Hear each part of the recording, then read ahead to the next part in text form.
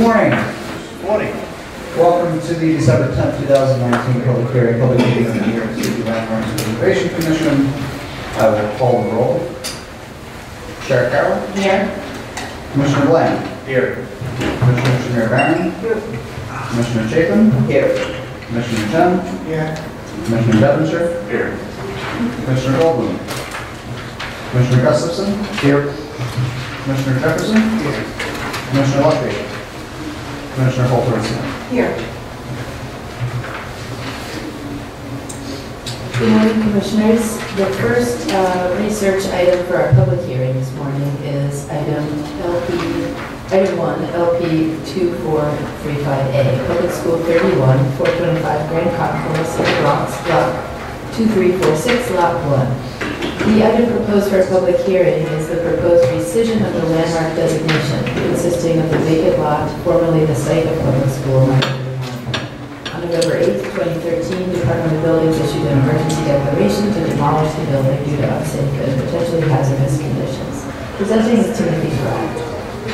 Good morning, Commissioners. PS 31 was located at 425 Grand Concourse in the Bronx and was designated an individual landmark in 1986. Its design in the collegiate Gothic style represented an important step in the development of the style's application to New York City public schools in the late 19th century. To date, LPC is designated many public schools designed by the prominent architect C.B.J. Snyder. The slide on the left is an aerial view of the vacant landmark site once occupied by the school. On December 17, 2013, the Commission approved an advisory report on the demolition of PS 31. The report acknowledged the Department of Buildings emergency declaration, the building's poor structural condition, and multiple efforts over many years to rehabilitate the structure. To give you a quick overview of these previous efforts, in the early 1990s, after the collapse of a wall at PS 109, the Department of Education ordered investigations at 12 similar schools, including PS 31. 4 investigations, including peer review, occurred at the site, which identified framing, roof issues, as well as extensive corrosion and disrepair. In the late 1990s, PS 31 was vacated, shoring and bracing was installed, and a number of plans were developed to address these issues. In the meantime, DOE had a real need for increased school capacity at the site. Minoli Architects was hired to rehabilitate the building and design an addition to PS 31. When budget constraints put a hold on this expansion project, the scope was revised to include repair only. During this time, the site was transferred to EDC and into DCAS, with each agency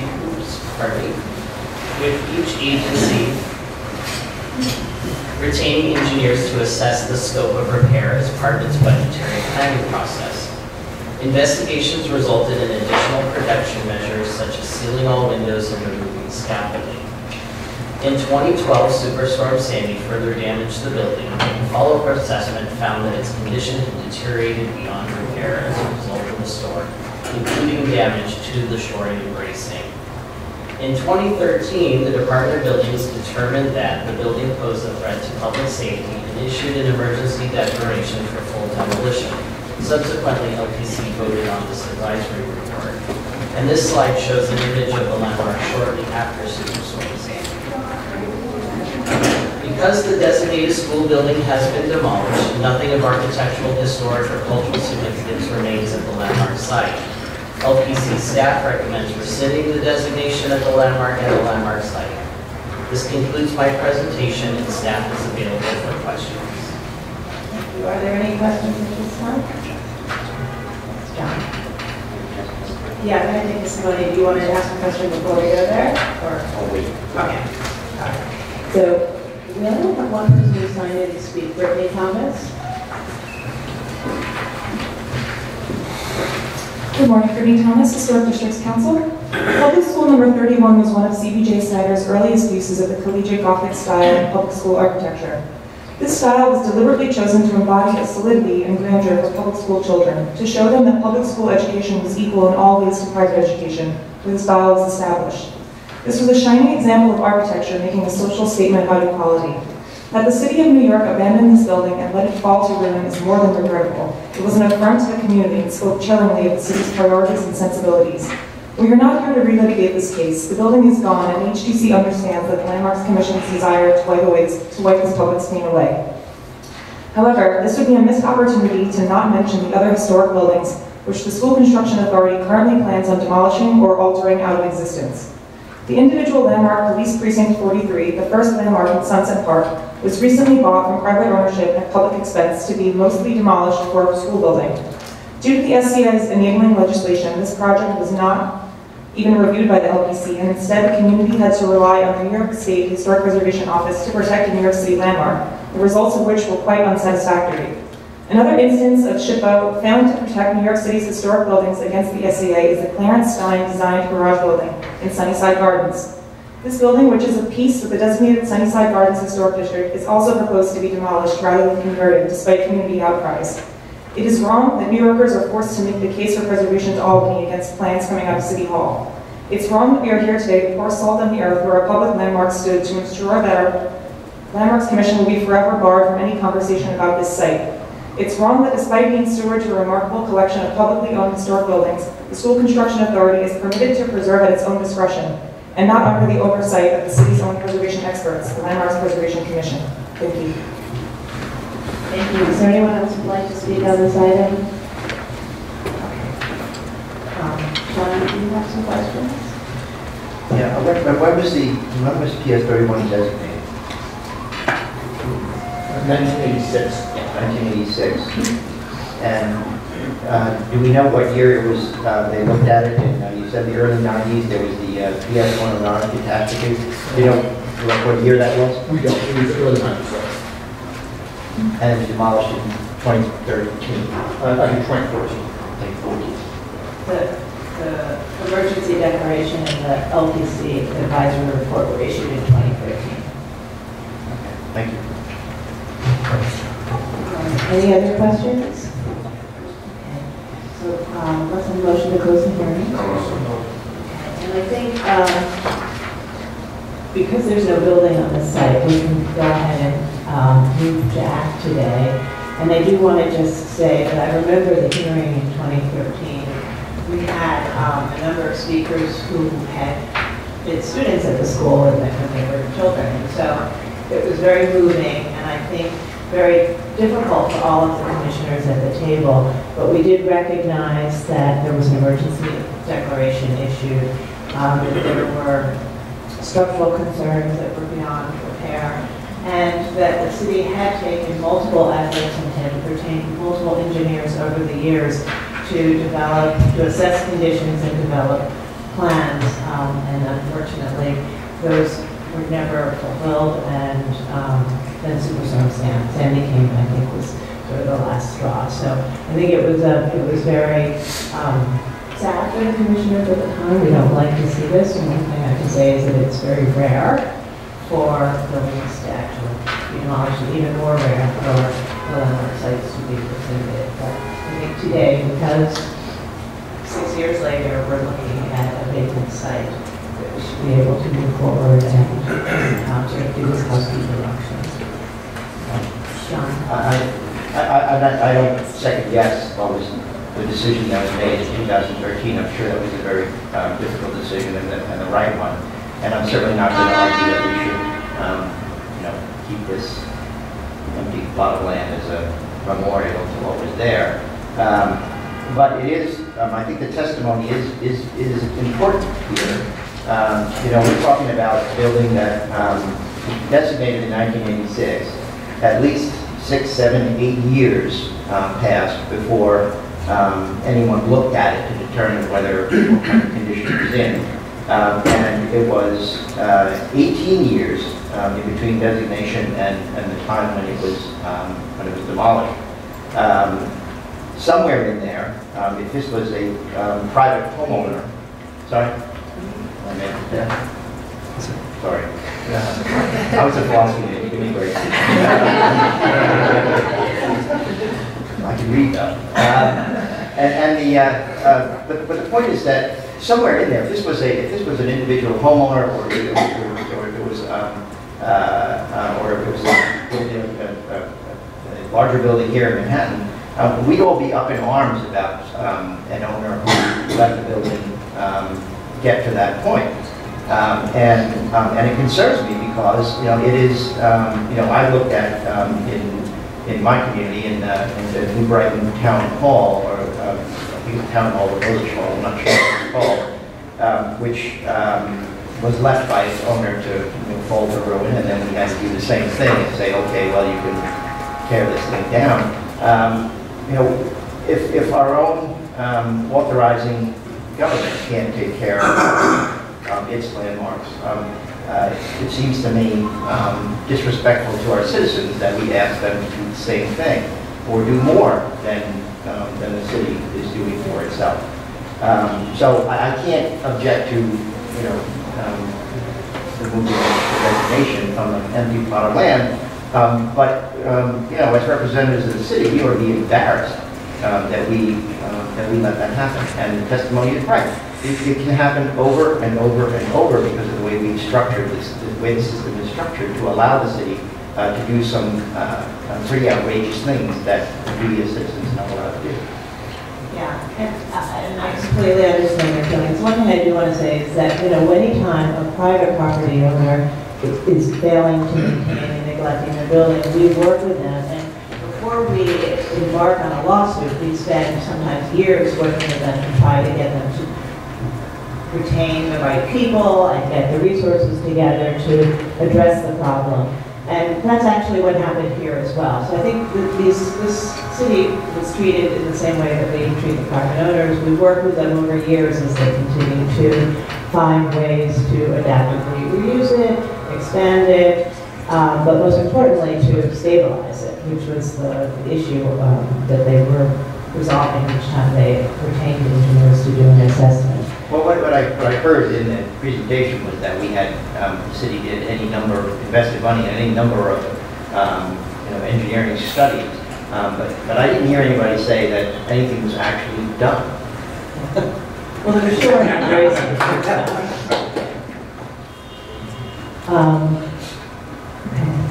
Other thoughts? So I think, it is unlikely that we are here where we are today, but I think we have to address this sort of thought. Oh, and the other thing I just want to say, just in terms of the testimony, there's sort of two separate issues that are being conflated. This was an issue where the buildings department issued an emergency declaration, and the landmarks law does not give the commission binding authority in most cases, and so we are advisory when the city issues an emergency declaration. The testimony was referring to projects that are being handled by the school construction authority. That is another situation where we're advisory, but they're two separate processes. So if DOE is doing the work, we're binding, unless it's demolition. And if SCA is doing the work, we're advisory, and they work with the state historic preservation office. But we do try to work closely with them to at least get courtesy briefings during the year on their upcoming projects. So I think it's not a happy place to be, but Fred, would you make a motion for today? Great discussion. Thank you, John, for and for the testimony. Based on the record and the discussion, I move that the Landmarks Preservation Commission rescind the landmark site for former public school number 31, Borough of the Bronx, tax map block 501, lot 1, finding that because the school building was demolished pursuant to an order of the Department of Buildings, the site no longer possesses a special character or special historical aesthetic interest or value as part of the development, heritage, and cultural characteristics of New York City. Second? All in favor?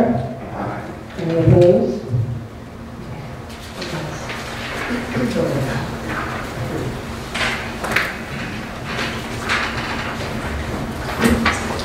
Okay, we will move into our public meeting agenda. I will read all 5 items into the record, and then we'll hear a presentation on all 5 of them.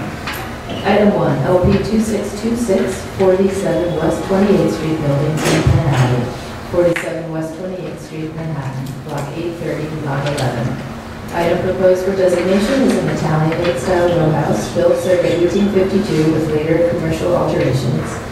The site of numerous musicians and sheet music publishers' offices in the 1890s to 1900s, part of the block known as Tin Pan Alley.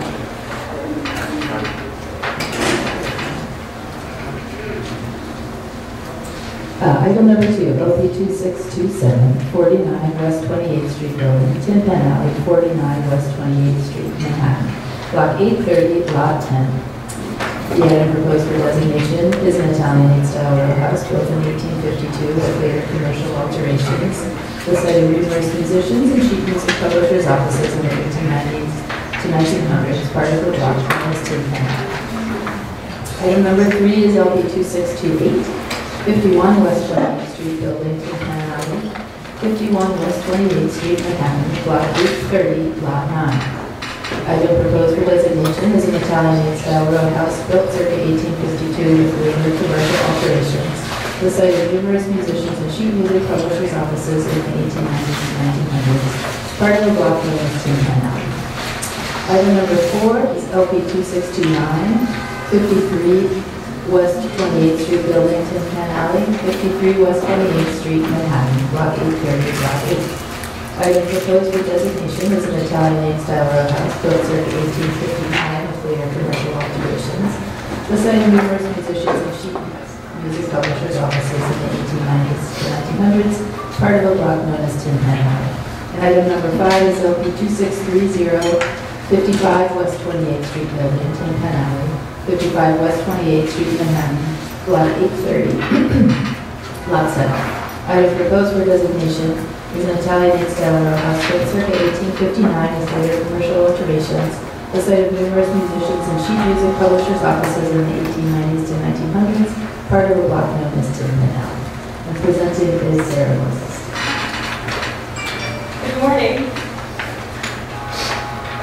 Between 1893 and about 1910, this section of West 28th Street between Broadway and 6th Avenue was home to the most significant concentration of sheet music publishers in New York City and became known as Tin Pan Alley. Here, composers, arrangers, lyricists, performers, and printers came together as collaborative sheet music publishing firms and revolutionized the music industry's practices for the production and promotion of popular music. Tin Pan Alley is often cited as the birthplace of American popular music for making sheet music available to countless American households, for the business and sales practices it made prevalent for the mass production and consumption of popular music, for its role in popularizing the American music form known as ragtime, and as the forebearer of subsequent decades of popular music that became known as the Great American Songbook. The proposed landmark sites are shown in red on the north side of West 28th Street between Broadway and 6th Avenue. At the public hearing on April 30th and in written testimony, the Commission received support for the proposed designation from 66 people, including representatives of Speaker of New York City Council Corey Johnson, Manhattan Borough President Gail Brewer, New York State Assembly Member Richard Godfrey, Historic Districts Council, New York Landmarks Conservancy, Municipal Art Society of New York, Society for the Architecture of the City, 29th Street Neighborhood Association, Village Preservation, Save Chelsea, the Bedford-Stuyvesant Society for Historic Preservation, Camp Song Foundation, the American Society of Composers, Authors, and Publishers, Carnegie Hall, Museum of the City of New York, National Music Publishers Association, Americana Music Productions, Audubon Park Alliance, Dumbo Neighborhood Alliance, Flower Tenants Association, Jujamson Theaters, Maple Mercer Foundation, Musicians Foundation, and from 36 individuals, including descendants of James Reese Europe and J. Rosamond Johnson, African-American composers whose work was published on West 28th Street in the era, and descendants of composers and band leaders Noble Sissel and Duke Ellington.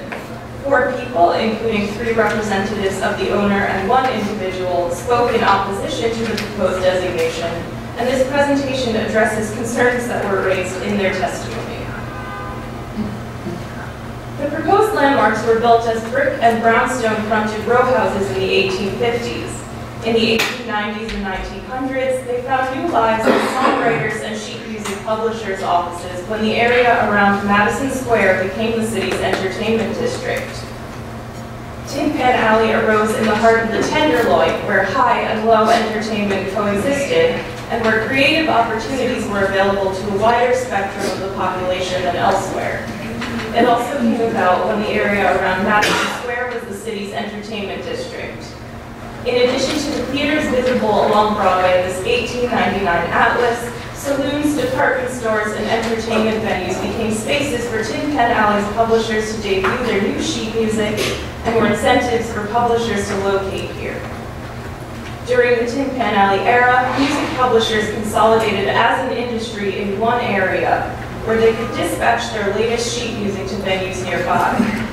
Tin Pan Alley was distinctive in its concentration of music publishers in this iconic row rather than offices scattered throughout a larger area for the first time in New York City. While a number of recording and playback methods were invented before the Tin Pan Alley era, it arose at a fleeting technological moment when recordings and record players were only first becoming widely available, and the music industry was still built around sales of sheet music to be played at home on piano. Despite the later application of the name Tin Pan Alley to the entire music business, this original Tin Pan Alley was built around sheet music at a time when recordings were still prohibitively expensive, poor quality, and had a niche market outside of the home at novelty venues like phonograph parlors. During this era, a song's popularity was determined not by how many records it sold, but by how many copies of sheet music it sold. Tin Pan Alley represents the height of the sheet music era, as the vivid sheet music covers that were printed on this block illustrate. Because sheet music was meant to be taken home and played on piano for entertainment, the aim of publishers was to expose their music to as many prospective buyers as possible to increase the likelihood of sales. As a result, a number of influential music industry practices originated on Tin Pan Alley. To encourage sheet music sales, firms hired musicians as pluggers to demonstrate songs in department stores and theaters, gave free professional copies to singers and orchestra conductors to encourage them to perform their new numbers, hired affiliates to masquerade as audience members and demand their songs from performers, and began to write songs about current events to score national hits. M. Whitmark & Sons, whose office was 49 and 51 West 28th Street, invented a number of these practices, which were essential to the era's boom in sheet music sales. From the 1870s to about 1900, the area around Tin Pan Alley became home to a significant portion of the city's African-American population, a percentage of whom were Southern-born migrants in search of opportunities unavailable to them in the Jim Crow era South. At about the same time, a significant number of Jewish immigrants fled persecution in Eastern Europe and arrived in New York City. On Tin Pan Alley, Jewish composers and composers of color created unprecedented opportunities for themselves as mainstream songwriters and music publishers. Ragtime, the most popular genre of music for much of the Tin Pan Alley era, arose in African-American communities throughout the southern Midwest and drew influences from African music. The descendant firms of the first Black-owned and Black-operated music publishing businesses in the United States had offices on this block. On Tin Pan Alley, some Jewish publishers printed ragtime music on behalf of Black songwriters, in addition to adapting ragtime's syncopation to create hits of their own. As descendants of musical forms that were popular in minstrel shows, certain songs were built on caricatures of African Americans that echoed racist stereotypes in decades of blackface performance in the United States. Some sheet music covers and song lyrics that were published on Tin Pan Alley contained offensive epithets and slurs that were common in entertainment of the time, and reflects systemic racism in the post-Reconstruction era. This aspect of Tin Pan Alley's legacy reflects racist attitudes and perspectives that are difficult elements of American history. Some of Tin Pan Alley's most notable composers were Black songwriters whose involvement in Tin Pan Alley was a milestone and a means for them to reclaim the epithets and stereotypes used against them. Composer J. Rosamond Johnson later reflected that some black songwriters of the era, quote, wanted to clean up the caricature and made concerted efforts to produce music which portrayed African American life without hurtful or offensive imagery. As music publishers began to congregate in the area, 28th Street between Broadway and 6th Avenue was later named Tin Pan Alley to describe the racket of piano music audible on 28th Street. The intimate scale of Tin Pan Alley's row houses made it convenient for the publishers within to advertise their work to theater crowds on 28th Street, as this illustration shows, the sonic experience for which Tin Pan Alley took its name possible, and made sheet music publishers' offices accessible to creative hopefuls eager to capitalize on their talent.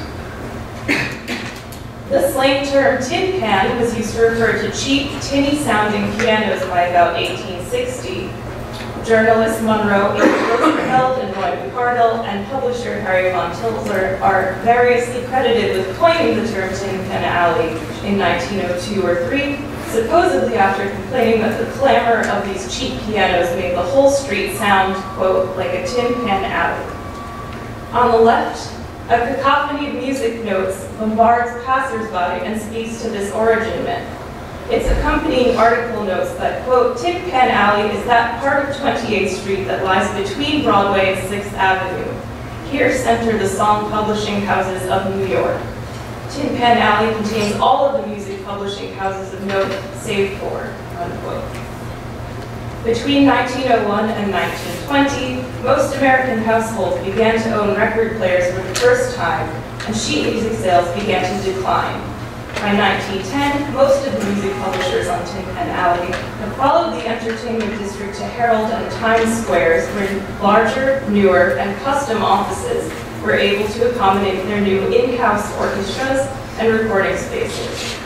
The photograph on the right shows the street as part of the Flower District in 1920, about a decade after the last of the songwriters moved uptown. Such iconic songs as Take Me Out to the Ball Game were published on 28th Street while the sheet music business boomed there at the turn of the 20th century. What was even more significant on Tin Pan Alley was the quick composition, publication, and massive production of sheet music that made a long-term impact on popular music and brought it into countless homes. Because of its association with music production since its origin here, the term Tin Pan Alley later became synonymous with the music industry in general, much like Hollywood became synonymous with the motion picture industry.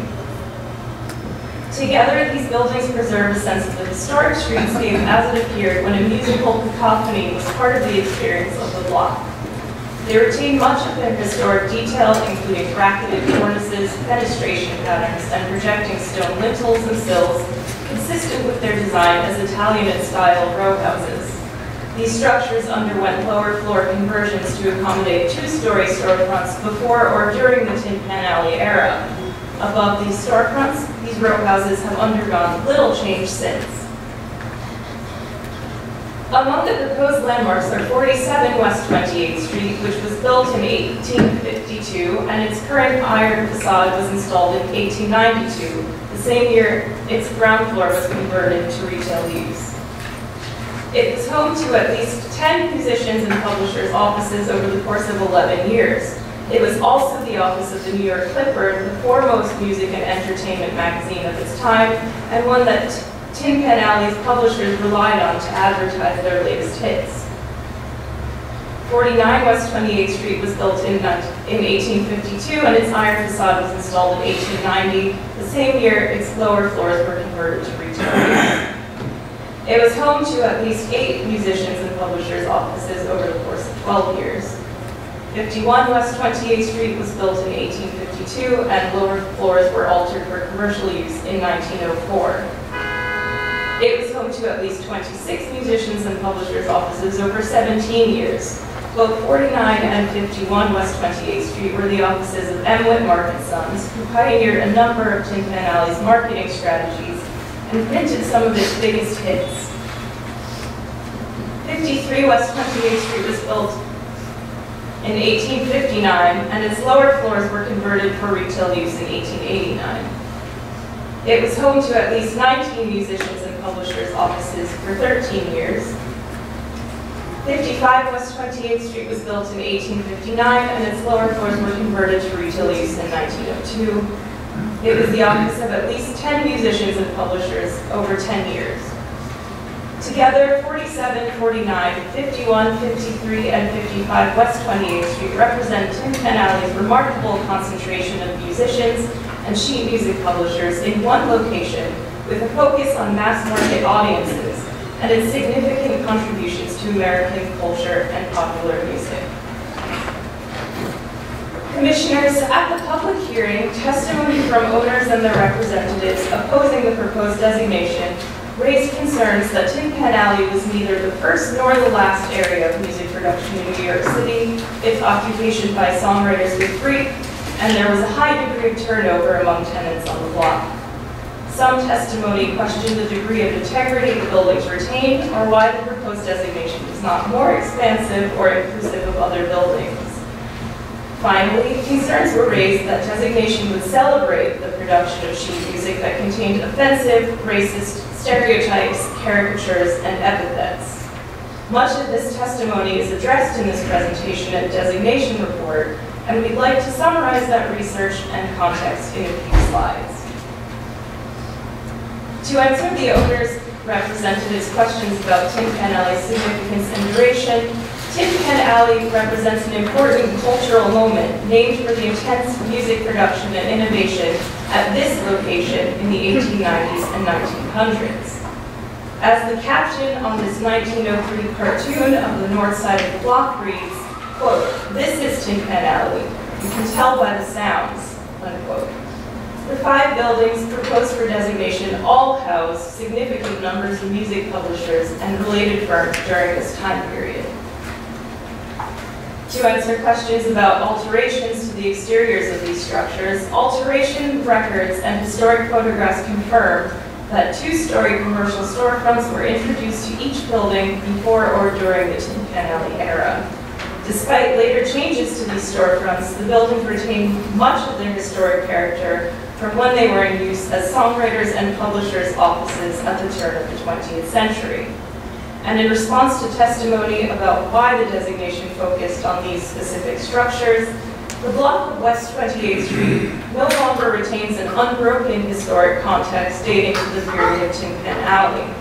In order to best represent the consolidation of the music publishing industry on this block, we focused on the north side of the street, where the greatest concentration of publishing firms had their offices during the Tin Pan Alley era, and where this row of 5 structures remains largely intact to that time.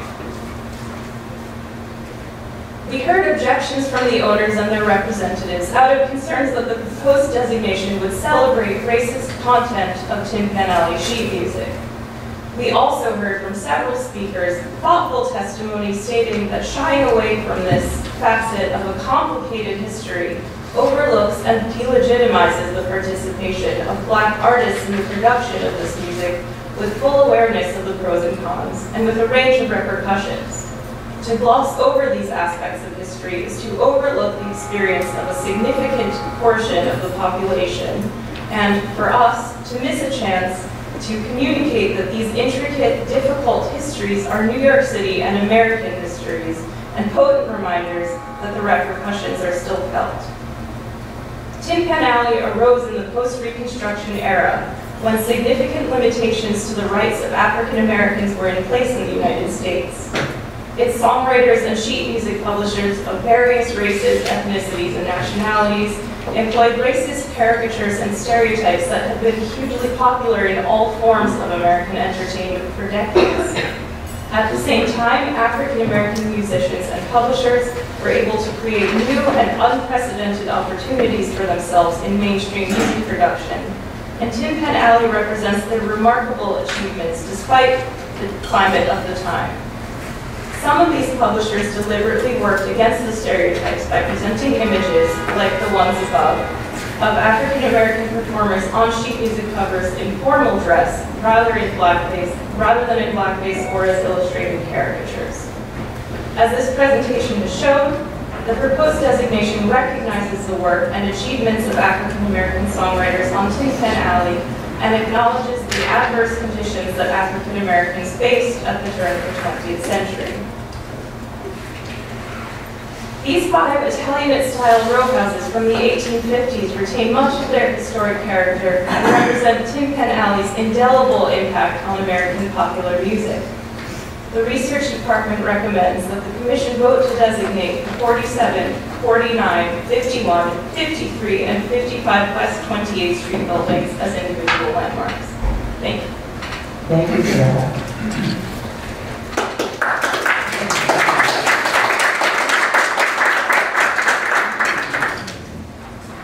Thank you, Sarah. And this may actually go without saying, but I just wanted to note the extensive research that was done.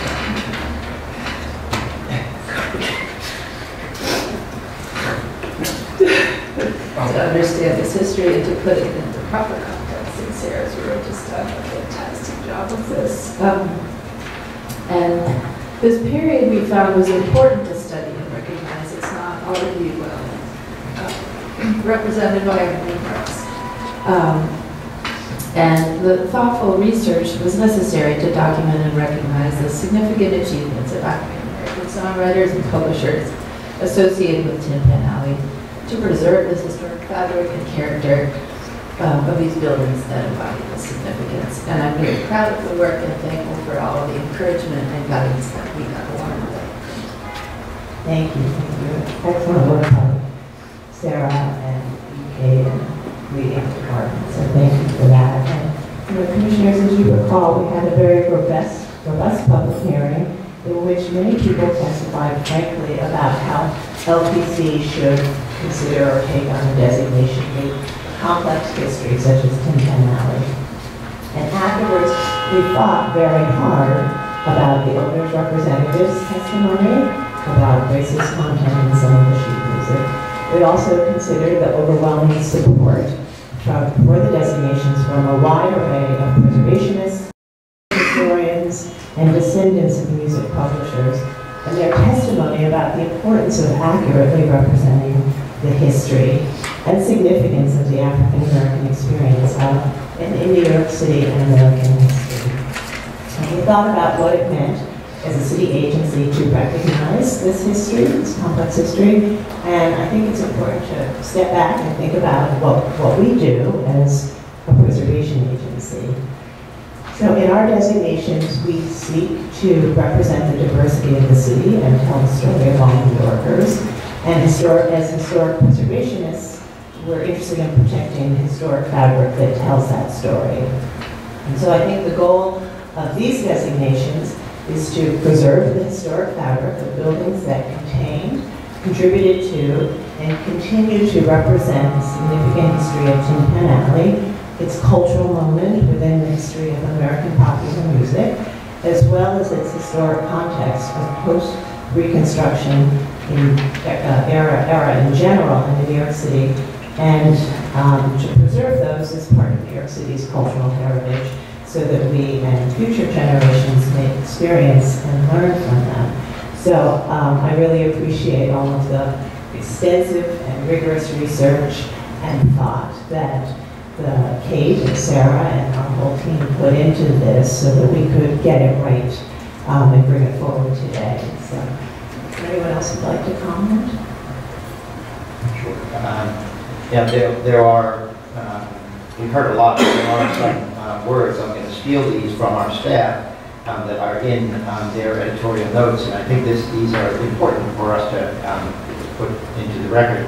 And I will say, at least for myself, that while I'm reading someone else's words, I agree with these 100%. We are responsible for protecting buildings that are architecturally, historically, or culturally significant, and which, through the integrity of their historic character and fabric, represent important periods of architectural history as well as people or events. Preserving buildings is what we do, that embody a specific aspect of New York's history allows us to learn from it and to recognize the experiences of those who lived through that history as part of our collective memory and heritage. To my mind, as well as to the staff, this designation does not celebrate the racist imagery found in some of Tin Pan Alley's sheet music, but it must acknowledge it. Must is the operative word there. It must acknowledge it and put it in the context of American history at that time. The goal of the designation is to preserve the historic fabric of buildings that contain, contributed to, and continue to represent the significant history of Tin Pan Alley as part of New York City's cultural heritage, so that we and future generations may experience and learn from them. That's the end of what they say. The issue here is teaching, and teaching the full scope of what's in that cultural history. It's not pretending or hiding or masking the truth from our descendants. We are preserving to avoid people saying things like, it wasn't like that. It did not happen.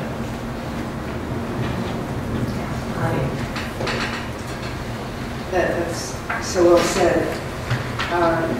I think we're in such an interesting time.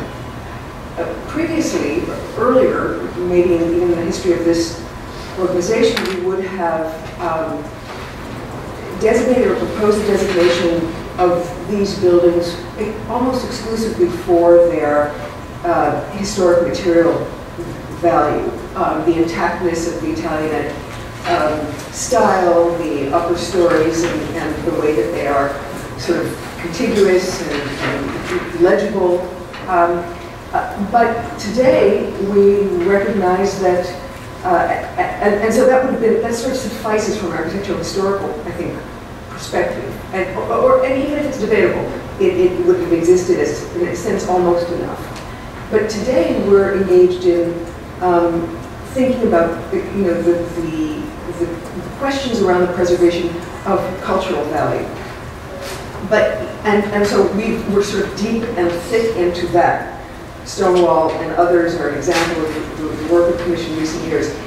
But now it seems that we're sort of opening the doors, the limits of that discourse even more. And I think that this is an incredibly interesting time to work on preservation and to think about it. Because, I mean, I dare say that there is not, if we think about it, a building that we've designated that does not have or present complexities and questions, whether those are about labor practices or industrial production or redlining or any number of things that those at each, this idea, this project called building cities presents and has over the course of our history. So each one of them is complicated and complex. What's powerful about this is that we have a chance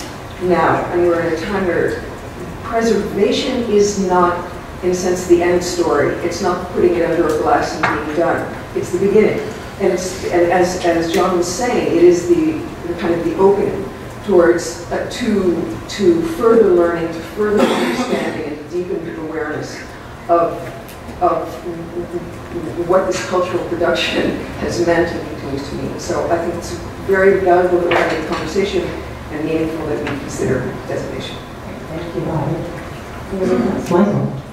Yeah, I'm proud to sit at the same table as those two guys, and I certainly share everything that was expressed. I would suggest, though, that while I didn't agree in any way with the critiques related to the racial makeup of some of the advertising, I did share a concern with some of the testimony as to the nature of the designation. I think that, as the caption on the cartoon said, you know it's Tin Pan Alley because of this. You can tell by the sounds.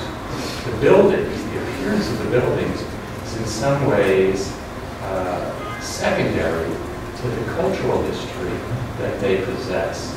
And for that reason, I think that the tool of individual designations, the choice of which is based on their historical and material integrity, is somewhat flawed.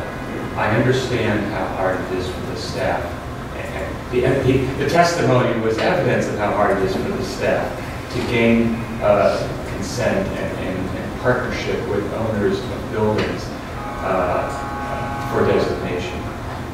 But I think that if any particular grouping was appropriate for a district, it was a group that bears the name alley, which is a spatial distinction. It's an urban space. It's not the buildings themselves. It's the space that those buildings make. And I think that the desire to cleave to integrity as a standard should be lessened when that designation relates to cultural artifacts like this. For me, I try to imagine the scenario in which we bring that school group or a tour group to this place and explain to them, this has the brown sign and not the green sign on the street because this is a district. And this is a district that's important for these reasons. And that's where we talk about this complicated history. That will come about because you have old buildings, yes.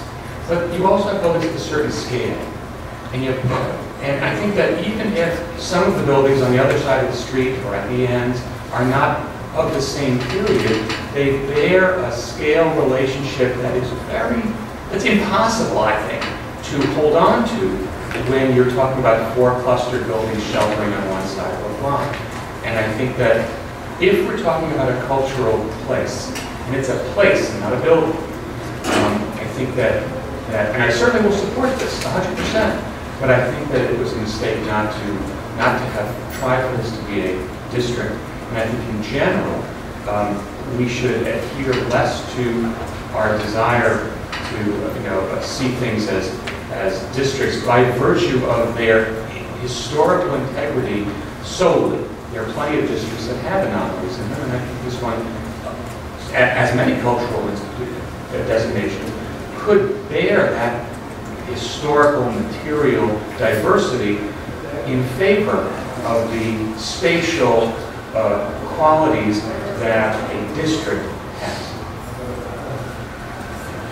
Yeah, I mean, I think it's a very interesting discussion and one that we'll continue to have forever. I think it's sort of what do we do, and I think as a regulatory agency that regulates fabric, I think that's why historically we look to see what historic fabric exists and where most of it exists to try to capture what it is we should be regulating. And so I think it's something that we continue to grapple with, and I think will continue to be an ongoing and I think that the way to think about it, and maybe it is something that was an ongoing thing, like you say, the way we write designations has a lot to do with that. We've done in the past in different districts where we've written in specific instructions as to what we think is valuable, what we think isn't.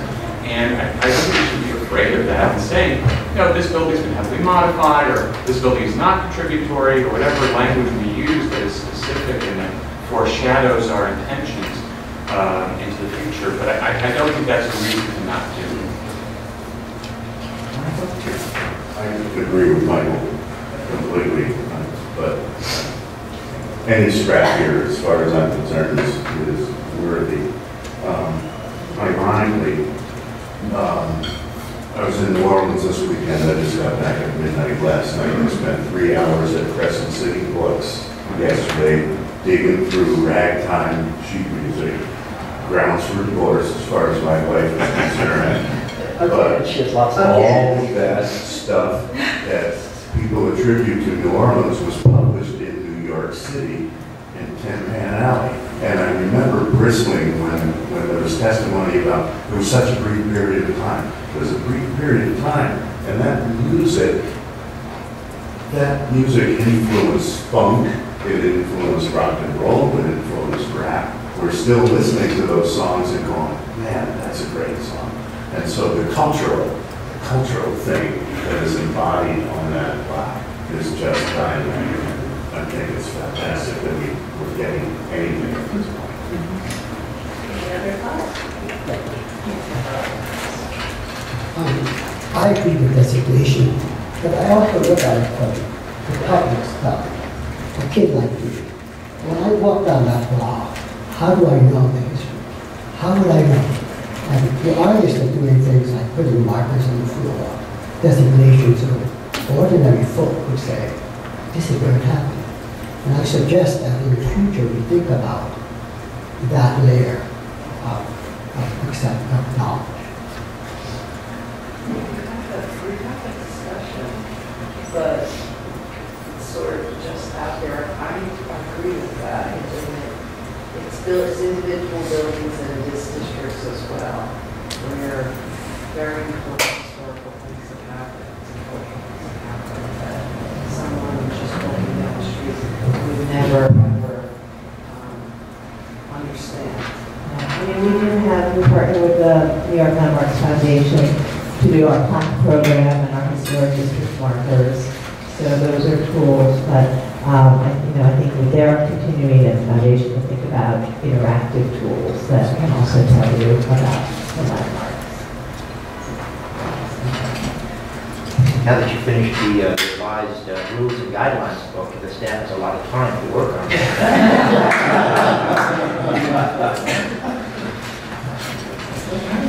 So I think enough to make a motion. We have to read 5 different motions.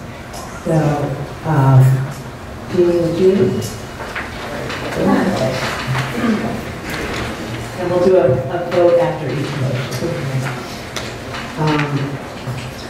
I move that the Landmarks Preservation Commission designate 47 West 28th Street building, Tin Pan Alley, 47 West 28th Street, Borough of Manhattan, as a New York City landmark because of its special character and special historical and aesthetic interest and value as part of the development, heritage, and cultural characteristics of the city, state, and nation as set forth in the designation report for LP-2626 dated December 10, 2019.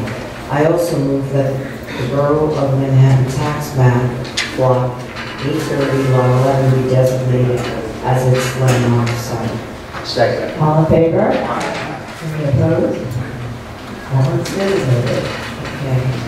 I move that the Landmarks Preservation Commission designate 49 West 28th Street building, Tin Pan Alley, 49 West 28th Street, Borough of Manhattan, as a New York City landmark because of its special character and special historic and aesthetic interest and value as part of the development, heritage, and cultural characteristics of the city, state, and nation as set forth in the designation report for LP-2627 dated December 10, 2019. I also move that the Borough of Manhattan tax map, block 830, lot 10 be designated as its landmark site. Second. All in favor? Any opposed? I move that the Landmarks Preservation Commission designate 51 West 28th Street building, Tin Pan Alley, 51 West 28th Street, Borough of Manhattan, as a New York City landmark because of its special character and special historical and aesthetic interest and value as part of the development, heritage, and cultural characteristics of the city, state, and nation, as set forth in the designation report for LP-2628, dated December 10, 2019. I also move that Borough of Manhattan tax map, block 830, lot 9 be designated as its landmark site. All in favor? Any opposed? 51 is it. I move that Landmarks Preservation Commission designate 53 West 28th Street building, Tin Pan Alley, 53 West 28th Street, Borough of Manhattan, as a New York City landmark because of its special character and special historical and aesthetic interest and value as part of the development, heritage, and cultural characteristics of the city, state, and nation, as set forth in the designation report for LP-2629, dated December 10, 2019. I also move that Borough of Manhattan tax map, block 830, lot 8 be designated as its landmark site. Second. All in favor? Any opposed? 53 is now designated. I move that the Landmarks Preservation Commission designate 55 West 28th Street building, Tin Pan Alley, 55 West 28th Street, Borough of Manhattan, as a New York City landmark because of its special character and its special historical and aesthetic interest and value as part of the development, heritage, and cultural characteristics of the city, state, and nation as set forth in the designation report for LP-2630 dated December 10, 2019. I also move that the Borough of Manhattan tax map, Block 830, Lot 7, be designated as its landmark site. Second. All in favor? Aye. Any opposed? Okay, so all 5 buildings were designated as representatives of Tin Pan Alley. Thank you, and thank you all.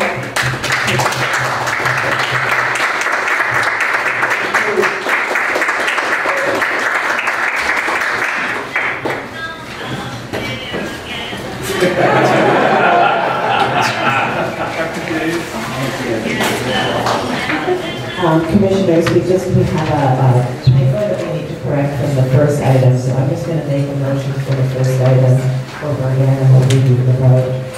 This is the motion for the City PS School number 31, based on the record and the discussion of the Development and Innovation Commission with City Analytics and Public School Site 31, Built at the Bronx, House Non-Project 46. Finding that the school building is demolished, safe for site no longer possesses special character or special historical values and values for the development, heritage, and cultural characteristics of New York City. All in favor?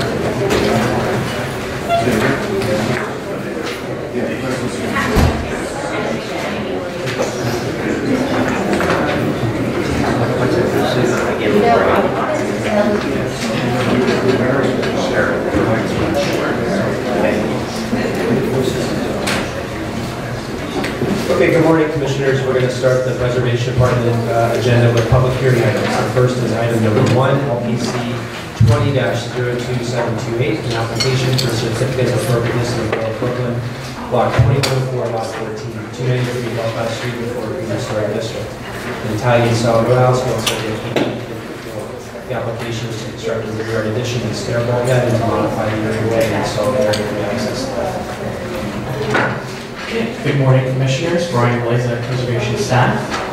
The subject property is 293 Adelphi Street. It's one of a row of 4 Italianate row houses at the east side of Adelphi Street between DeKalb and Lafayette Avenues in the Fort Greene Historic District. The proposal before you today is to construct a rear yard addition, rooftop bulkhead, and areaway alterations to accommodate a barrier-free access lift. Please note that restorative aspects of the proposal, including the removal of paint from the front facade and replacement of windows, are shown in the presentation. However, these aspects have been reviewed and will be approved at the staff level.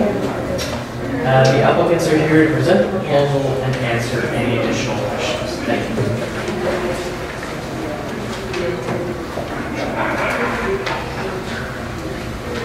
Good morning, Commissioners. I'm Mary Dierix, the Preservation Consultant for the project. Hi, my name is Lee Jung, I'm the architect for the project.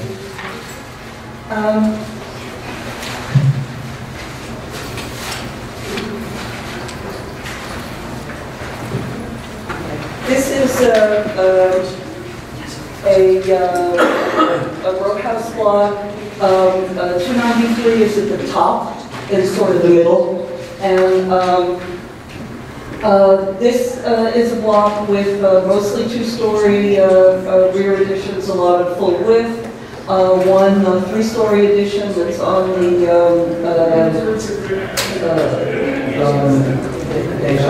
I can't see it, but one three-story addition.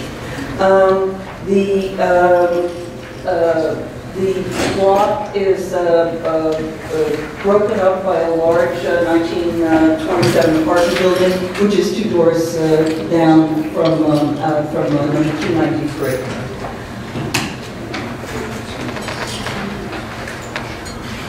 This is the row in 1940. Oddly enough, the row was built by 2 different builders. While they look the same, 2 were built by one person and 2 were built by the other person. We don't know who the architect was. This is the row. This is the building painted red. Is ours. This is the block context. If you note, there's a playground across the street, and this makes a difference to the visibility of the roof. This is the rear. There are tall 2-story additions in the adjacent buildings to the left and to the right, and also down another building.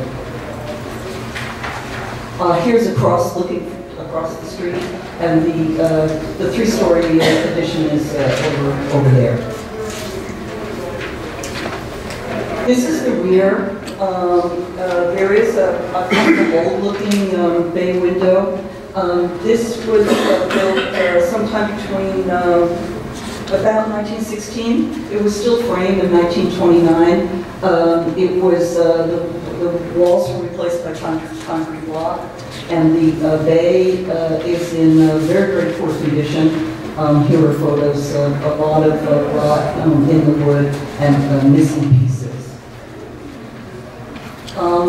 As mentioned, we are doing some restorative work, and there are violations on the building, and they will be removed as part of this project. The restorative is removing the paint and replacing the railing with one that matches the one adjacent, which is in a historic design, replacing the front doors with ones that are more historically appropriate, and replacing the windows, which are now aluminum 2/2 wood. John is going to explain this project. So other than the restoration work, we proposing some excavation to accommodate the lift for the handicap accessible to the basement level. So as you can see, that's the current condition. It's a 2-step going down if you are at the basement level. And here's a proposed one, so we can excavate that area to have sufficient space for it to go around for wheelchair, and a lift will be installed. And on the roof, previously the roof was access to a ladder, and now we want to spare bulkhead over the roof, and we have decorated around the perimeter of the roof, which are setback about 6 feet from the facade and the back of the addition. So this is the current situation in the back. You see that one just 2-story addition right there. So what we're proposing is to expand to where this extension is, and propose a full height to the building. So we're taking we're trying to get that idea from the front facade and doing the back. So the back will be brick, and we'll have a set spacing for the windows and doors. And here's the elevation.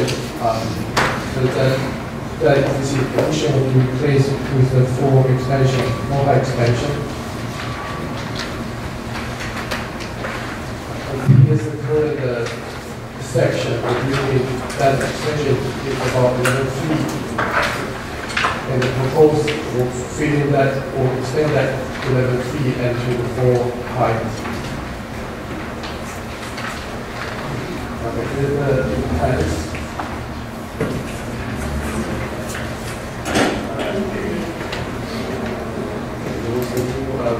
Okay. And here's the diagram that across the street, because the roof of the new stairwell gets stagnated, which you can reduce the visibility from across the street.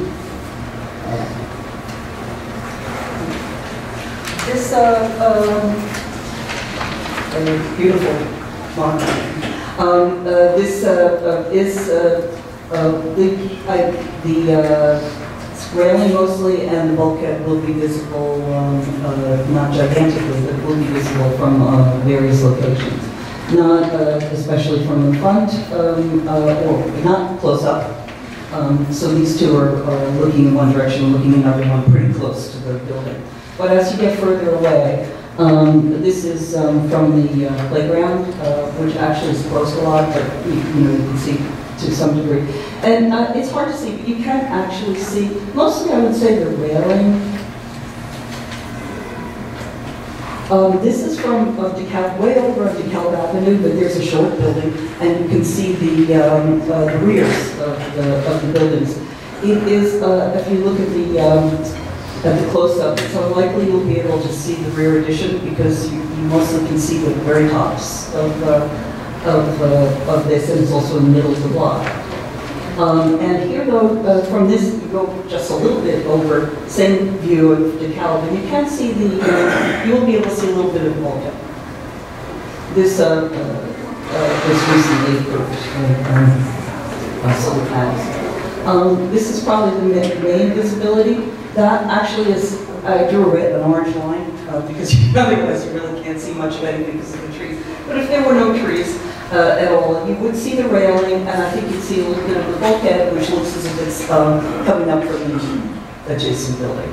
But there is some visibility. There's a bulkhead two down on this road. So they exist on roads on the street. And that is our presentation. Thank you. Questions? Mary, you're familiar with our typical response to a full-height extension in a row of intact buildings. So what's your best arguments for going full height here and changing the massing of that top floor? I have two. One is that one is that it does not extend as far as the other additions, leaving more lot line, and looks similar to the rear facade that's there now. So it's going to present a lot like what it looks like today. And then there is a very big apartment building down, which does block this whole row, the rear facade scale. So those are the arguments. Thank you. I just had a question about the front areaway and the lift. I know you're doing some excavations to sink the lift, but it's an elevator lift. Did you explore doing a rail and a chair lift? Maybe you could put the drawing up. Yeah, so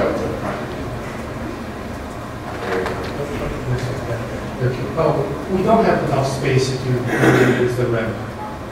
And this requirement is for the handicap access. We are resolving the objection. We're still trying to get a waiver for the lift, but it's not resolved yet. Can you do a chair? No, you cannot do a chair. You got to be a platform lift. You got to be a platform lift. You cannot be a chair lift. It's a DOT. Right, it's a DOT objection. We do think that because currently it's a three-family building, it's multi-family, and it's going to be a multi-family building, so we're not changing the use. We would think we maybe can argue with DOT and not using the data requirement. We approved chairless routinely, so I'm trying to understand, is it because the areaway is not large enough to get you a turning radius for the chair rail, or you know why it's being approved? The chair lift from my understanding, it depends on which code under which building code. When you exceed certain bound in your area, you have to go with current code. When you go with current code, it got to be a performance.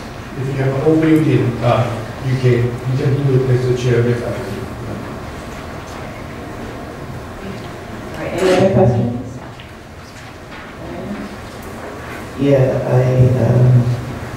You don't indicate any rooftop accretions anywhere on this lot. Is that just because, are there not? There are very few. There is a smaller bulkhead, 2 down, on the same row. So the bulkheads do exist, but they're smaller and less visible. This is the size that's required, and we've done everything we can, setting it back, slanting the roof, but that's the current access to the roof is scary. You walk up a ship's ladder directly next to the stairs, which is a wrong turn, and you just fall down that whole flight of stairs. So they kind of need something, some better access to the roof than exists now. And you don't have a lot of options. Yeah, I thank you for the additional information, and the answer is also that there are other bulkheads. You just didn't press on that, which is fine. Thank you. We'll take public testimony and then we'll come back to you. Mr. Thomas? Greene Thomas, Historic Districts Council. Though this proposal was generally well thought out, HDC finds the full height of the rear addition to be concerning and inappropriate. It would befit this historic roadhouse to have the rear addition lowered so as to preserve the rear cornice line. We appreciate the applicant's choice to set the stair bulkhead and metal railing reasonably far back to limit visibility. Thank you. Thank you. Is there anyone else who'd like to speak on this application? We have an email that was submitted and proposing a full height and recommending a two-story addition. And we have a resolution from Brooklyn Community Board 2 recommending approval of the application. Do you want to respond to the comments about the board? Okay. All right, are there any other final questions? So let's have a motion to close the hearing. All in favor? Discussion. So we have 3 components. Modifications to the area. Stair bulkhead on the roof, which has some visibility primarily through across the street and over minimally the door to the rear side, although you can't really tell which way it sits. And then we have the full height rear addition. I think all of these changes are to make this into a multi-family house. So who would like to start the discussion? I think that the areaway is really something that has to be worked on. The applicant and staff, obviously, less intrusive solution would be better. I think that the arguments put forth for the back addition are clearly not acceptable. It's kind of frustrating, everyone knows what the addition approves. Certainly, you've been here more than once. I mean, why waste your client's time and money on this kind of effort when you know it's going to wind up kicking you down the road another couple of weeks to redo everything? Just think of a waste, but no, you've got to match the 2-story height of the rest of the addition on the block.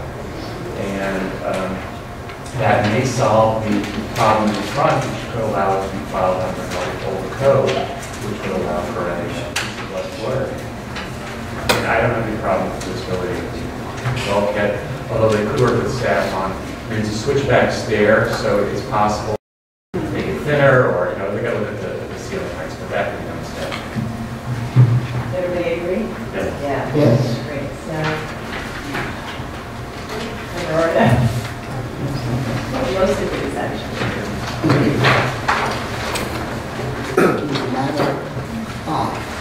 LPC,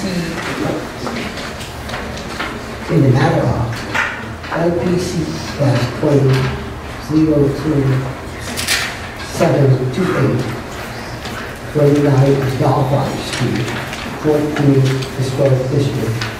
This application is to construct a railway addition and stair bulkhead and to modify the areaway and install a barrier-free access lift.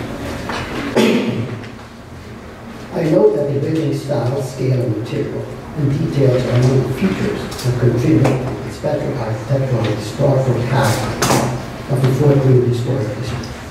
I also note that the installation of a lift or other means for barrier-free access will not damage or eliminate any significant historic value, that the changes to the steps within the area are consistent with the area of other row houses in that historic district, that the proposed lift will locate close to the building facade within the existing areaway and behind fencing, covering the street. That the proposed bulkhead will only be visible over the primary facade from a great distance across Edmonds Playground and over the rear facade in contact with other rooftop accretions along the block. That the gray finished metal cladding will have the bulkhead received from view. That the projection of the brick addition into the rear yard will be considered to be consistent with that of other rear yard additions, including immediate neighboring housing, and therefore the construction of the addition will not diminish the central space. And that the addition will feature brick cladding, punch openings, and divisions into 4 levels, containing the scale and character of a raw house and typical of features found at rear conditions and secondary facades of the building in this block. However, I find that the proposed addition will extend the full height of the rear facade, obscuring the visual massing of the house and diminishing the relationship of the top floor of this house with the adjoining houses. That the 4-story addition will overwhelm this building and the adjacent buildings in the block, most of which have 1- or 2-story additions, and that the black finished metal lift assembly with solid railing will have an intrusive presence at the base of the building, and that the streetscape may not be the least impactful options.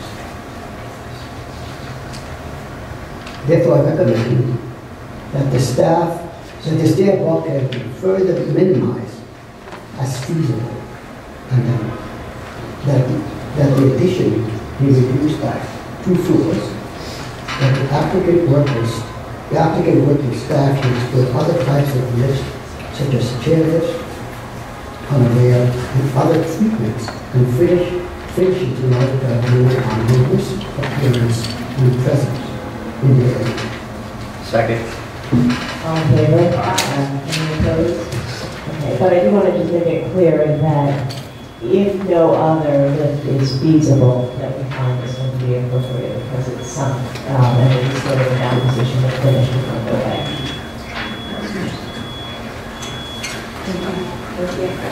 Okay, we're going to move to item number 2. This is LPC 20-01991, an application for a certificate of appropriateness of the Borough of Brooklyn, Block 1227, Lot 67, 825 Prospect Place in the Conrad Historic District. A colonial revival style residence designed by Axel S. Hedman and built in circa 1907. The application is to construct a rooftop addition, alter and construct new facades to the rear of the building, and replace a window at the concourse.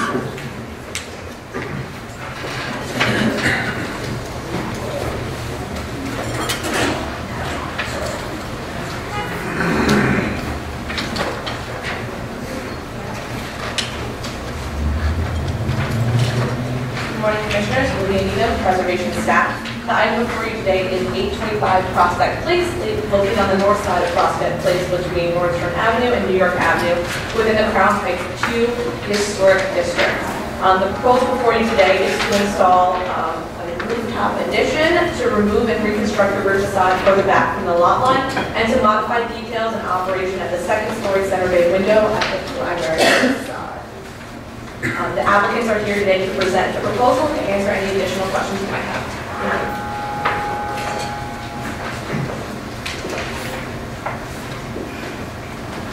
Good morning, Commissioners. I'm James Cleary. I'm the architect. As Olivia said, we're proposing a rooftop addition, reconstructing the rear of the building, and a minor modification to one front window. To give you some context, the top drawing is just indicating, they're both diagrams of the block. This block has, at the top, the blue is larger apartment buildings, built in the 20th century, early 20th century for the most part.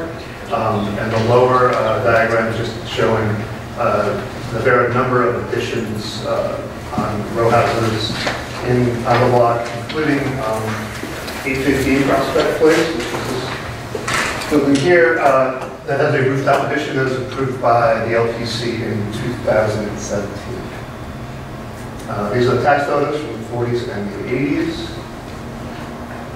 And the conditions today, at the bottom, the street facade,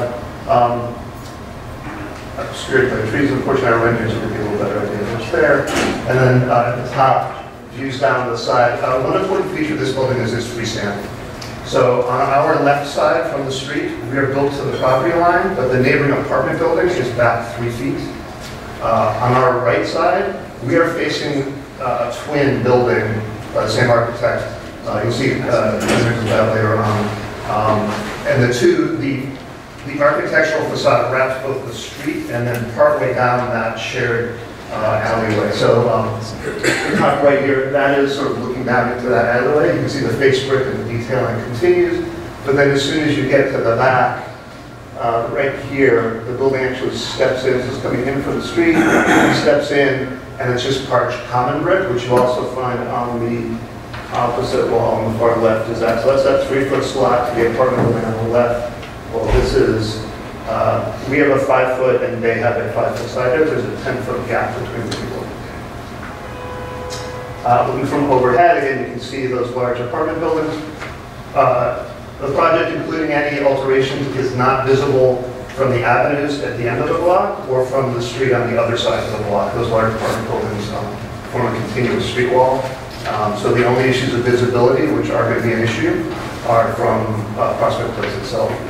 These are the conditions on the roof a few months ago when we started work. And then these are sort of conditions, again, looking more into that side yard. So again, you can see the face brick continues. It stops here, and then the character of the building sort of completely changes as you go further into the backyard. You can see that little step right there. Stuff that uses this is again the other side, and this is in the backyard. So this is looking right on the drawing towards me, where the adjacent building has 2-story. Both buildings go deep into the lot, and both buildings sort of go to more common brick and more utilitarian construction in the back. This is looking further down that side yard, and this is looking over towards the apartment building towards Mill Street. The axon on the left are the existing conditions, and the axon on the right is the old conditions. So we're looking at a rooftop addition, which I'll focus on first. We're actually looking at removing some of the rear of the building to create a 30-foot rear yard. The dashed red lines are the zoning envelope, not the existing extent of the building. And then we're looking, we'll show you sort of a modification to that table into our zoning section. So what we're proposing will not be visible from the primary facade as you're standing directly across the street. But because we are freestanding on both sides, you can see here from the front, the only thing you would see would be the 2 sort of rollovers on the railing to get up onto the roof, but the railing itself will be invisible and our addition will be invisible. On the left, you'll see it's very, you'll see photos of the mountain too. There'll be there's a very tight sort of view corridor between those buildings where you will see at an oblique angle the side of our addition going up. On the right, where we have that 10-foot gap, there's more visibility of that addition. What we've done, in addition to setting back the front of our proposal, 15.5 feet from the existing building, We're also pulling back 3 feet from this side facade where it's significant to let that sort of step forward and be the thing that is noticed. Again, this is just the sort of the blue is the visibility. Again, just be aware you'll see that as you move out, to the sides, the visibility drops dramatically. So in the middle, actually on the left is probably the most visible situation, looking down into that 10-foot gap. But very quickly as you move across that triangle from the previous, this is at the end of that triangle at this point here. You're very, it's a tiny little piece, and that's sort of same on the other side. There's some visibility in that narrow corridor, but it very quickly becomes a little triangle between our the mock-up. A little hard to see, I know. Keep in mind you're seeing the railing on top as well as the building. Not visible from the front and minimally visible from the elevation of what we're proposing with our addition up here. After consultation with staff, we have we're using brick on the addition that will be sort of compatible with the face brick on the building right now. This is the existing conditions on the side, and the red hatching is where we're proposing to sort of step back the existing rear facade to create a 30-foot rear yard and to enable us to create multiple terraces on the back, so residents have outdoor space. So this is the proposed. So this is an addition on top.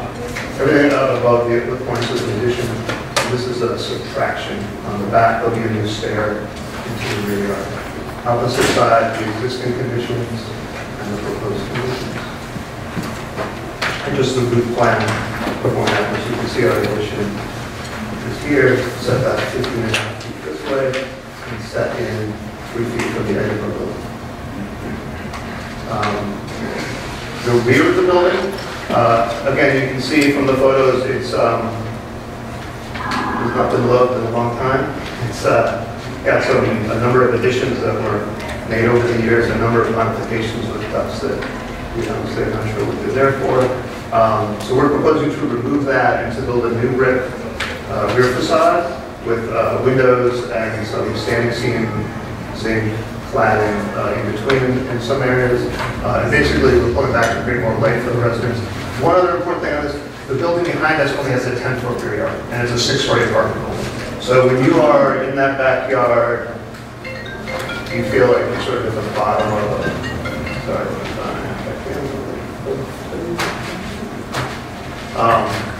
so this building is just 10 feet behind our lot line.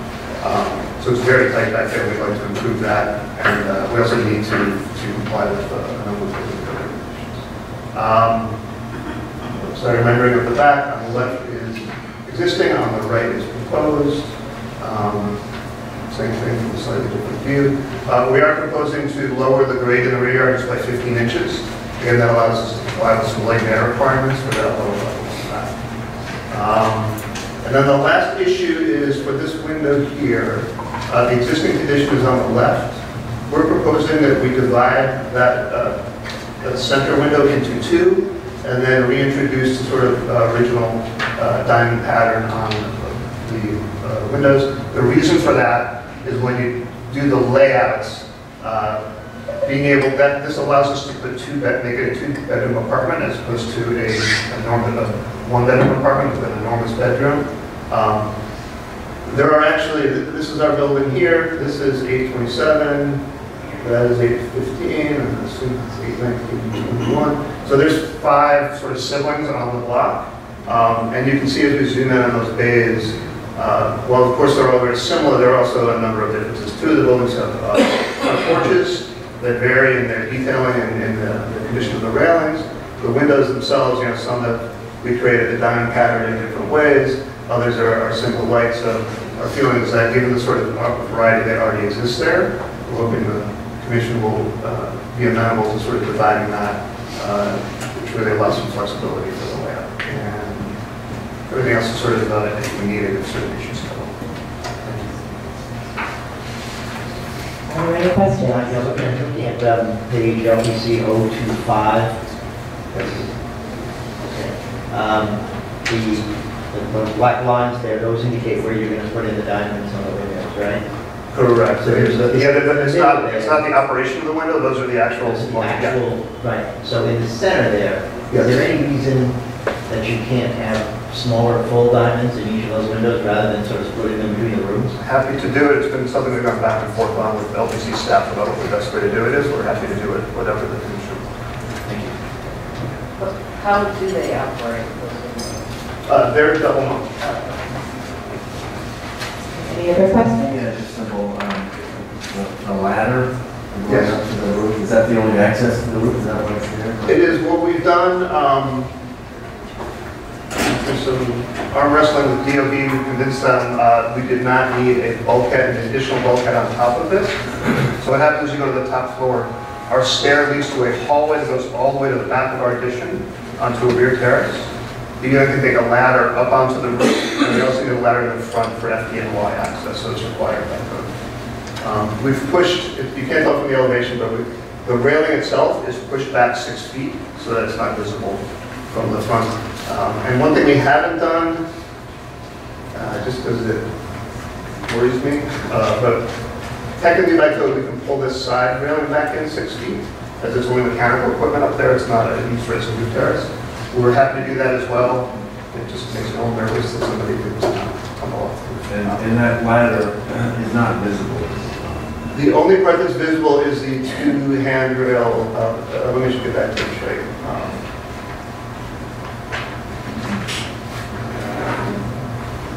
So it would just be the two verticals that come up and over as handholds. The ladder itself isn't visible. Okay, other questions? Okay, other questions? Joanne Lacey.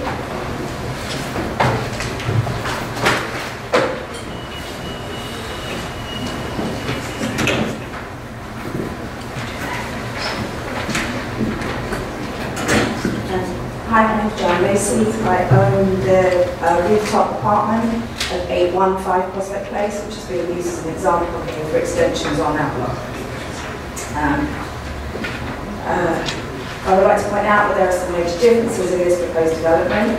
My main concern is the distance to which this extension is set back from the front edge of the building at 825. The proposed extension is set back 15 feet from the building's front edge, shown on page 21 of their document. But the extension at 815 is set back 27 feet from the front of that property. This is dramatically different, and the outcome of this would set precedent for future developments on the street, resulting in diminished daylight if the property next door to 815 were developed in the same way as this extension.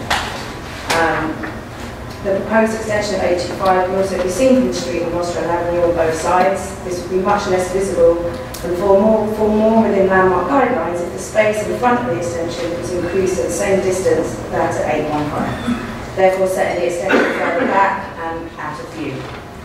The extension at 815 is also not full width for the building. I feel very strongly that the proposed extension here at 825 is too big for the space above it. Thank you. Alan? I don't have such a sophisticated presentation as this, but I do have photographs that I can pass around. So I live at 827 Prospect Place, which is the twin to this building. So the presentation you've just seen is intentionally, unintentionally, somewhat deceptive. When they show the blue area on the second slide, as you've just heard, the person who actually lives in 815 Prospect Place, which they're using as a precedent for putting the rooftop addition on.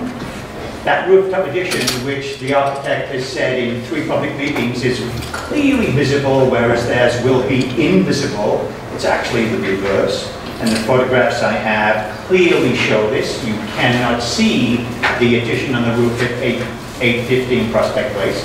The only way I could see it was by resorting to an aerial photograph, which I also included. You simply cannot see the addition at 815 Prospect Place, whereas the proposed addition at 825 Prospect Place you can see from both the near sidewalk, the far sidewalk, from both the left and the right. There's like half a dozen photographs which show their mock-up is clearly visible from multiple angles and from multiple positions. Yes, I'm sure you could pick one position across the street if you stood like right in the middle of the building and didn't tilt your head and just kind of looked at the center of the building. I'm sure you could find a spot where you can't see it, but otherwise if you're walking down the street from the left or the right, on the near side or the far side, you're absolutely going to see it. It's also going to block the light from my building. All of the windows, most of the windows on my building run down that alleyway, so that's going to block the light into my building, which is one of the main features. I haven't actually read from my statement yet. So here's my statement. The condo development project, and note this is a condo development project. The condo development project involves a change of usage from 1 family to 3 family. The developers are proposing to squeeze 3 condos into this 1 family house by making these egregious changes. A trench will be dug on the side of the building to provide exterior stairs for the 3 condo owners to access storage space in the front of the cellar. The rear of the cellar will become a master bedroom, but living in a cellar is illegal. So a trench will be dug in the back of the house to work around that law. The top level of the condo gets some of its living space for a new story in the form of an addition on top of the current roof. That addition is probably the most obvious visual problem, though none of the other changes are in keeping with the current character of that building. The proposed addition is just too big and just too visible. As I said before, the developers have claimed that the addition is practically invisible and that you can't really see it if you look from across the street. The developers also claim that the addition on the top of 815 Prospect Place is clearly visible. I'll have to ask you to sum up because the 3 minutes. Okay, all right. So the photographs I'm providing show that the opposite is the case. I had to refer to an aerial photograph to find any evidence on the addition of the roof on 815 Prospect Place, whereas the mock-up of the proposed addition on 825 Prospect Place is clearly visible from multiple angles and from both sides of the street. But everything is wrong with this proposal. Thank you. It's a flagrant flouting of all the landmark rules. Sandra Taggart.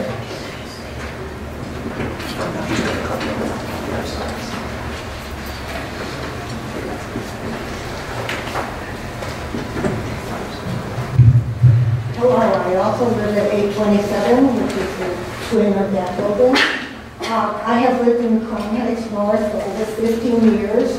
Before that, I worked at a school in the community. I have always loved Crown Heights North for its beautiful tree-lined streets, its amazing houses and gardens, and its warm neighborhood feel. I have been actively involved with keeping Crown Heights North the kind of beautiful neighborhood people desire to raise their families in. As co-chair of Crown Heights North Revitalization Movement, I have supported the efforts of Crown Heights North Association to bring landmark into our neighborhood. I'm now very concerned about the proposed extension and addition to the roof of the house at 825 Prospect Place.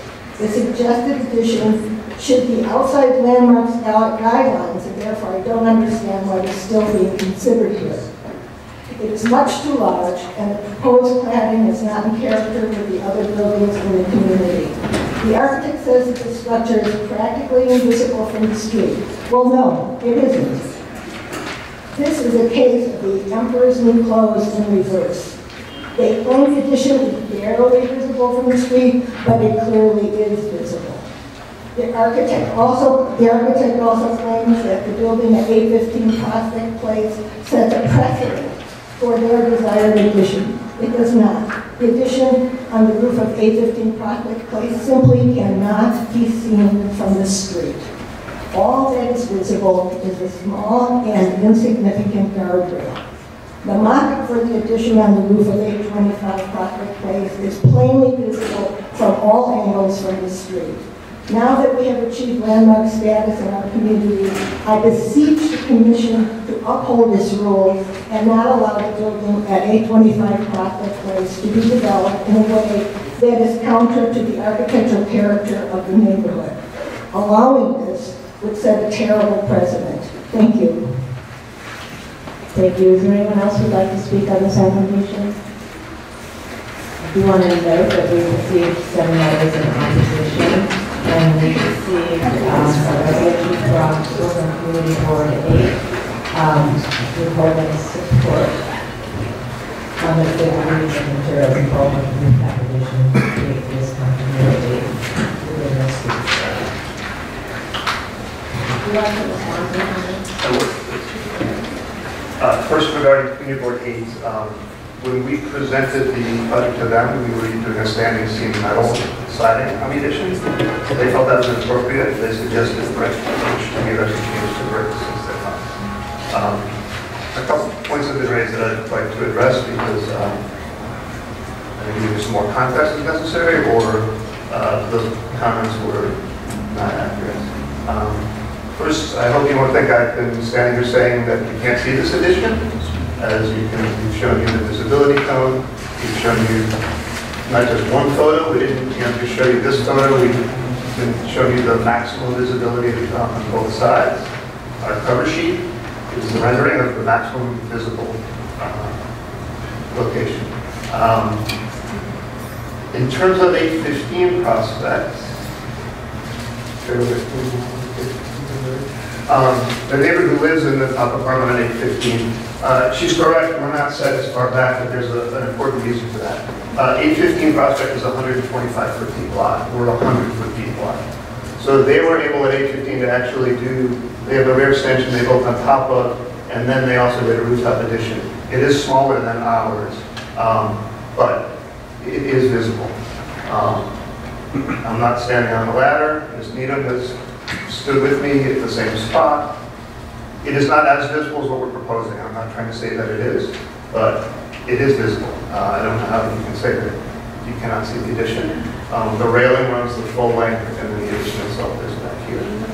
In the approval mentions that it is completely visible from the street. It mentions lowering the rear yard, which is what we're also proposing to do.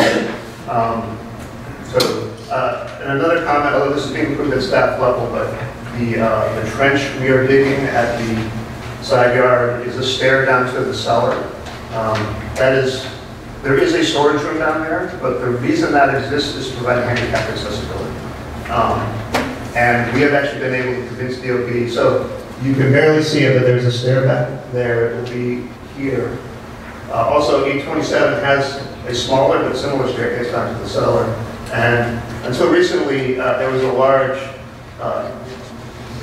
painted steel handicap ramp that had been put in. There was chain link fencing, and it was used for garbage, for both garbage cans for 825 and 827. So the chain link fencing is gone. It will no longer be used for garbage. We have actually garbage in the cellar, so that it won't need to be stored outside. And we're using an inclined chairlift, so we don't have that big out in the front, which was not easy to convince the DOB that was allowed. We did. I think that addresses them again. Yes, this is visible, we understand that. We feel, given the size of the project, and just that it's freestanding on both sides, we know that's unavoidable, and we hope that you find this sort of appropriate response. Any last questions? Okay, let's have a motion to close the hearing. Second. So, and I want to just, as I kick this off, I think I just want to address something that was raised in the testimony about our rules. As you know, the commission has rules that allow or enable the staff or authorize the staff to issue staff level permits, which are more streamlined than this public process. And so the rules that were referenced allow the staff to approve a non-visible addition. But of course, additions that are not non-visible come to this commission, as they always have. And the commission evaluates the visibility as well as the size and scale in relationship to the building to determine appropriateness. And so the commission generally wants additions to be as minimally visible as possible so that the neighborhood is legible and the addition is subservient or deferential. But the commission does approve some visibility, so I think that's something to think about. And then the question here is, how much of it you see, what you see, and in context. And so that's what our discussion will focus on. And I just want to remind everybody that we'll have to address the windows as well. We're not removing anything historic. trying to go back to something more evocative of the historic, but allowing for a different layout inside. So, would anyone like to start? Just a question for you about staff level. Why does the excavation on the side that is visible, why is that staff level? Yeah, there's a series of alterations that can occur in even front areaways or yards, but especially inside and rear yards where the work has no effect on the historic fabric or features. It's consistent with other alterations or original conditions that exist on those particular types of houses or in that streetscape.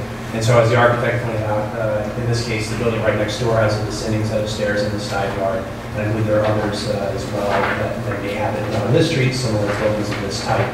So that on top of the fact that it's partially screened by ironwork, which is being lower but improved in terms of its appearance, makes it eligible for stock homes of unit. Fred? I think Sarah's prelude to this is important. There are some buildings, in my judgment, that can accept more readily a more visible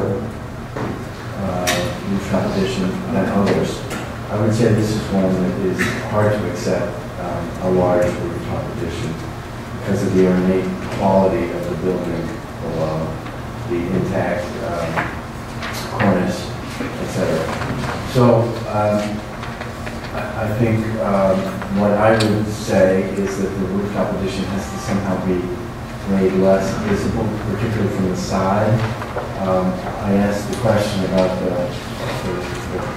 ladder. I think the ladder's 2 rails is okay to see. But I think when you get around to the side, the condition, it's too visible.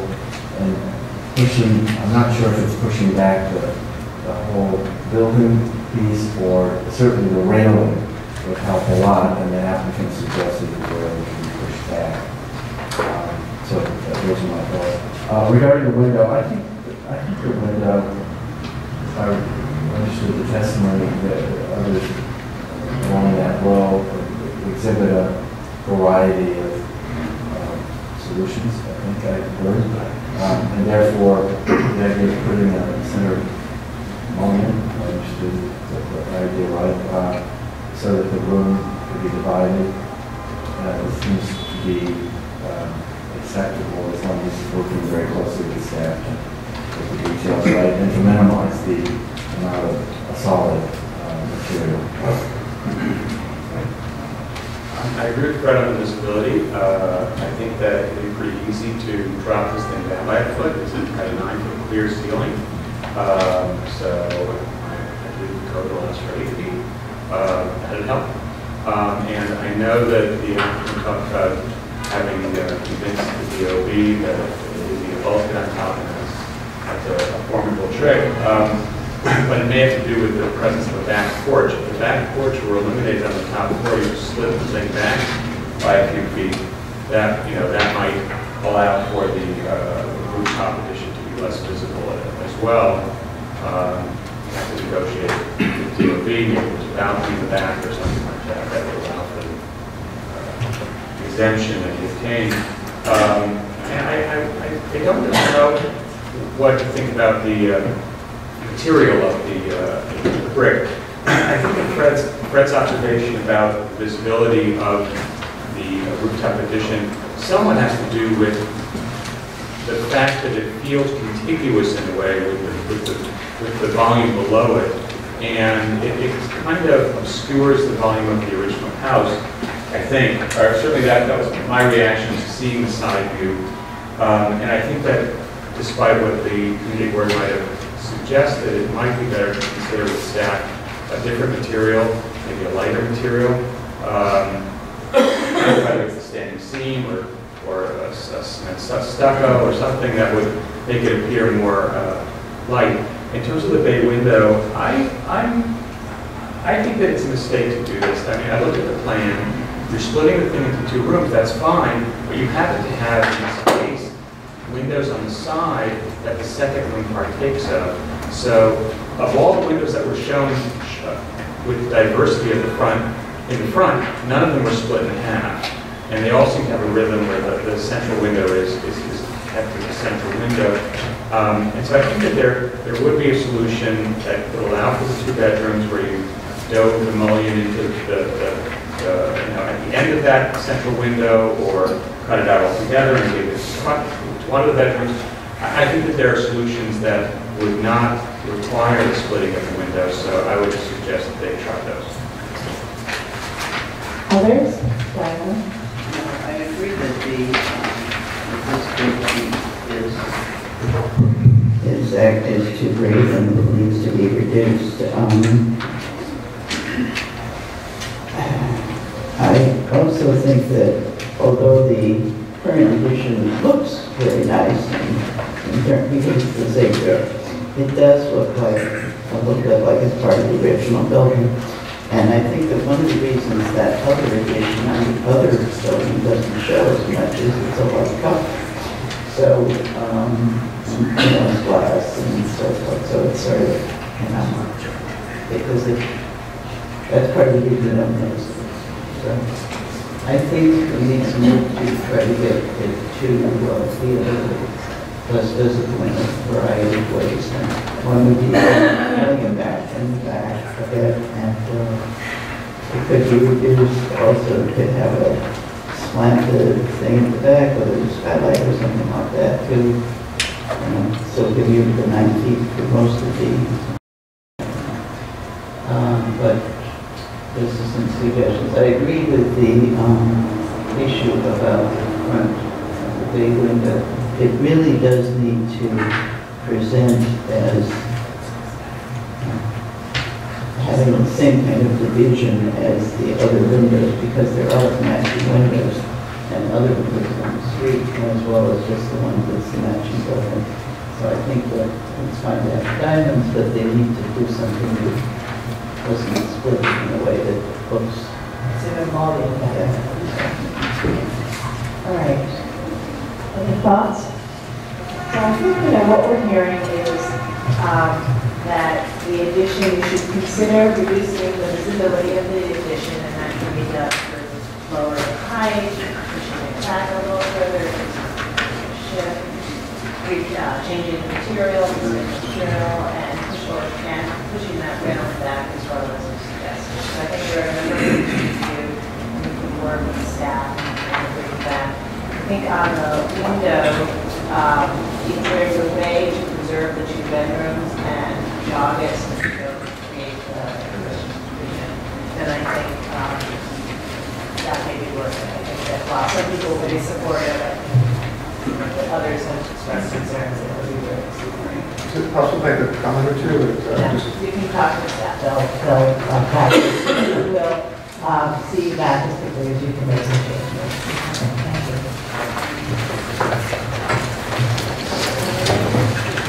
Next item is number 3. This is LPC 3695. An application for certificate of appropriateness in the borough of Manhattan, lot 174, lot 7. 229 Church Street, and the Italian Second Empire Style School Law Building, 1867. The application is private.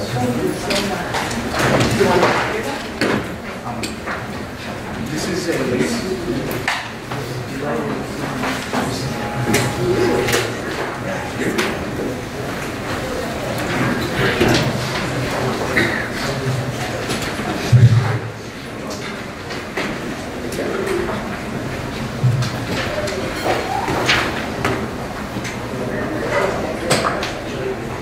Good morning, Commissioners. Marie Greene, Preservation.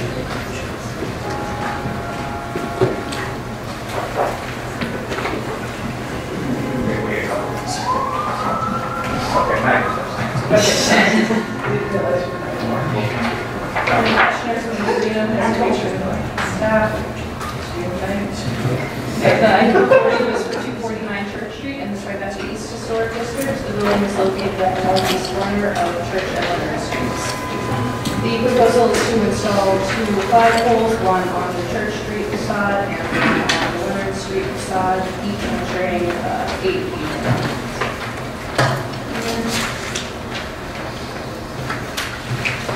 The flagpoles are meant to serve as signage for the two ground floor tenants. This is for tenant A, and this is for tenant B over here.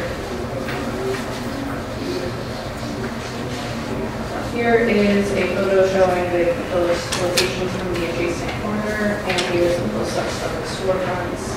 Here's rendering of the proposed flagpoles, and here are some precedent images. These flagpoles are all present at the time of investigation. The applicant is here to answer any questions.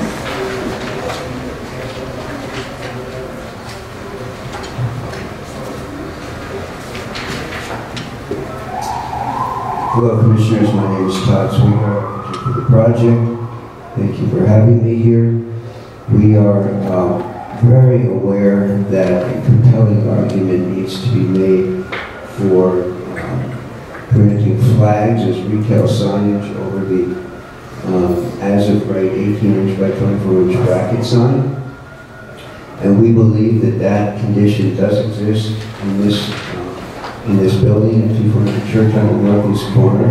There are three very significant and unique challenges to visibility from the street into the space, which, as we know, is death for a retailer. If there's no visual connection between your merchandise and your material to the outside, then you have to rely upon signage as a method of attracting customers. In the case of this building, you can see we have, as I mentioned, three conditions. One is the massiveness of the columns, almost 4 feet deep by over 2 feet wide. The very tight spacing between those columns, 5'6" on Church and 5 foot on Leonard Street, results in a space that you virtually cannot see into from the sidewalk. And so we believe that the flag will create a more effective and significant attractor to the small sign, which tends to get lost in the hustle and bustle of the Tribeca commercial streetscape. This is a sightline diagram showing how you can see nothing except for that one small view. And the third characteristic, by the way, is that the finished floor level of the store is almost 3 feet above the sidewalk on Church, and a little less as it moves up towards running down Leonard Street. So there in the upper photo, you can see you don't see anything except the sides of the columns, and I think that it's pretty self-explanatory. In terms of the appropriateness of the flags, we do believe that the building has a stature and grandeur to it. It's not a large building per se, but it does have monumentality and formality that the flags seem appropriate. And as a corner, there is precedent for a flag in each facade. And since we have two tenants, we feel that it is appropriate to be consistent with the type of signage for each tenant. The other thing I forgot to mention is that due to handicap accessibility needs, you can see that the handicap lift poses another challenge to the second backspace, besides the fact of just being further from the Church, which is the main street. So that's really the argument. We believe that, in addition, we reduced the size of the flags to a 6 foot height by 3.5 feet, and we were able to get the unanimous support of the community board for the flags. These spaces, the front space has been vacant for over 3 years, and they're anxious to have that space occupied to bring life to that corner. And I'm happy to answer any questions. Thanks. Are there any questions? So the disease is entering into the building. The solution is to put a sign outside of the building. How is that addressing the problem? And how is it different than putting surface-mounted signs where you would still see the identity of the tenants on the facades, and you still wouldn't see any of the merchandise in there? I'm not getting it. Why is this a better solution for this uniquely disabled building than regular surface-mounted signs, which I don't think anyone would argue would not be visible to the person walking down the street. Well, it's clearly the case of the size of the sign. A 6 foot wide, tall by 3.5 foot size sign is significantly more visible than an 18-inch by 24-inch bracket sign. There's motion to the flag as it moves in the wind, and it's just a far more effective attractor. I believe there's any doubt about that. So this flag sign would be in addition to signage that would go on the facade? That's not instead of it. So there'd be no other signage for either of these stores anywhere else on the facade? No, only on the glass, which is prohibited. Right. Other questions? For staff, and what is the standard signage that we need? What's the kind of signage that we generally approve in this area? I mean, in terms of comparable signs to a projecting signage, it would be the bracket sign or the blade sign, which from our understanding in a district like this would not be limited to 18 by 24, but would actually be 24 by 36. And also because this is a tenant that's on the corner, a corner building, they would be eligible to have 2 at staff level. Maximum projection of 40 inches from the facade, 2 bracket signs as long as one of them is at least 20 feet away from the corner and they're near an entrance. So that's the typical approval that staff makes for signs of this particular type. Of course, there's also eligibility for signs above openings, I think as Commissioner Goldblum mentioned, and decals and windows and things like that. Thank you. We have occasionally approved larger bracket signs too in certain locations. Yes, but the bracket signs are, the size of them are also regulated by zoning, so it depends on which, whether you're in a manufacturing district versus a commercial versus a residential. Just want to see if there's any public testimony. Is there anyone who'd like to speak on this? We have a resolution from Community Board 1 recommending approval of the 2 platforms. Are there any final questions for the applicant? So let's have a motion to close the hearing. All in favor? So, discussion.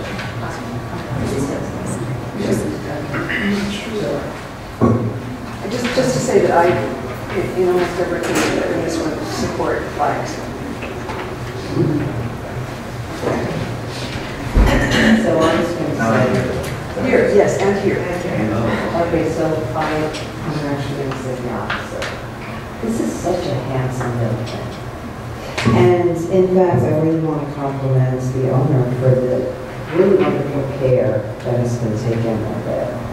It's also fortunate enough to be on a corner, which makes it actually easier from a visibility standpoint as people walk down the street from even greater distances to see whatever signage is on the building, and it appears that there are many options, including a sizable bracket sign. So I would have to say that I would not support that.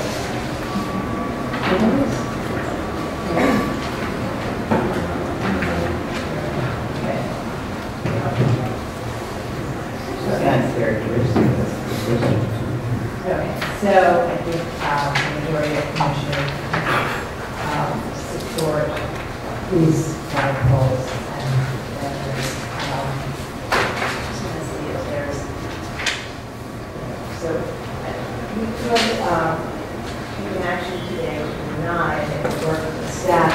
Well, we could take no action because there is some alternative to the bracket sign that doesn't meet the rules but may still be zoning, may be something that would be consistent. So, I don't know if the applicant wants to study it a little bit more and observe that opportunity to come back or just resolve it at staff.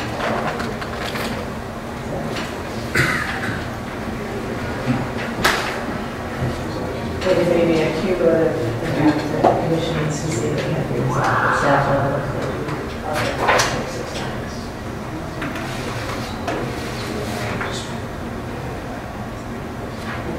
So I guess why don't we take an action and just deny it today and maybe continue to work with the staff and come back. Okay.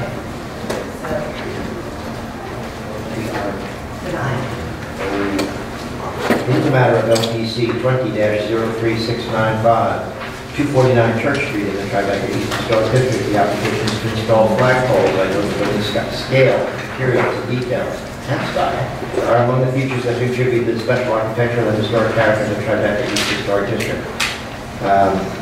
I recommend denial, finding that the proposed placement of the flagpoles mounted into the ground floor columns is a non-characteristic location for historic flagpoles. It's not clearly associated with historic entrances. The size and number of the flagpoles are not well proportioned to the storefronts and overwhelming facade, and the presence of one large flagpole on each primary elevation is visually distracting and calls attention away from the features of this historic commercial building. All in favor? Any opposed? The next item is number 4, LPC 20-04717. Application for a binding report in Manhattan, Block 96, Lot 5, 213 to 215 Water Street in the South Street Seaport Historic District. An Italian-style warehouse designed by Stephen D. Hatch and built in 1868. The application is to construct rooftop bulkheads, replace the stair platform, and install it.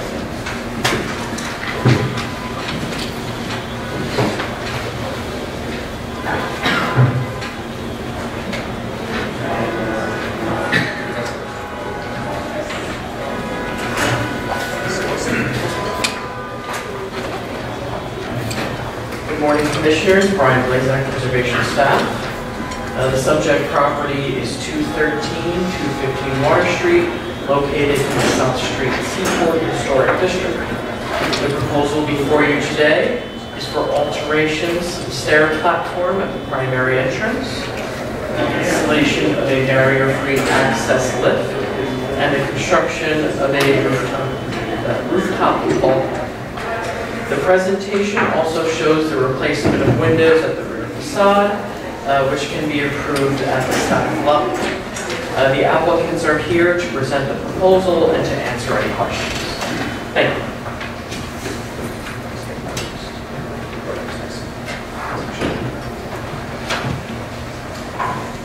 Good morning. My name is Jonathan Bulwer. I'm the president of the South Street Seaport Museum, and I'm actually here just for a moment of context. I'm going to leave it to people wiser than I on the treatment of an historic building. But I just want to note a couple of things, frankly, for my own joy, which is that it was the establishment of the landmarks law. I'm saying for my own joy because you sort of don't need to hear this, but I just think for noting that it was the establishment of the landmarks law in the first place, subsequent to some bad mistakes in the city, that made the preservation of the South Street Seaport Historic District possible in the first place. And I have the privilege now of serving as the CEO of a 52-year-old institution, which, to be clear, has had its struggles, but that is emerging from the triple challenges of 9/11 Sandy, or 9/11 2008, and then most recently Sandy.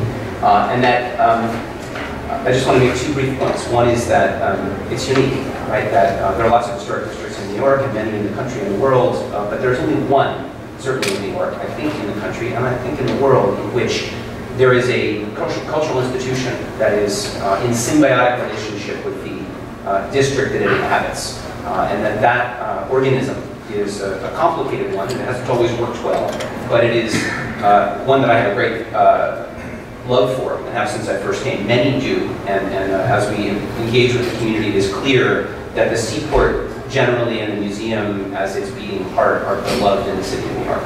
The second point I'd like to make is that this particular facade is just, again, made possible by the law that also established the body that sits here today in consideration of preservation. This is possible only because of that. This might well have been the World Trade Center. And instead, what we're undertaking here is really the minimum necessary intervention to make a building legal and occupiable, right, so that we can actually use it programmatically. The building in question, of course, is the tallest one in the mix here, built in 1863. And as far as we know, it is the last building in the Seaport to receive this kind of intervention. It has minimal fire safety systems and so forth, but it's never had an elevator. It's had loft-style stairs. It is an unmodified building in many ways. That's a gem. I think there's Richard Southwood from Byron Underbell will maybe echo this, but there's a little pang that we're sort of touching the last surviving sort of unmodified building in the district. And yet, we're doing so, I think, in a way that allows us to move forward and make the building, bring it up to accessibility and legal code so it can be usable. But it does sort of represent both the kind of last one and also maybe the completion of a project that began in 1967 with the easement. So I couldn't be happier, frankly, that Viral and Rebel is the architect, not only because they are at the cutting edge of this sort of work, but also because they got their very start in the seaport itself. So thank you for a moment to speak with you, and I'd like to introduce Richard Southwick from Viral and Rebel.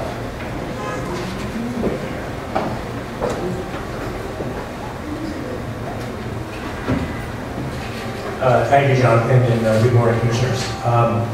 The little pang that Jonathan talks about, I really feel is a sign of success. The long road the sequels traveled through in the last 40 years. We're thrilled to be able to be involved in the completion of the last of the seaport museum buildings that are this type of improvement. For the first time, the building will be occupiable, safe, and accessible. We've done this modest little project to help execute that. The building is 213, 215 Johnson Street, located between Fulton and Beekman. It's right in the heart of the Saturated Seaport District. We've done some research. The building is really quite intact. The photograph on your left is the 1940s New York City tax photo. We're looking at a couple undated photographs, probably in the 50s or 60s. Other than some window replacement, the building is in very intact condition. The changes have really been on the ground level, the entrance and historic configurations. Next set of photographs a little bit later, the HAB survey from 1976, which shows the condition that we see now. Another photograph 20 years later, and currently the building is in about the same configuration, if not condition. A couple of photographs from the interior and the exterior. Sometime after the 40s, but before the 70s, a new entrance set of stairs across the 4 bays was put in. It exists still to this day. It's actually in very poor condition. The interiors are a typical heavy timber construction, massive timber columns and beams and girders. The photograph on the upper right is the cannons wall of the exterior facade, and we did a little bit of work on just the back side.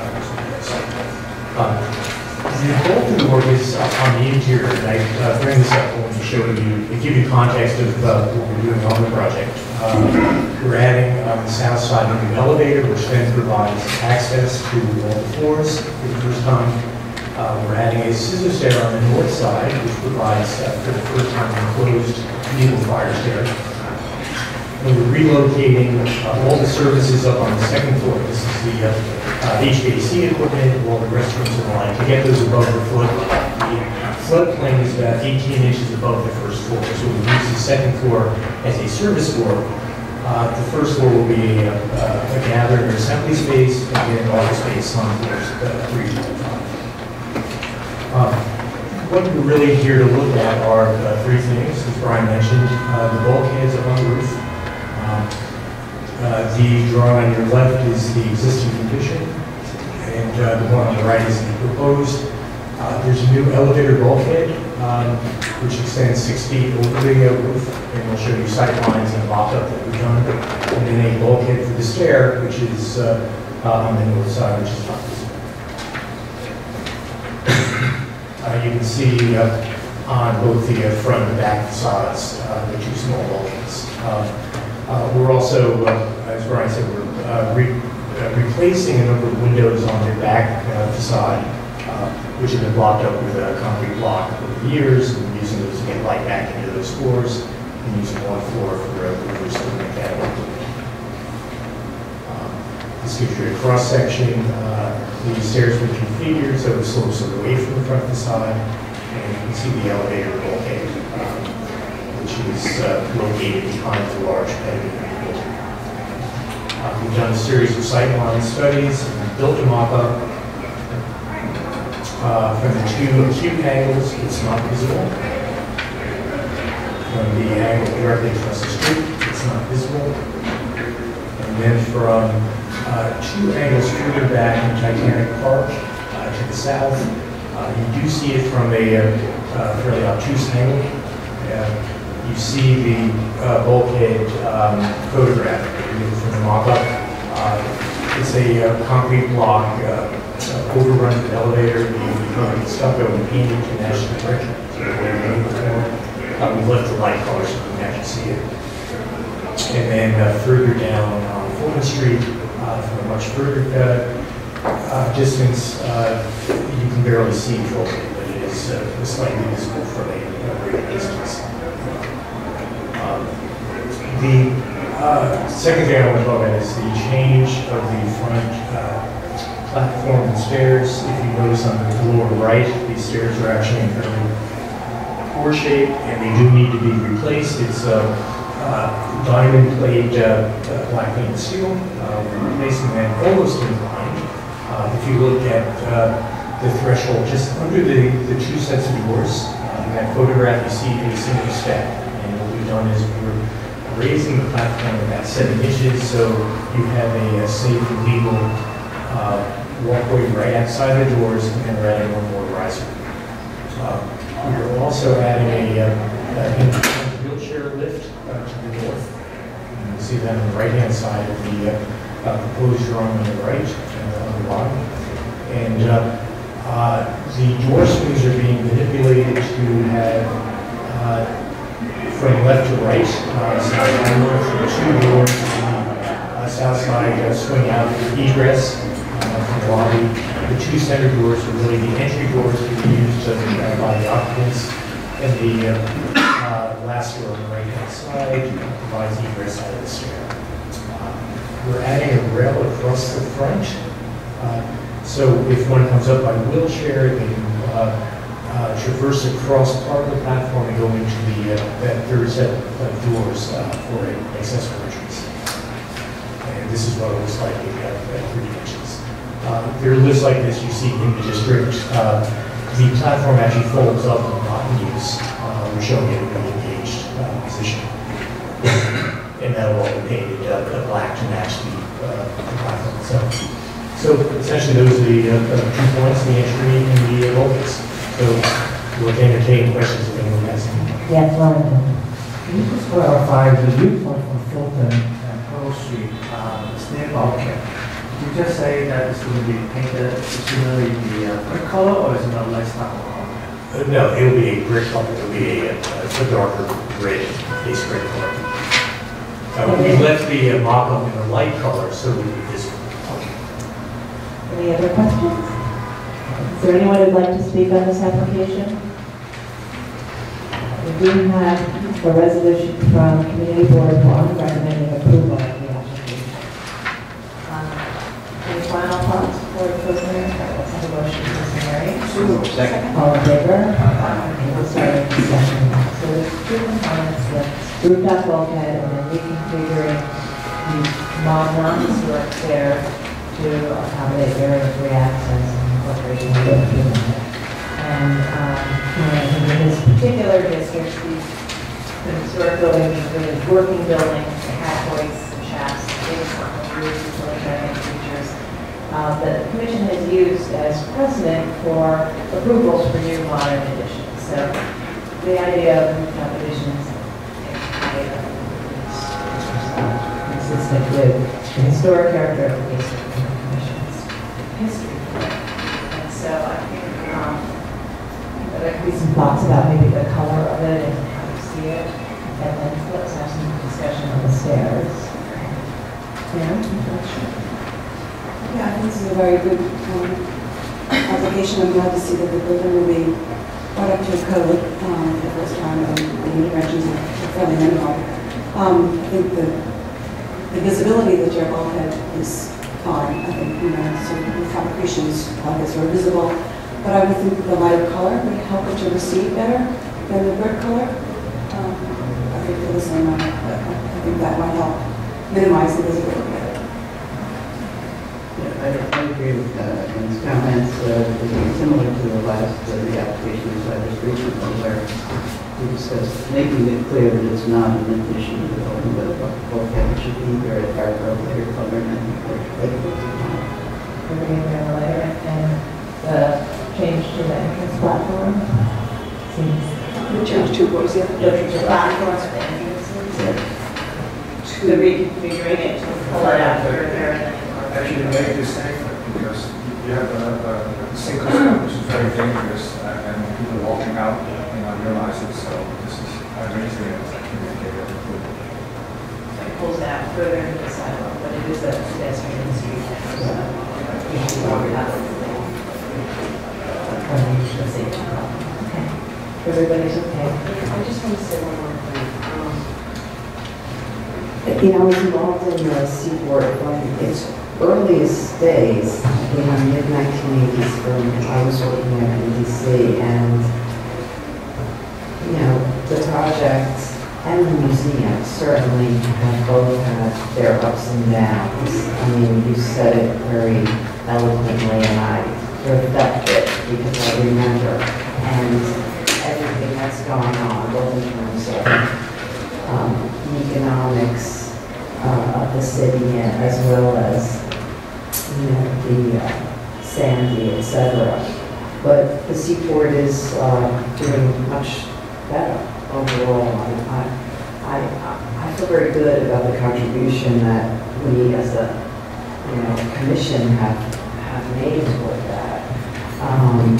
And I've always had a soft spot in my heart for the museum, that my heart has always ached about the fact that it has struggled. So I'm very supportive of this effort, and I just want to share that. Thank you. In the matter of LPC 2004797-213-215 Water Street, South Street, Seaport Historic District, and Italian style warehouse designed by Stephen Hatch and built in 1868, the application is to construct rooftop bulkheads, replace the stair platform, and install a lift.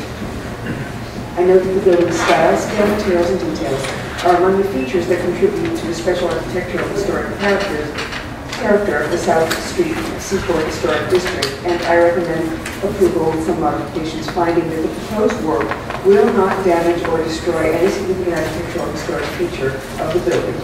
That the proposed bulkhead will only be visible over the primary facade from a distance through the Titanic Memorial Park and will be seen in context with other rooftop accretions along the block. That the bulkhead will be clad in simple painted stucco, helping it to recede from view.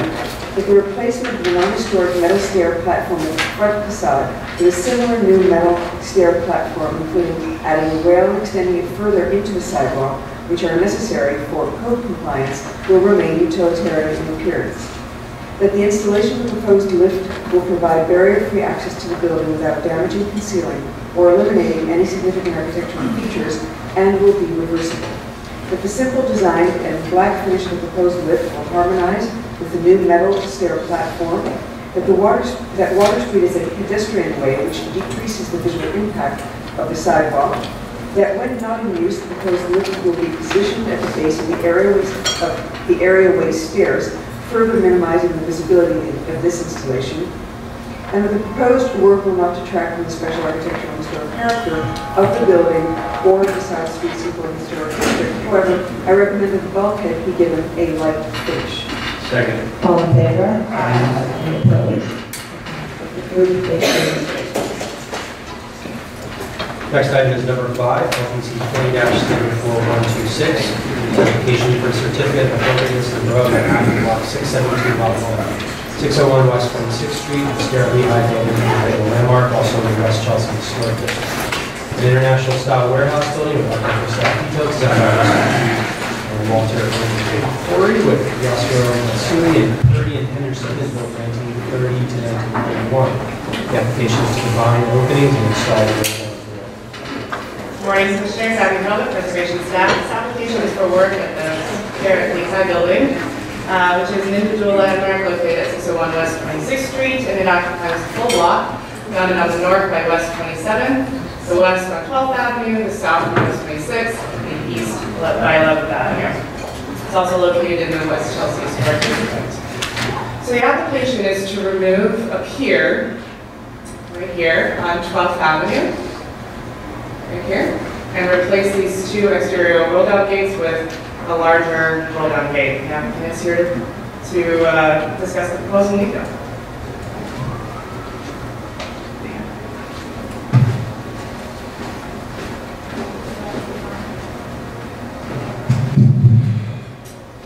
Good morning, Commissioners. My name is Lakin Cole with Higgins Place Barkley Partners. I'm joined by Richard Brennan of Architects and Sarobi Christopher of Arcs Realty, the building owner. As Abby introduced, we're going to present a proposal to enlarge an existing loading bay located at the 12th Avenue facade of the Stuart Lehigh building.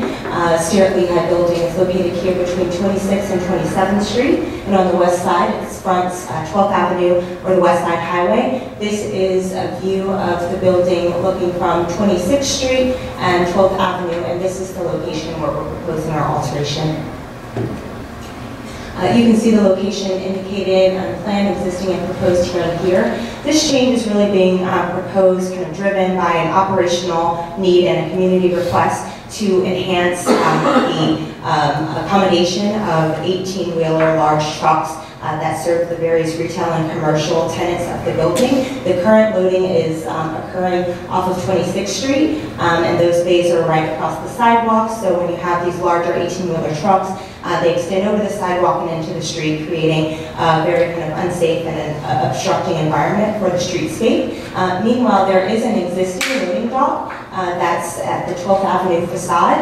It's currently too shallow and too narrow to serve the needs. So the applicant is interested in expanding the interior and enlarging the exterior so that they could possibly accommodate up to 3 large trucks at any given time. As far as the exterior enlargement, we would be proposing to, we have a pier configuration with divided by this historic concrete pier. We'd be proposing to remove this historic concrete pier as well as remove these 1988 post-designation installed garage doors that are attached to the exterior columns and lintels. What we would install is an interior mounted roll-down garage door with an integrated gate. It would be finished in black to match other storefront and infill across the base of the building. And the width of the kind of double-wide opening would closely mirror this double-wide opening that is historic to the building. So it is kind of a characteristic that we think would be appropriate. These are some existing condition photos illustrating the complex on 26th Street. You can see the tractor-trailer truck pulling out here and holding up traffic. That's the issue we're looking to resolve with this application. These are existing condition photos looking on 12th Avenue with our existing garage doors in the closed position there. These are the garage doors in the open position. You can see this detailed view, the historic column at the interior. This is a non-historic wall, but the column itself is original to the building. Just to provide some historic context on that column, it is part of the original building framing. The Stuart Lehigh building, built in 1931, was originally designed as a warehouse and freight and loading terminal. The base was completely composed of truck loading bays. West side, we're looking here, it was actually designed to accommodate the Lehigh Valley Railroad. And you can see this is the original framing. Shortly after the building was constructed, you can see this 1932 photo, there was already infill within these bays, so it does have a history of change at this location on the building. Okay. At the time of designation, again, the infill was removed and we were back to the open bay configuration, which you can see identified in the right side photo. And the garage doors that are existing are post-designation 1988 attached at the exterior. Again, we're proposing to enlarge that. And I just want to point out here, you can see in section, by pushing the garage to the inside, we'll be creating about a 9¼ inch kind of opening space and void to recall the historic kind of open bay character of this wonderful building. So with that, I'll conclude and now refer to your questions. Thank you. Any questions? Is there anyone who'd like to speak up on this application? Okay. We have a resolution from Community Board 4 strongly recommending approval of the application. Any final questions of the applicant? Have a motion to close the hearing. All in favor?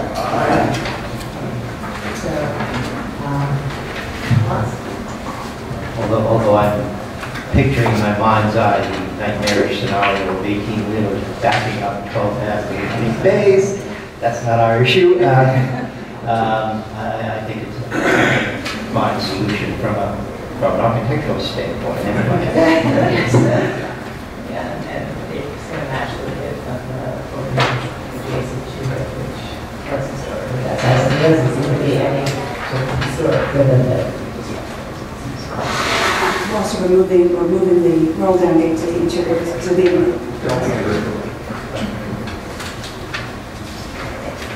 in the matter of LPC 20-04126, 601 West 26th Street, Sarah A. High Building, West Chelsea Historic District. An international style warehouse building with Art Deco style details designed by Russell G. and Walter M. Corey at Piazza Road, Matsuri, and Purdy and Henderson, and built in 1930-31. The application is to combine openings and install a roll-down door. I know that the building's style, scale, materials, and details are among the features that contribute to the special architectural and historic character of the West Chelsea Historic District. I recommend approval, finding that the removal of the utilitarian concrete pier to create a larger opening will be consistent with previous alterations, which resulted in openings of varying sizes throughout the base of the building. That the enlarged opening will come with larger contemporary trucks and will be consistent with the character and presence of open loading docks at the base of this former industrial warehouse. But the replacement of modern roll-down gates and related external housing with one larger roll-down gate and internal housing will help declutter the building space and reveal the historic concrete band course. And that the proposed roll-down gate and incorporated pedestrian entrance door will be simply designed with a dark finish, matching metalwork found elsewhere in the building space. Second. All in favor? Any opposed? The next item is number 6, LPC 20-04168, an application for an advisory report in the Borough of Manhattan, Block 1111, Lot 1, Harlem near 110th Street, Lenox Avenue, Central Park, Scenic Road. An ice skating rink and swimming pool known as the Real Estate Glass Memorial Pool and Rink, designed in 1963 by Flores and Andy Associates, is constructed within the northern section of Central Park, an English romantic style public park designed in 1856 by Homestead Jones. Applications to demolish structures and construct a new building and pool/rink, alter the landscape, and install pergola and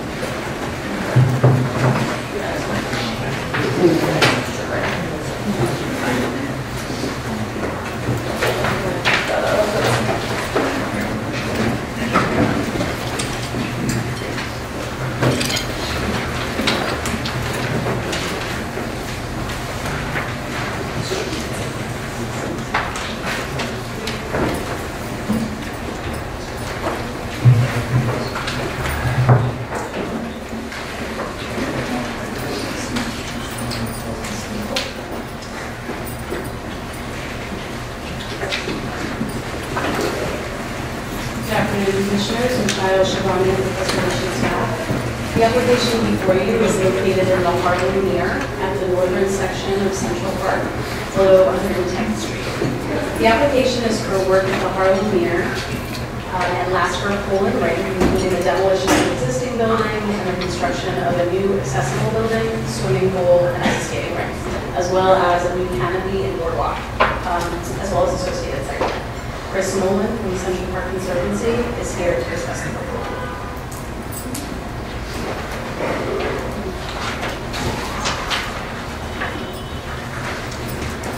Good afternoon, Commissioners. I'm Christopher Nolan. I'm the Chief Landscape Architect of the Central Park Conservancy. I'm here with Ed Avenizio, who's our Principal Planner for the Conservancy, and the architecture team is working with us Susie Rodriguez of Susan T. Rodriguez Architecture Design, and John Doherty of Mitchell Jergala Architects. The project is to re-envision the Lasker Pool and Rink facility, which operates as a pool in the summer months and converts to a rink in the winter months. The failing facility, aging, there are some systemic flaws in the design. Determining the facility needs to be replaced. We'll get into some of those details. Our principal goal is to maximize the kind of recreational programmatic value, address some of the complex technical issues the facility actually puts on the park and the complex issues around the facility itself in the context of the restoration of the historic landmark of the park. And in many ways, this is a capstone project, a culminating project of restoration of the park. It is a flagship project of the restoration of the north end of the park, what we had done at the Harlem, which started in the late 1980s. It's actually my very first project. And more recently, on the other side of the pool really acts as a divider between the lock and ravine and the Harlem landscape.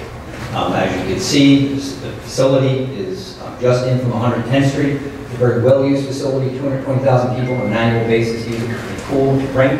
2.5 million people we know use the Harlem as a contained landscape, and about 2 million people use the woods in the ravine. The idea is to actually connect landscapes from a landscape use perspective and expand its use.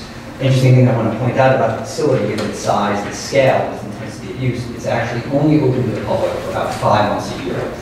It's operated as a public pool just over 2 months a year. The balance, almost 7 months a year. It's operated open to the public 5 months a year. It's 4 feet concession facility, and then the balance of the year, it's actually mothballed and closed to the public. A big part of our goal is to actually make it a 12-month-year facility and much more accessible to the community. The footprint of the facility is amazing with the historic park. It was literally wedged into the topography of the park. This is a landscape referred to as the forts, and the curve on the drive actually reflects the natural topography. It's kind of driven by the geology of the site. There's a natural ravine between the drives where the facility was put. And it really blocks the restoration work we did most recently in the lock and the ravine, and the work too in the existing conditions photograph really explain that really quite well. This is a model as it was originally conceived. Generally speaking, as it was conceived, it was actually identified as a perfect site, minimizing the excavation requirements. It was slid all the way back there as far as you literally can. It's essentially a wall from the one side. It was built on top of the Harlem and created the stream course was culverted in and around the facility and was really wedged in from drive to drive. All the adjacent landscape essentially has been cut off of the circulation around. As I mentioned, there are some systemic flaws in its design. The stream course was actually put into a culvert, and there was a technical miscalculation. The elevation of the mere actually backs up the pipe. The facility actually flooded before it was open, and its original opening was actually delayed by, I believe, 8 months. That has happened a number of times since, and the mechanical equipment had to be replaced. A driver of our project is really to address this issue.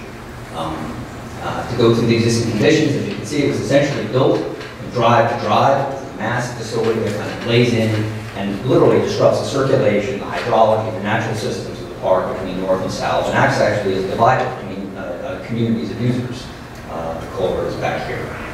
And again, you literally, in our restoration work, the Harlem you can't actually fill into the water bodies. Now the water body, state regulations, federal regulations actually preclude actually building into the water body without creating more open water. You could not actually create a natural shoreline in front of it. You have to literally walk along it. It's inaccessible in every way. And the landscape that we refer to as kind of a service landscape.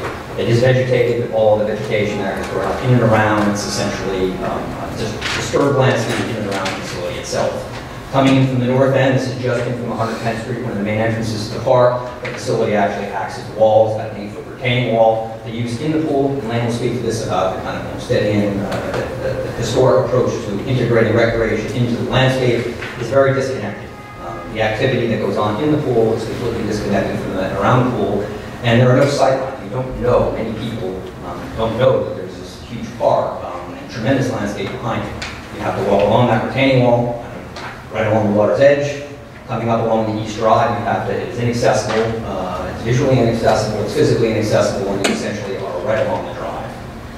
That's actually the garbage can marks the entrance to the facility. That's where everybody goes in and out. The main control point both in the summer months and the winter months. Coming from the south side, you actually have to descend a set of stairs if you actually know that there's something back there. And then looking from Huddlestone Arch, the end of the ravine, looking north, which used to be a panoramic view into the Harlem Mere, the outlet, the marshland. The stream, of course, is actually put into the culvert, and you are essentially in the service port, vehicular drive up to it. It is a very, very popular and well-used facility. It's one of the largest pools. It will kind of maintain its standing in the order of size of the pools. The monumental pool is larger than the Olympic. Our proposed pool is larger than the Olympic. The experience, though, once you get into the water, it's a wonderful, valuable experience. The experience going in, the facilities are, from a code perspective, it has about 50% of the plumbing fixtures it should in the scale of the facility. The building is undersized. The facility, really, the pool has to be recalibrated relative to the size of the facility and the scale and the landscape. There are constraints around that from a code perspective and a space perspective. And it functions, it has outlived its useful life. The pool is a very unique facility and it converts from a pool to an ice rink. Concrete slab is actually, the tubing is integral. The refrigerant that's used to make the ice system is no longer available as of January 2020 or 22. It needs to be redone. And the mechanics of it actually, the pool leaks tremendously. The pool has been measured to reach as much as 50,000 gallons an hour. The Parks Department actually has done an amazing job, actually, keeping the same on an annual basis. They show all the duct tape and caulk and going, and it really are these systemic miscalculations in its original thing. From an accessibility perspective, it's visually inaccessible, it's physically inaccessible, and as I mentioned, the scale of the actual supports facilities from an operational perspective in terms of adequate space for lifeguards and staff, which is public amenity. 2 sinks for a male's room. It is underserviced from a code perspective, and the calibration between the size of the pool and the size of the facility and where it fits in the landscape is a big driver in the technical aspect of the project itself. So some objectives. Otherwise it's okay. Otherwise it's okay. We have determined that we need to replace the existing facility beyond repair. The pool line is compromised, it leaks, the ice infrastructure is obsolete and can no longer be repaired. It's imperative to repair the damaged landscape, both from a connectivity perspective in terms of how people move, but the landscape is actually a natural system at this point too. The hydrology doesn't work, ecological and habitat communities from one side or the other are disrupted. It is the main goal of ours to provide the largest pool and rink possible. We've done a lot of thought about this. How do we actually maximize it? Not an intent to reduce the recreational amenity in any way. If there are physical constraints that we can actually construct, and our goal is actually to broaden. We want to remove the physical and visual barriers. The goal of ours is to develop a design which is inspired by the scenic landmark. It is a contemporary facility. We have done across the park, layered on contemporary recreational uses in that landmark. In that same vein, this design comes. We're welcoming an accessible and environmentally sustainable facility within the current codes of sustainability, but it needs to be part of a landscape system that provides value to that. And it is also a goal of ours to serve more park users year-round. The idea that the facility of this scale and this impact in Central Park is actually closed to the public for trial once a year, and then requires a fee again for many other times a month, is something that we looked at in terms of the permeability of the facility and how it works. And it is our goal to kind of build on the programming that we have in the park and expand recreational-based programming, because in the end, the park as a design element is really about being a retreat from the city, and Lane will actually speak a little to the historic context of our design.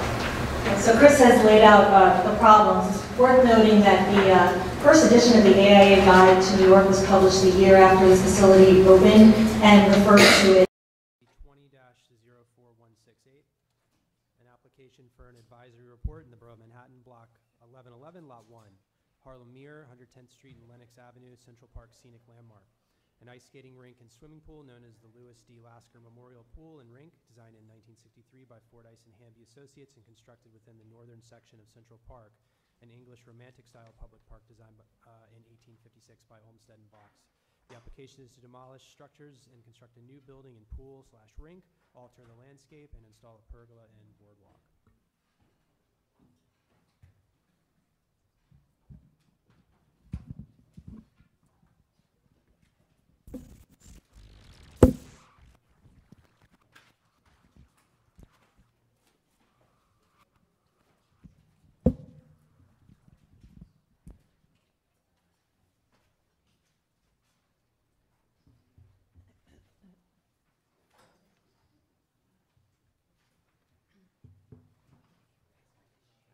Thank you.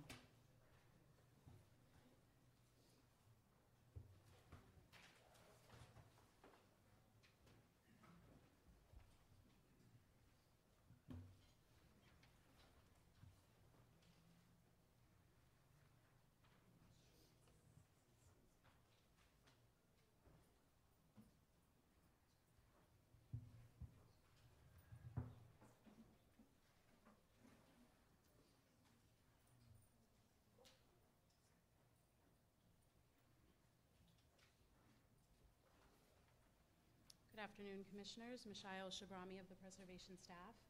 The application before you is located in the Harlem Mere at the northern section of Central Park, below 110th Street. The application is for work at the Harlem Mere and Lasker Pool and Rink, including the demolition of an existing building and the construction of a new accessible building, swimming pool, and ice skating rink, as well as a new canopy and boardwalk, as well as associated site work. Chris Nolan from Central Park Conservancy is here to discuss the proposal.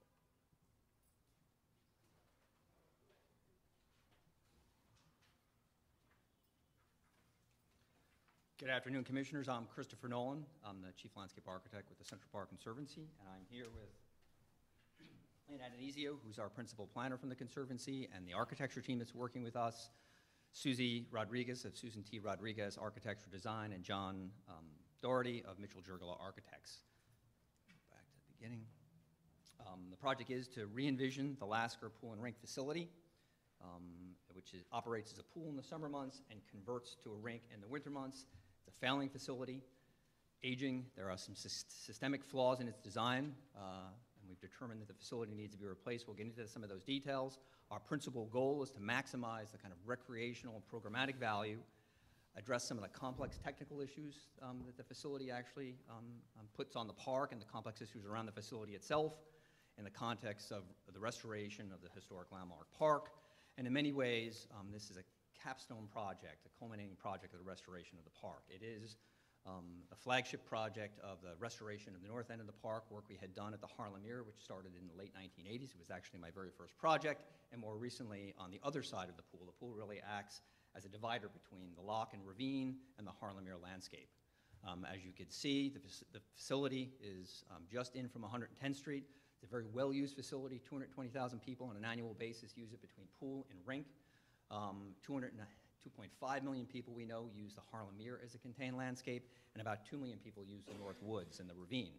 The idea is to actually connect the landscapes from a landscape use perspective and expand its use. Interesting thing I want to point out about the facility, given its size and scale and its intensity of use, it's actually only open to the public for about 5 months a year.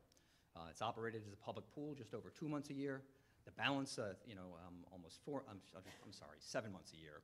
It's operated and open to the public. 5 months a year. It's a 4-fee concession facility, and then the balance of the year, it's actually mothballed and closed to the public. A big part of our goal is to actually make it a 12-month-year facility and much more accessible to the community. The footprint of the facility as it lays into the historic park, it was literally wedged into the topography of the park. This is a landscape referred to as the forts, and the curve on the drive actually reflects the natural topography. It's like kind of driven by the geology of the site. There's a natural ravine between the drives where the facility was put, and it really blocks the restoration work we did most recently in the lock and the ravine, and the work too, and the existing conditions photographs really explain that really quite well. This is a model as it was originally conceived. It was built, generally speaking, as it was conceived. It was actually identified as a perfect site, minimizing the excavation requirements. It was slid all the way back there as far as you literally can.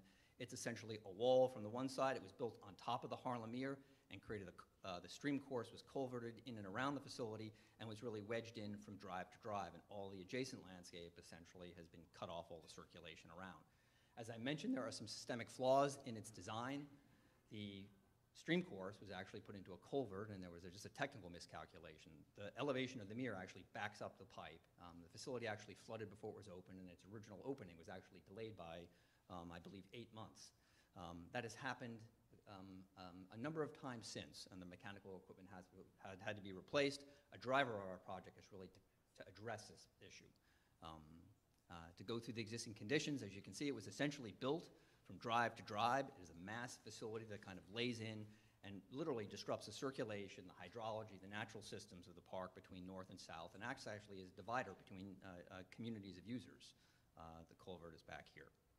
And again, you literally, in our restoration work at the Harlem Mere, we could not actually, you can't actually fill into the water body. It's navigable water body. State regulations, federal regulations actually preclude actually building into the water body without creating more open water. We could not actually create any natural shoreline in front of it. You literally, it was kind of, you have to literally walk along it. It's inaccessible in every way. And the landscape, we refer to it as kind of the service landscape. It is vegetated, but all the vegetation there has grown up in and around. It's essentially a disturbed landscape in and around the facility itself. Coming in from the north end, this is just in from 110th Street, one of the main entrances to the park. The facility actually acts as a wall. It's about an 8-foot retaining wall. The use in the pool, and Lane will speak to this about the kind of Olmstedian, the historic approach to integrating recreation into the landscape, is very disconnected. The activity that goes on in the pool is completely disconnected from around the pool. And there are no sight lines. You don't know, many people don't know that there's this huge park and tremendous landscape behind it. You have to walk along that retaining wall, kind of right along the water's edge. Coming up along the East Drive, it is inaccessible. It's visually inaccessible, it's physically inaccessible, and you essentially are right along the drive. That's actually, the garbage can marks the entrance to the facility. That's where everybody goes in and out. The main control point, both in the summer months and the winter months. Coming from the south side, you actually have to descend a set of stairs if you actually know that there's something back there. And then looking from Huddlestone Arch, the end of the ravine, looking north, which used to be a panoramic view into the Harlem Mere, the outlet, there was a marshland. The stream course is actually put into the culvert, and you are essentially in the service court with a vehicular drive up to it. It is a very, very popular and well-used facility. It's one of the largest pools. It will kind of maintain its standing in the order of size of pools. It's a monumental pool. It's larger than Olympic. Our proposed pool is larger than Olympic. The experience, though, once you get into the water, it's a wonderful, valuable community experience. The experience going in, the facilities are, from a code perspective, it has about 50% of the plumbing fixtures it should, given the scale of the facility. The building is undersized. The facility, really, the pool has to be recalibrated relative to the size of the facility and its scale in the landscape, and there are constraints around that from a code perspective and a space perspective. And it functions, it has outlived its useful life. The pool, it's a very unique facility in that it converts from a pool to an ice rink. The concrete slab is actually, the tubing is integral. The refrigerant that's used to make the ice system is no longer available as of January 2020 or 22. It needs to be redone. And the mechanics of it, actually, the pool leaks tremendously. The pool has been measured to leak as much as 50,000 gallons an hour. The Parks Department actually has done an amazing job, actually, keeping this thing on an annual basis. They show up with duct tape and caulk and keep this thing going. And it really are these some systemic miscalculations in its original thing.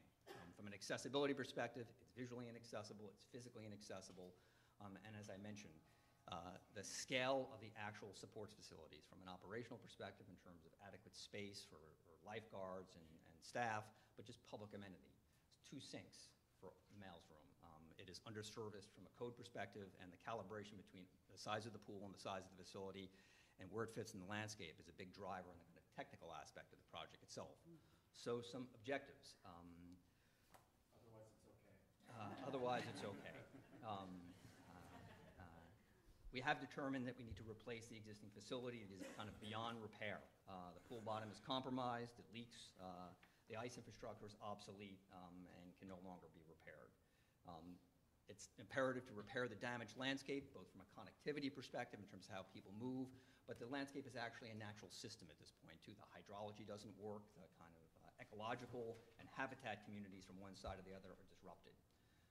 It is a main goal of ours to provide the largest pool and rink possible. We've done a lot of thought about this. How do we actually maximize it? It is not an intent to reduce the recreational amenity in any way, but there are physical constraints to what we can actually construct, and our goal is actually to broaden that. We want to remove the physical and visual barriers. It's been a goal of ours is to develop a design which is inspired by the scenic landmark. It is a contemporary facility. We have done across the park, layered on contemporary recreational uses in that landmark. In that same vein, this design comes. to build a welcoming and accessible and environmentally sustainable facility. It needs to meet the current codes from sustainability, but it needs to be part of a landscape system that provides value to the, and it is also a goal of ours to serve more park users year-round. The idea that the facility of this scale and this impact in Central Park is actually closed to the public for 5 months a year and then requires a fee to get in for many other times of the month is something that we've looked at in terms of the permeability of the facility and how it works. And it is our goal to kind of build on the programming we have in the park and expand recreational-based programming, because in the end, the park as a design element is really about being a reprieve from the city, and Lane will actually speak a little to the historic context of our design. Yeah, so Chris has laid out the problems. It's worth noting that the first edition of the AIA Guide to New York was published the year after this facility opened and referred to it as the park's most disastrous improvement, in quotes. So we've laid out the problems. One of the things that informs our design solution is the historic design and purpose of the park, which really was, as Chris said, to be a retreat from the city. And as Olmsted and Vaux described it, a place that was really about healthful recreation for all. And what specifically was meant at that time about healthful recreation, the essential purpose, was the opportunity to escape the city. So the idea that the park should be the opposite of urban and a chance for all New Yorkers, and most importantly, the people who might not ever have a chance to visit the countryside, to connect with nature and escape the city. And so that's not to say that there was not that active recreation, the way we tend to think of recreation today, sports and active recreation was not necessarily contemplated at all. But what they basically said was that sports and active recreation belong in the park to the extent that they contribute to everybody's enjoyment of the park and certainly don't detract from people's enjoyment of the park. And I think this lovely painting of one of the earliest forms of active recreation in the park, ice skating, was the most popular form of recreation. All of the lakes and ponds in the park were designed to be beautiful, but to also be recreational resources and to be able to be lowered so that people could skate on them. And I think this just illustrates that point really well, that not only the people participating in the active recreation, but you see all the people in the landscape on the bridge. It's everybody's enjoyment is being enhanced by the recreational experience. And this is just one of the few images that we actually have of skating on the Harlem Mere in the early days of the park. In the summer months, in the warmer months, the water bodies in the park provided recreation in the form of boating. And in this image, you really can see that idea of the park as this idyllic retreat from the city. Over time, in sort of the middle of the 20th century, in response to increasing demands of use and of maintenance of the landscape, it's kind of hard to maintain a natural shoreline.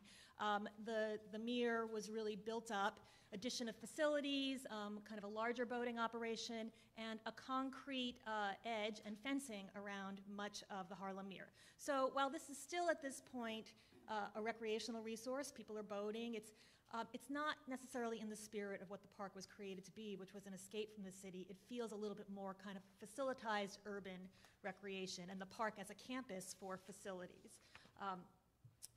Then over time, in the 70s and 80s and the ensuing decades after that, resources for maintenance, resources for programming, providing the boating, which was initially a public parks program, was not available, and the Harlem Mere and the boathouse were burnt out, abandoned, and deteriorated. And this was, as Chris said, one of the early projects of the Conservancy to do a major restoration. I'll turn it over to him to talk about the restoration of the Mere on one side of the pool and rink. So much of our design work we have done is really not a series of individual projects, but really a comprehensive approach. And we look at our work at Lasker as really the culmination of restoration we began in the late 1980s. Planning work began like in 1987 or 88. Construction began in 89. As I mentioned, this was my first project. We demolished the Moses facility and built a recreation a community center, the Dana Discovery Center, to anchor our public programming on the edge. And the driver behind this was really connecting people to the landscape. We removed the concrete shoreline, using modern technologies today with new clay liners, naturalized the shoreline, and have managed the landscape and have created very specific opportunities for children and families who don't have the opportunity to get out of the city to actually get down to that water in ways to maintain it. And we have actually re-envisioned existing recreational amenities that were put in after the design of the park, Moses-era playgrounds that were actually layered on, not having them be isolated schoolyards, but having them be contemporary design, durable, modern, code-compliant facilities that actually integrate into the landscape. And the idea is that the relationship between what goes on in the playground and outside the playground is about a connected experience. Most recently, we actually had the opportunity to finish our restoration work in the ravine. This is the watercourse which actually flows north into the Harlem Mere. It had completely silted up. There was once an open pool of water there. And you can see we removed thousands of yards of accumulated sediment. It's a major landscape intervention, working very closely with the naturalist community. We removed lots of existing plant material that had cell-seeded and grown up to create this really tremendous environment. It's not just about the experience, but it's also about the natural systems, creating, again, design elements to have people engage with the landscape. To the watercourse at the very north end, sediments actually at one time actually came right up to the size of that rock. I'm going to turn it over to Susie now to really look. We actually do have to actually integrate a facility into that, and there's tremendous opportunity to look at the precedents of the park where we pick up our design.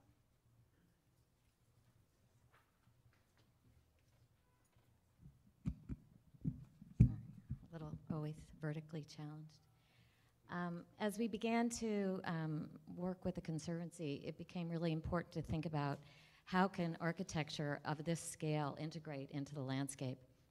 And we found a lot of clues in some of the facilities, and two of note here, the Bethesda fountain and arcade, where the terrace is a beautiful sort of stepped landscape where belies what's underneath, which is a major public space. So could we learn from that? Even Woolman Rink, more contemporary version of that, where the large sort of warming hut is stepped into the terrace with an overlook.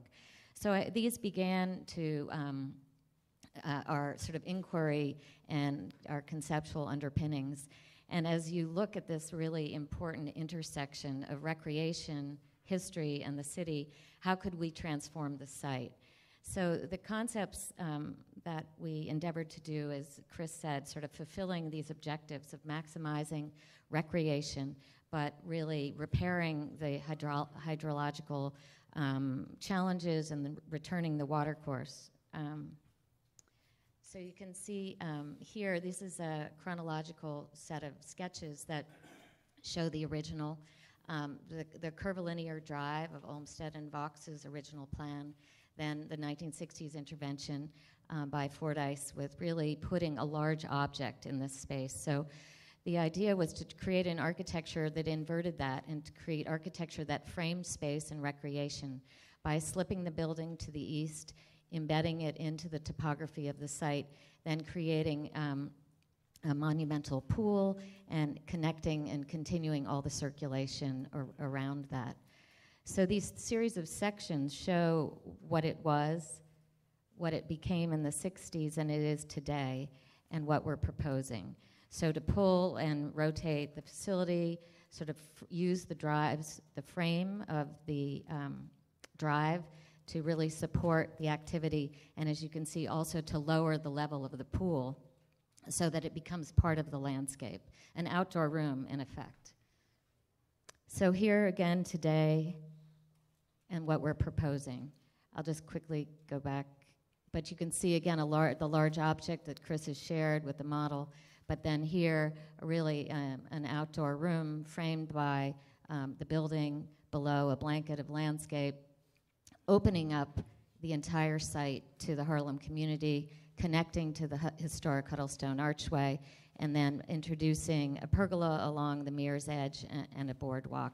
And then, but most importantly, you can also see the stream that moves through the site from, and then finally completes that sequence of water from 100th Street to the Mere. This diagram, again, just outlines a little bit more clearly the continuity of the drive, but now the continuity and accessibility throughout the site. And as Chris said, this is now going to be a facility open to the public 12 months a year. Only the 2 months when it's a pool will it be required to be contained by a fence for health code, but otherwise throughout the year you'll be able to actually move in and through, and I think inspired by the LeFrak project, where you can actually move in and through, use the facilities, the restrooms, the warming hut. It's going to be a great public space, not exclusionary at all. So the floor plans here, the site plan, this is from above, and I think just keep your eye over here, but I think the layout generally, the scale of the pool is, the size of it is 36,330 square feet, which is 75% of the original. So we've worked very hard to maintain its monumentality and its status as the 8th largest pool in New York City. But I do think the unique aspects of what this site and this facility is that it's a pool and a rink. And that conversion and the support spaces required are very important.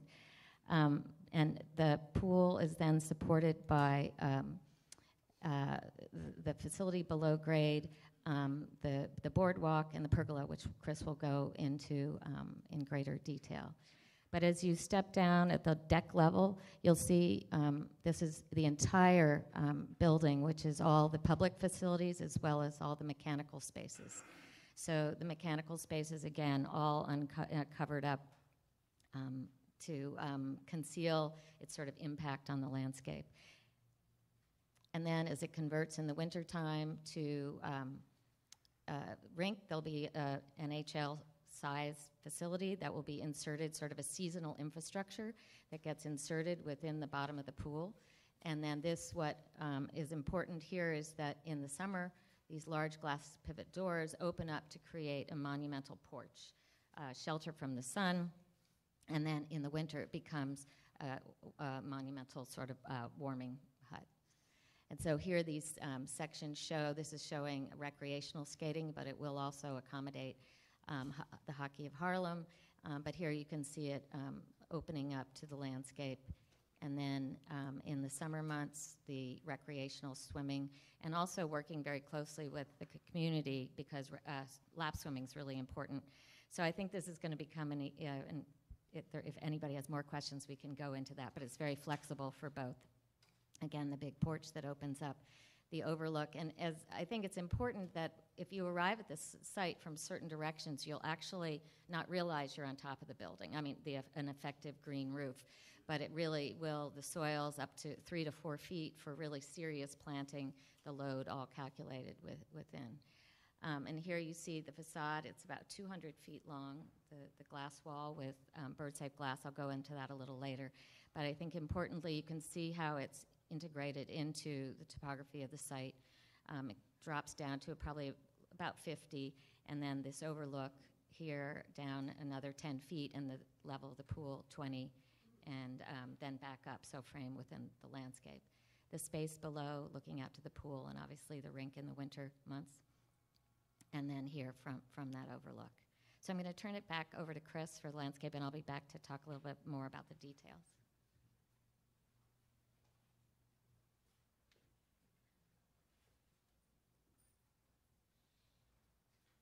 So our design approach is really to fuse architecture with landscape, and restoring the overland flow of the watercourse is really essential, both from a landscape, from a connectivity perspective, allowing people to pass in and around the facility from a hydrological perspective and from an ecological perspective. We've actually moved that stream course as far over to the west as we possibly can to maximize our kind of space for the facility.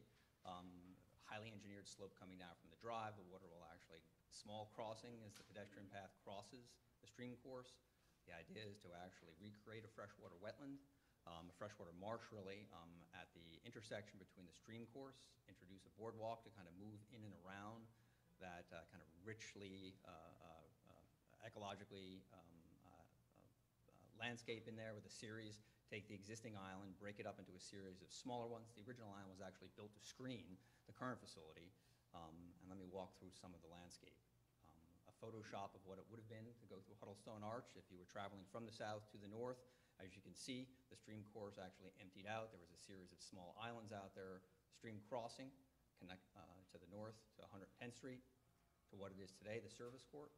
I will actually point that it is a very significant landscape intervention.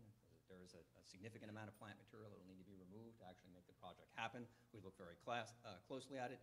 Much of these trees we've actually planted in our time there to screen the facility and mitigate it, and it's really kind of a compromised and damaged landscape. We've worked very closely with the naturalist community to kind of establish that the long view is actually a much healthier and restored natural system to the view of what it will be. The stream course, and again, that's just not an aesthetic value to that. That's a natural system. It's a wildlife corridor that connects things that live on one side to the things on the other. It allows people to move around. The outdoor room of the pool is actually framed by a landscape berm. This is a great accessible path, not more than 5%, to allow people to get into the North Woods. Coming from the south, you can make a choice to actually go and use the restroom in the facility, see what's going on, watch the activity, the recreational activity, or pass through to the Harlem Mirror, or walk along the water course. What's now an inaccessible spot within, where you either get up and around the steps, go up the service drive to the drive, or turn around and go back to the west side. You now move, again, that engineered slope coming down. There's actually 3 foot of elevation change from the front to the back, so there'll be 3 small cascades. A little audible dropping of water will actually kind of animate the space a little bit. It's accessible all the way around. And again, the planted berm, which will give us the opportunity to hide the 8-foot fence, which is required by health code at the top end, and kind of keep scale. What is once the scale of this will now be the scale of a landscape planted berm. Looking in, that's in and around the kind of location of where the path will cross the natural stream course. The culvert actually comes through here. It's the manhole where it empties out. Will become this. The stream course passes underneath a very small crossing. It's not even large enough to be considered a bridge. The aquatic plantings and the kind of natural marsh we will create with a series of islands, and our boardwalk, which will actually, we thought a lot about introducing boating. It was once there. It's a rather small water body. Is there a way we can actually get people out and engage the water from a recreational, programmatic value without requiring a concession activity or kind of cluttering and potentially damaging the landscape with the intensity of boating. So from a plan view, the facility is described by Susie, our landscape berm, the path which actually travels north-south, the restored stream course, the engineered slope coming down, the crossing. This is actually right where the 8-foot retaining wall is in front of the facility now, our freshwater marsh out to a pergola structure, which will kind of anchor the entrance point to the boardwalk itself, allow us to actually build on the programming that happens in the Dana Discovery Center. This could be self-directed and people can get around, function as a fishing pier with a series of benches on either side. People can kind of watch, look at the turtles, salamanders, and all those things, which will become part of the landscape itself. And a view from the crossing looking across the pergola structure, the constructed marshland and wetland, a series of small islands. The idea is to create kind of clusters of boulders with a few canopy-scaled trees, hopefully to introduce evergreens, moving in and around with a rather transparent guard around there. Some precedent shots. A dock structure we built on Turtle Pond to get people out over the water, just to get out and kind of see what goes on in the water. A rather intimate one at the 100th Street Pool. This used to be water, and kind of people walk over the marshland. And just as we move through the community board process to kind of give some precedent shots of what that experience could be like to move out in and around the marsh. And in the summer months, the idea that there'll be benching and opportunity. Early mornings, you can envision that being widely used by naturalists and birders. Towards midday, in the afternoon for children. Fishing is a very, very popular program. We have a program to give out bamboo rods. And then in the winter months, very, very early on in the project, we came up with this idea, could we get something that was evocative of pond skating? Is there a way? We looked at various different things, and we have identified a material. It's a synthetic ice material. It comes in sheets. It can actually be laid on top of the wood boardwalk and allow us to actually have an experience, which is certainly evocative of pond skating. Really will be a spectacular thing. And that's essentially a material of furnishing that gets moved in and out seasonally, operationally, but we think it'll be wildly popular and something we hope to kind of curate as part of our programming up community-based. I'm going to actually turn it back to Susie to go into a little of the details of the project from an architectural perspective. Before, just one quick question. Sure.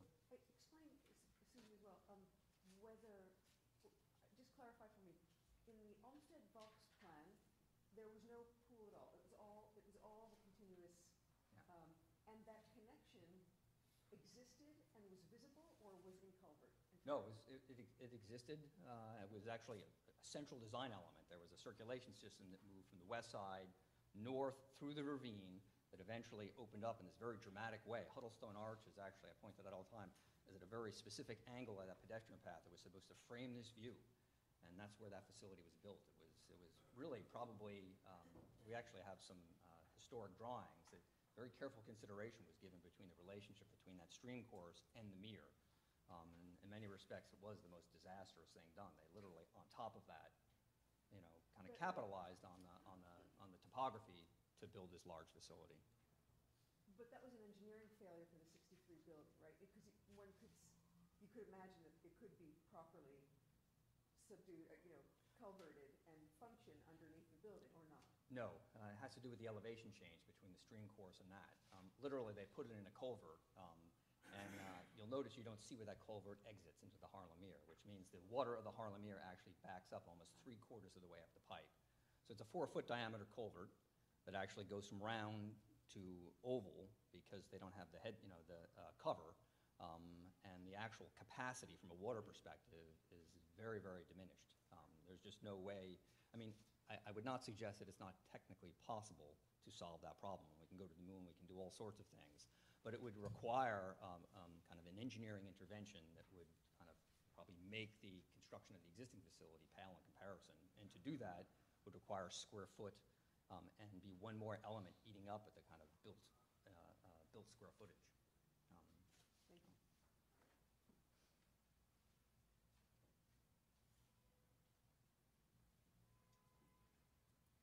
So in sort of finishing this up in conclusion, it's going to be about just the details and materials, and then John will talk a bit about the sustainability.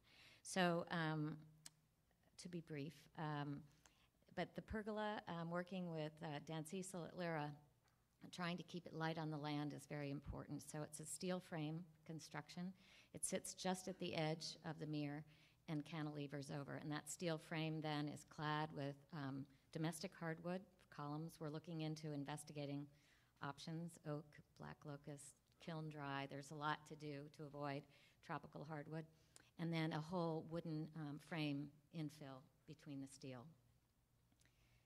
And here you can see it in a little greater detail. And one thing we're excited about is just the doubling of the columns, giving it the sort of width for the overturning moment, et cetera, joined together by steel.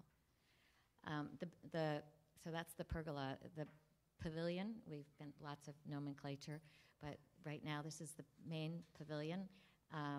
Its primary materials are stone, wood, and glass. The stone really compatible, schist or granite. Again, working to find something that's going to be compatible with Huddlestone and all the rock outcroppings in the area, really trying to get the scale of the stone while certainly more diminutive than Huddlestone, which are huge boulders, but really transitioning to a stone that goes from outside to inside. So in the summertime, when this is really the big front porch to the pool, you'll really feel like you're in the outdoors. 32 large pivot doors. They're 14 foot tall, 5 feet wide center pivots with ornolux shown here to kind of show a little more what the birds see, but transparent to the eye. I'm sure you've seen this in other presentations. The overlook, and I'll show you the fencing and railings in a moment. And then wood on the soffit, both this and the elevator. Looking the opposite way, 180 degrees, looking back sort of at the outdoor room, we've talked about enveloping that, a low fieldstone wall, then a fence that surrounds that, 8 foot tall with a mesh infill. Here, just a little bit closer, you can see into that same detail, looking again at wood, potentially recycled wood from water towers, whether it's the Alaskan cedar, or redwood, which is beautiful, and again, the potential to reclaim that is something we're hoping to accomplish. And here you just see the dimensional, the 14 feet clear, and then up to the overlook and the drive. Here you can see the elevator. This is really something that's been thought about very carefully, because when the building is open, the overlook needs to be accessible. How can we create something that fits within, as transparent as possible, a green roof on the top, the same wood soffit in the material, and no vertical mullions, butt glazing. And again, you can see it as it rises out of the stone base. So a central elevator. And then these last three slides really are just showing the nature of the railings. This is the overlook rail with the wooden hardwood top rail, stainless mesh in the dark color so that it minimizes its impact and more transparent, with a painted steel frame around the boardwalk, similar but a more minimal top rail so that it has less visual impact on the landscape. And then a little twist on the picket fence, something that is a little sort of blowing in the wind in some ways, but the steel frame and then the metal mesh infill. Now I'll turn it over to John to wrap it up. Thank you, Susie. Another of the project goals is to make sure that while we're designing a beautiful and functional facility in the park, we're doing so in as ecologically sensitive and sustainable a manner as possible, both in terms of the construction of the building and its future operation. So the basic partie of the building, of taking the structure and embedding it in the earth, having the landscape flow around and over the building, has some very quantifiable and tangible environmental benefits. We are returning the site from a mostly impervious site to a pervious site, thereby greatly reducing the impact of stormwater on the city's treatment systems, because the earth will be absorbing much of that stormwater. Embedding the building in the landscape, the earth does a great insulation job for us, so that will thereby reduce the cooling and heating loads of the building. We have optimized overhangs so that sun is blocked during the summer when we don't want it, and it's allowed in during the winter when we want it. The pivoting doors that Susie shows will really allow the building to be tuned per season by the day so that it's thermally comfortable inside. It's a building that most of the spaces are not air conditioned, which is sort of rare today, because we're able to passively ventilate many of the spaces using that strategy. On the potable water front, by making a pool that doesn't leak, we will be right off the bat saving millions of gallons of potable water. We were, of course, using low-flow plumbing fixtures on the inside to really minimize the impact, or the water use of the facility. On the material front, as Susie pointed out, the materials used it's a very simple palette: glass, wood, and stone. We will be locally sourcing them where possible. We will be recycling elements where possible, using recycled, high-content recycled materials, possibly recycling elements that are on the site today, whether it be the rubble from the demolition of the existing concrete structure, or reutilizing possibly some of the stone that we'll be excavating for the construction of the building. So those are important elements of the design as well.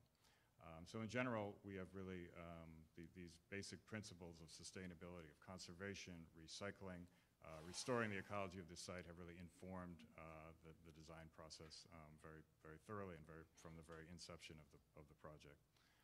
So that is the presentation. Thank you very much for your patience. We're all very excited about this project. Great, thank you.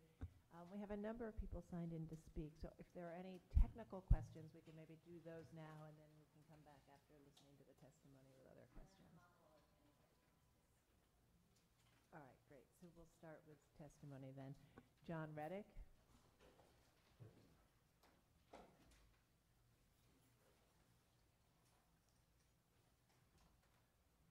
Good afternoon. My name is John Reddick, and I have resided in Harlem since the 1980s. And over the course of my residence in that community and my professional career, I've engaged in professionally coordinating and advancing community-based public art, public space, and park enhancement projects. Toward that end, the Conservancy engaged me in August of last year to assist in the community outreach to various groups and visitors to the northern end of Central Park. The existing facility is operated by the Parks Department as a public pool in the summer, and in the winter is operated as an ice rink by a private concessionaire. For 5 months of the year, the facility, including the building's amenities, lie empty and unused by the general public. Because Lasker Pool and Rink is a culminating capital improvement that is part of 30 years of a series of improvements to the park's northern end, the Harlem Mere, it was extremely important to our project outreach that the voices of long-standing community organizations, all of whom had lobbied for resources and insisting on crafting the early improvements, be heard.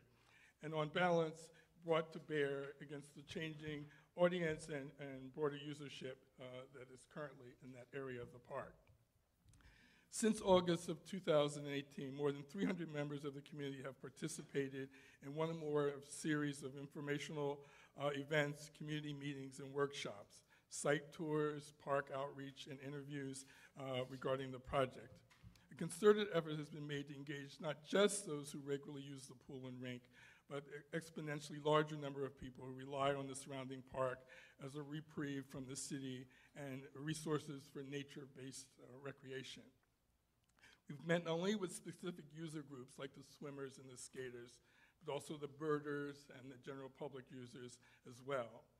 For communities immediately adjacent to the Northern Park, we hosted meetings in East Harlem and in partnership with the Harlem Children's Zone, meetings in Central Harlem, along with meeting and outreach with the NYCHA tenants associations in those communities. And throughout, we have sought to present and discuss and develop the proposed design with neighboring communities and community boards most immediately impacted by the project. Users that are often have limited access to other options were highly considered in this design consideration. This effort harvested valuable insights and design information, which has informed the current design that you're reviewing. The success and endurance of earlier Northern Park improvements have always derived from the Conservancy's history of listening to the park area's diverse public user groups, considering their needs, and balancing those needs with a design that better serves its users and the broader public. Currently, if we look at this facility as an ice rink, it currently is operated by a concessionaire. Access to the facility's amenities like the restrooms and snack facilities are restricted to paying customers only. Not part of what the original design of Lasker was for. It was free and open to the public. And only in the 1980s was Lasker and Woman Rinks converted to a concession to a private operator because of the city's dire straits during that time period. Today, the new facility will be open to the public year-round, as presented in the design, and the Conservancy and the outreach will continue over the second phase to look at programming and facilitation of park swimmers, users, and other users of the facility. Except when precluded by restrictions related to health and the pool system, the facility will be open to the public throughout the remainder of the year. Also, in looking at the pool facility as was discussed, though it's slightly reduced, it's at 75% of the capacity of the current pool and still will be one of the largest pools in the neighborhood. And John, for the I have to interrupt. We've passed the 3 minutes, so if you could okay, sort of sum up, that would be great. The current pool, though, at 75% of the current size, it rarely reaches full capacity, and the capacity as designed will meet almost 90% of the current usership and will allow for growth over the recent time period. Thank you. Thank you. Andrea Goldwyn.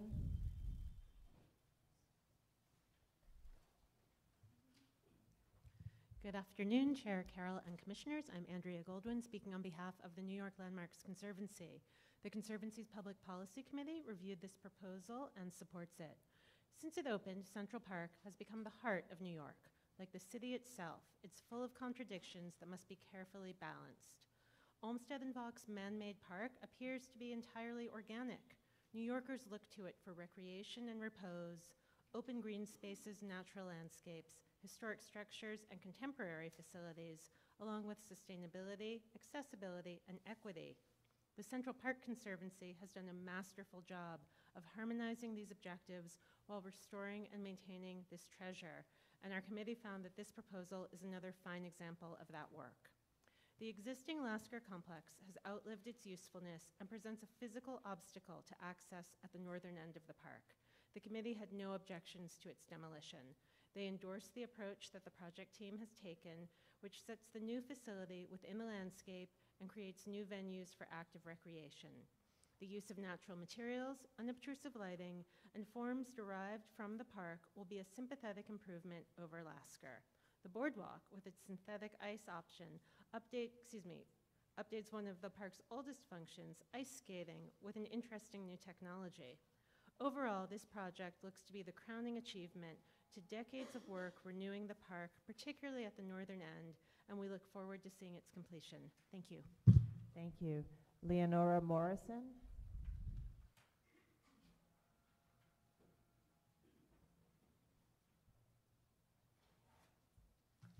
Hello, my name is Leonora Morrison, and I represent myself and the many friends that I take walking through the park every chance I get. I'm in the park at least 3 times a week, year-round, and I confess to being one of those people who can't get out in the countryside to enjoy myself. And so I'm doubly grateful for the park. I grew up in Louisiana, lived in California for many years, and when I came to New York, where I always wanted to be, and I now see for good reason, I was able finally to find a small apartment right on 100th Street where it goes right into the park there, and there is a beautiful pond to walk around. Actually, Olmsted wanted it called a pool, but I don't want to confuse things today. So I always walk around the little pool by the waterfall and then down into the North Woods, and people are astonished. I mean, people from 6 blocks away will say, I didn't understand that this was the way it was here.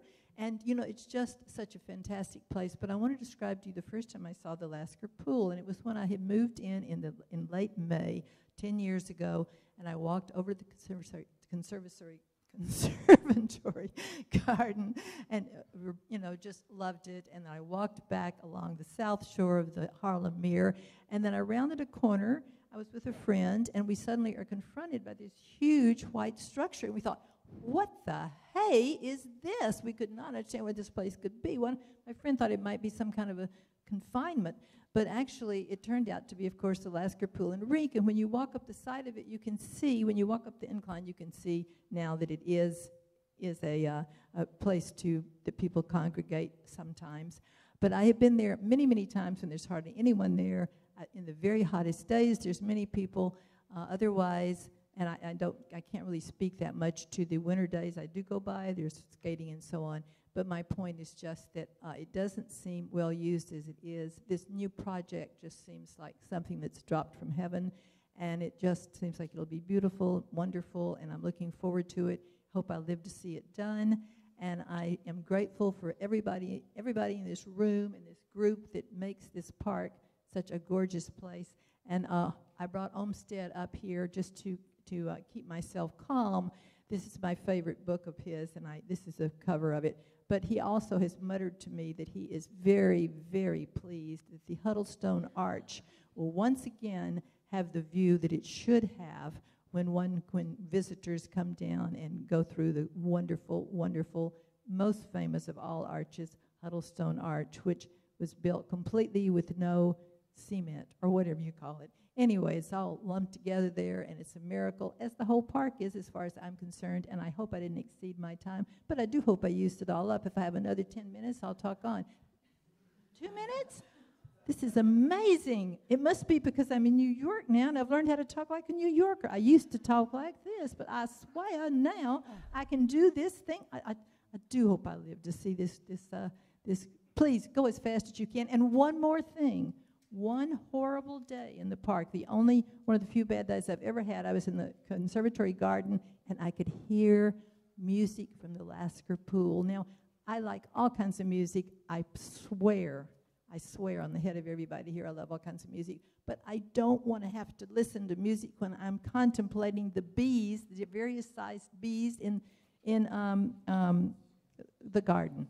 So please, if there's going to be music, make sure it has to be muted just so the people there can listen to it, and the rest of us can wander on in a particular wonderland and be so glad we're here. Exactly. Okay, thank you. Tracy Leary, followed by Sydney Cardinal. Good afternoon. Tracy Leary, representing in support of the Conservancy's plan for the park. I'm the Executive Director of Ice Hockey in Harlem, and have been in that position for about 8 months now, but also a resident of Harlem myself. And so When I first learned this plan, I know we've learned this plan a while ago as an organization. We are, if you don't know, a 32-year-old organization that serves students in Harlem at no cost. We teach them hockey, and we have volunteers that come in and coach them. We provide game structure, a full plan of hockey for our students in Harlem from ages 5 until 18. And we've been doing so again when Harlem was not such a plush place as it is becoming right now. It's 1987, we were founded. And most of our students still reside in public housing. Many come from transitional shelters. And all would not have this opportunity to play hockey if it weren't for this program or the park itself. And so we are excited about the development. We like nice things in Harlem. If you've been to the ice rink, you know that you need a tetanus shot to go into the bathrooms. And it could be akin to skating on a swamp sometimes when the weather warms just a little bit. So we're excited for a new development. And are pleased with the plans they have in play to bring us back. Once it's done, I'll echo my New York resident and say that we hope that it's done expeditiously and that we can get back in the ice in Lasker soon. So on behalf of the families with ice hockey in Harlem, thank you for making it more of a friendly place for our families and our community. Thank you. Cindy Cardinal, followed by Stacy Pappas. Good afternoon. My name is Cindy Cardinal. I live on the Upper West Side. In the interest of full disclosure, I'm a member of Community Board 7 and a member of CB7's Parks and Environment Committee, but I'm testifying here as a community member who uses Central Park. Excuse me.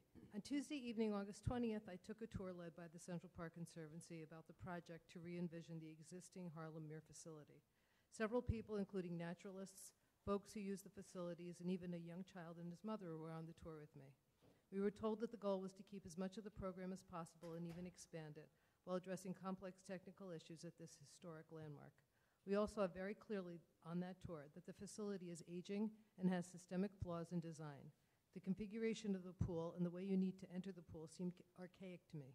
Access to the facility involves tons of stairs to get in and out, and it currently really looks and operates like a relic from the past.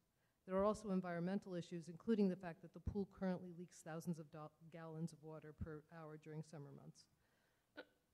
I also attended a CB7 Parks and Environment Committee meeting on September 16th, at which representatives from the Conservancy made an in-depth presentation and answered questions. They explained the objectives for the project, and I believe the plan will achieve all of them and more. I especially appreciate that the Conservancy is considering a variety of uses for the new pool and rink facility in the off-seasons. Having spring and fall sports and leisure activities will expand access to the facility and make better year-round use of it. Now it is only open to the public for a little over 2 months during pool season, and the rink is in operation for about 5 or 6 months. Otherwise, the facility is empty and closed to the public. I also think the plan provides much more access to everyone. The small pool for children will be replaced with a splash pad, which does not require a lifeguard and is universally accessible. The site will also have various ramps with protective fencing, which will make it fully accessible. The design is also more environmentally sustainable. It will have green roof elements, it will optimize solar and daylighting, it will have bird-safe glass and energy-efficient systems, which is a far cry from the concrete mass that is there currently. The plan will also enhance the use of those who don't want to use the facility itself but want to walk in nature and enjoy the park.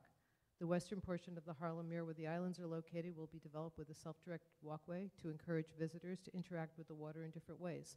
The walkway will be accessible year-round.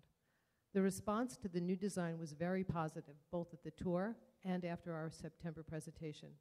I think the Conservancy did a great job soliciting input from the community, and I believe the end result will be a vast improvement in terms of accessibility, sustainability, utility, the environment, and the aesthetics. Thank you. Thank you. Stacy Pappas, followed by Daniel Atha. Hi there, I'm Stacy Pappas. I'm a resident of East Harlem and a member of the Central Park Conservancy, volunteer. I have 3 main responsibilities as a volunteer. I'm a seasonal park maintenance, I do special events assistance, and I'm community liaison for the Harlem Mere project. I've attended multiple community board meetings, and I've manned a booth in the park speaking with residents about the project, what's happening, and gathering feedback for the Conservancy. I fully support this renovation and everything that the Conservancy and the architecture team is doing. I think they've gone above and beyond to create a new facility that's sustainable and beautiful and functional for everybody in the neighborhood. As a resident of East Harlem, I know firsthand that the north end of the park is truly used as a backyard for all of the families that live nearby. I don't think it has to look like a backyard. I think it should look like a front yard like the rest of the park. I think corner to corner, Central Park North should look like Central Park West, 59th Street and 5th Avenue. So thank you for taking care of this project and making my neighborhood beautiful again. Thank you. Daniel Atha, followed by Felicia Mayrow.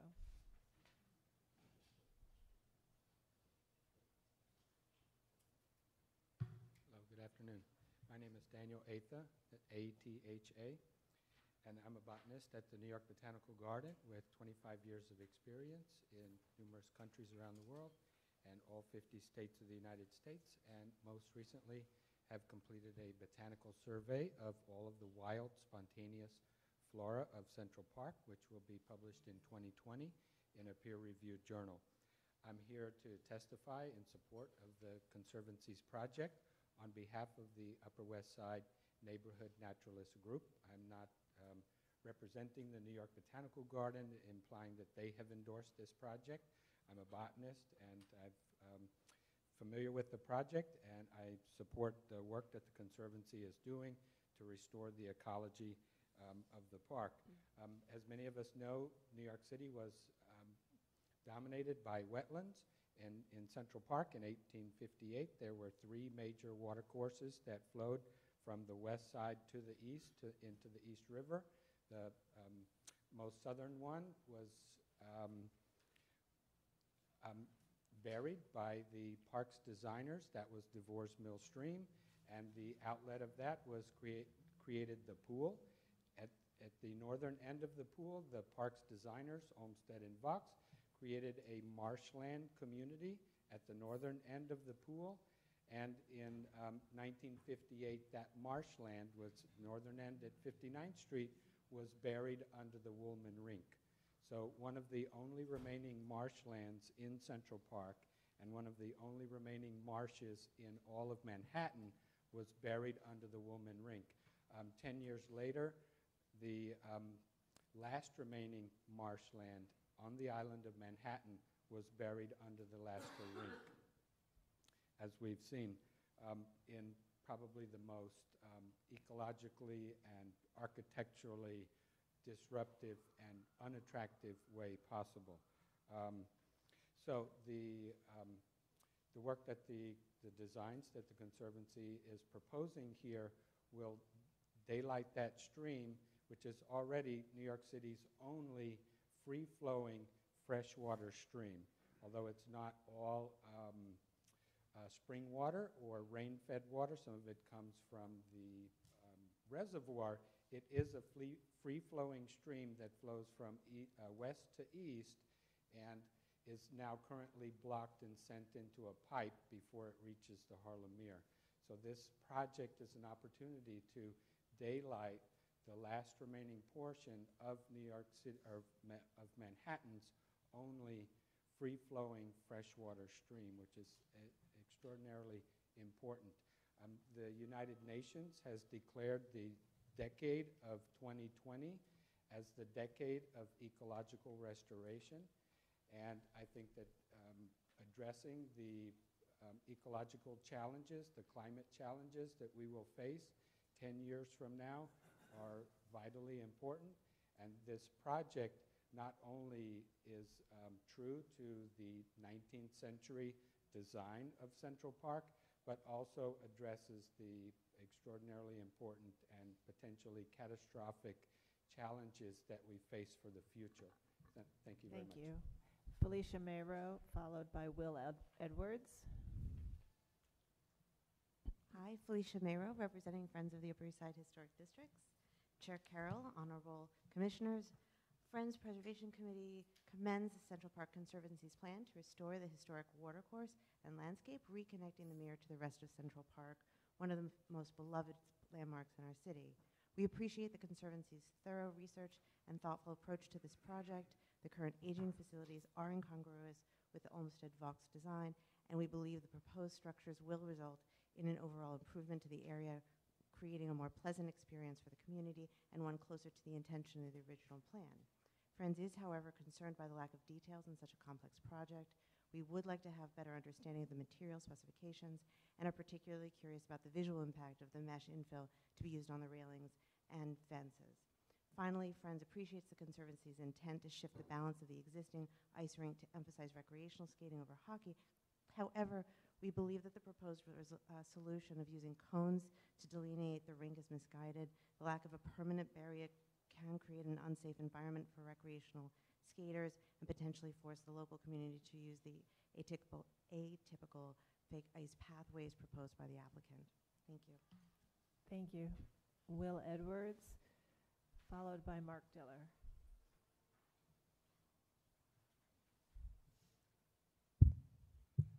Hello, Commissioners. Will Edwards for Landmark West. The Landmark West Certificate of Appropriateness Committee would first like to address oversight. Although the Lewis D. Lasker Memorial Pool and Rink is within a scenic landmark, this is a multi-story construction replacing a multi-story structure. The LPC should therefore issue a binding report for this building in a scenic landmark project rather than an advisory report and thereby cede jurisdiction to the PDC. It is clear that the existing facility is dysfunctional and cannot meet the needs of its users. The Landmark West Certificate of Appropriateness Committee appreciates the architect's attempts to design a landscape that better resonates with Olmsted and Box's original intentions, though it is difficult for anyone to discern their intentions over 150 years later. While this design attempts to propose an intervention that simultaneously aids the community with a functional recreational center and respectfully pays homage to the historic landscape of Central Park, it is impossible to fully meet both of these goals. However, certain components and design elements could be altered to better achieve this mission. Concerning the specific components of the proposal, certain portions feel simultaneously of little use to the community and poorly connected to the intentions of Olmsted and Box. The pergola and boardwalk are particularly problematic. English Romantic-style gardens are intended to prompt interaction with the landscape through a contrived sense of discovery, something the new pool design captures well through its hidden nature. The pergola seems to simply sit atop the landscape, poorly placed and illogically designed. It should be moved and redesigned or simply removed. The boardwalk also defies the intentions of English Romantic gardens. A boardwalk removes a level of interaction with the waterfront, making nature an exhibit rather than an experience. The New York City Parks Department and the Central Park Conservancy have achieved an expression of this intimacy much more effectively in the past by creating beaches and defined swimming or wading areas. The design of the community center associated with the pool is generally of high quality. However, the stonework of previous renderings with its slight and elongated blocks appeared cheap. Larger and more substantial blocks should be used to keep consistency with the architecture in Central Park. To fully meet the needs of the community, the Landmark West Certificate of Appropriateness Committee believes that the pool and ice rink should continue to accommodate 2 full hockey rinks, a threshold the current facility meets and the new facility will disappointingly fall short of, disenfranchising the community. Landmark West Certificate of Appropriateness Committee would support the approval of this application with modifications. Significant changes should be made to the design to better achieve an appropriate solution for the community and the historic landscape of Central Park. Thank you. Thank you. Mark Diller.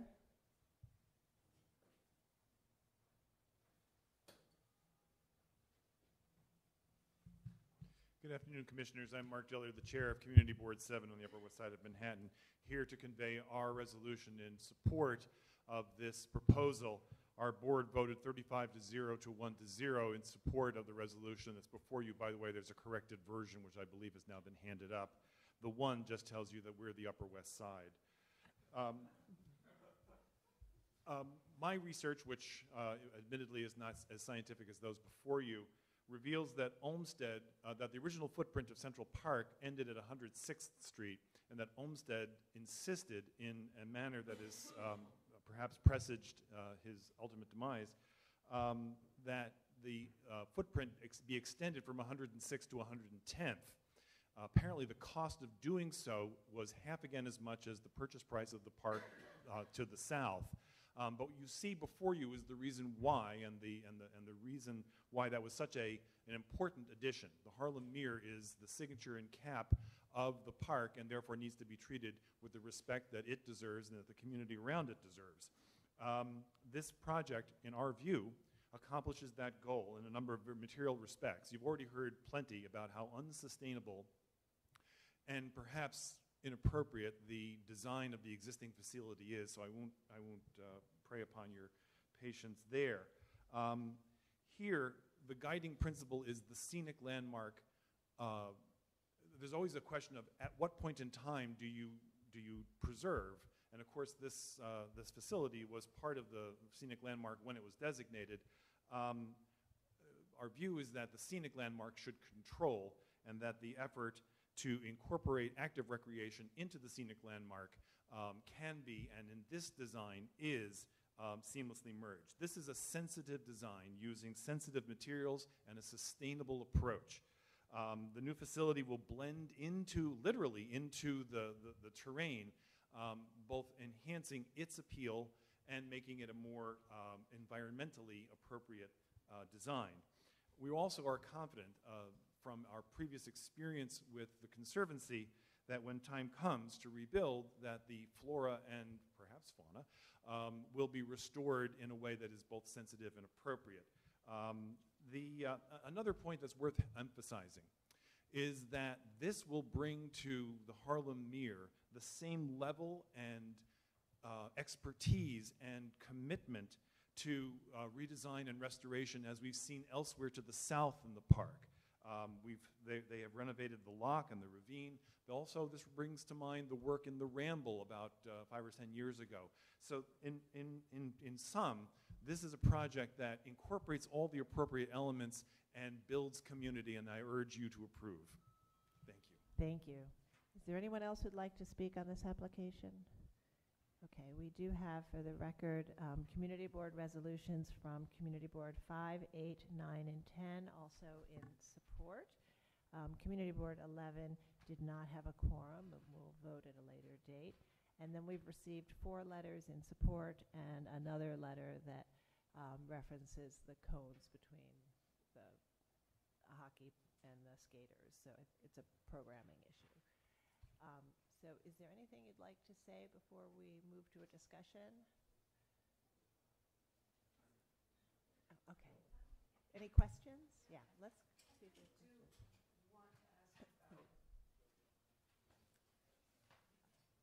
And Susie Rodriguez, to you about if there were any elements of the modernist design, of the 1960s design, that you understood were somehow, I don't know, good, meaningful, contributing to the sided wall that needed to be salvaged. Or There you go. To the front, yeah.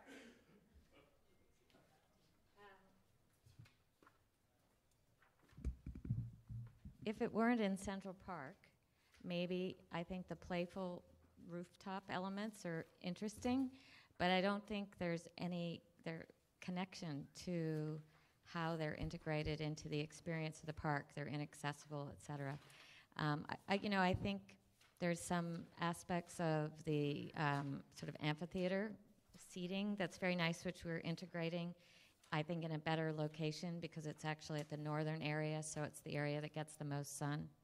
So I think when you actually can finally get into the pool, and you can float in the middle of it, it's quite wonderful.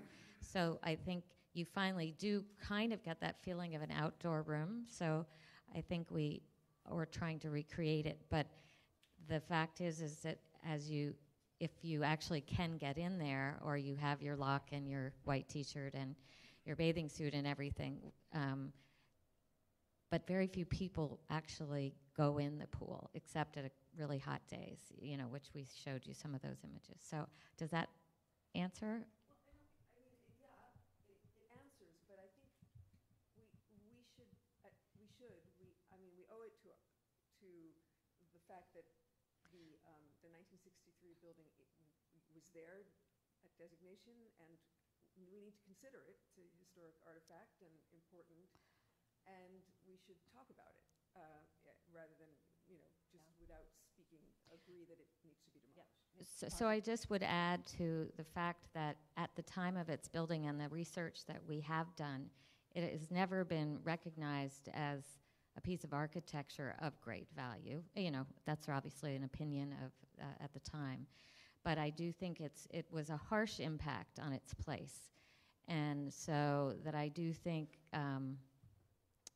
I love mid-century architecture. But I don't feel sentimental or intellectually driven to feel that this is something that needs to be preserved. Because I do think it was a very harsh, aggressive act on the park, in both in its geometry and its plan, as well as its sort of its barriers to access in every way, shape, or form. So. Yeah, and I think, you know, we should have the discussion. It's part of the appropriateness is the removal of it. The designation report does not give us any information to go on. It doesn't really talk about it one way or another. But we do know that other buildings, historic buildings that are in the park, are either built into the environment like Bethesda Terrace, or they are sort of more cottage-like buildings that have a relationship to the landscape in a more sort of pastoral sense, I think, that makes sense. So let's have a motion to close the hearing. Do you have more questions? Yeah, I have one Okay, question. sorry, we have another question. I didn't ask earlier, which was about the size of the pool, because I was so much focusing on everything else. And it is smaller, I believe, from the discussion. So if someone could just address the feeling about the adequacy of the current design in terms of size for both the pool and rink for the community. Obviously, it's been approved, it appears, by them, so that's good. But someone could just...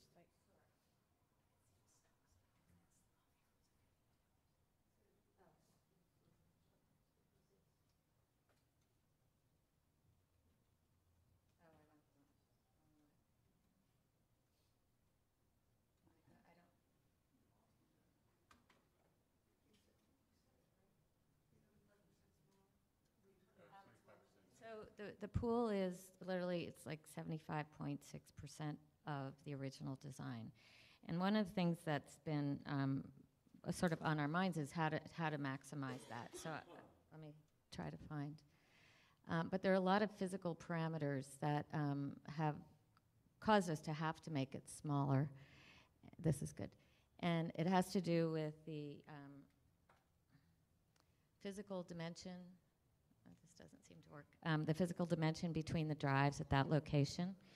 And also the size of the facility that's required by code today to support a facility like this. So there's it's a math problem. The size of the pool has a 25 square feet per square foot. 25 square foot per person defines the bay of their load. The deck is 50 square feet per person. And then the splash pad is 15. So all of those add up to then require a size of a facility. So if the today's pool, which is a little shy of 35,000 square feet, the facility would probably almost have to double in size. So, you know, it's not apples to apples. So we only have so much real estate to fit all of this. And then today's requirements for the mechanical plant are also, you know, and to make it a sustainable mechanical plant is also another pressure point. This one, you know, it's a 2-story building. We're trying to, again, minimize its as a blockage versus this barrier building. So what we've been able to do is, as I said, it's a little more than 75% of the existing, but its perimeter exceeds the existing perimeter. And it's really fascinating. Our whole team spent a lot of time at pools in the last couple of years, and people really do sort of collect around the edges of the pool. So the fact that this pool in its elongated shape actually has a larger perimeter, we think is really good. And then the other thing is its proportions is a much easier pool to monitor, because the size and the proportions, more frankly than the size of the existing huge large pool, there's sort of a donut in the center that has greater challenges in terms of access and safety. So we think all in all, while it is a bit smaller, and Lane, I don't know if you want to see the utilization over the last couple of years, which there are charts if that's interesting to you, but there's actually only maybe 2 days a year that there's possibly it meets capacity, but it's basically there's just a lot of times where it doesn't. So we feel that, frankly, it doesn't change that, because I don't think we could build a big enough pool to actually take care of those capacity days, and it far comfortably accommodates all the other days. And just one other thing, too, is we've thought a lot about, as I said, lap swimming, and I'm going to try to, John's better at this, but I'm going to try to, we think this is going to even be a better lap swimming pool. So there's a lot more flexibility depending on the lengths that everybody wants to use. So in terms of the community facility, the lap swimming will be better accommodated in this pool, in this kind of configuration, both in the short way for 25 yards and the long way for 50-meter swim. So. Okay. Any other questions? Yes. Point of information, the boardwalk. Is there any other boardwalk in Central Park? Are there other boardwalks in Central Park that are similar walkways? You showed sort of Turtle Pond. Not to the same scale, but there are 2 facilities. I don't know where they are now.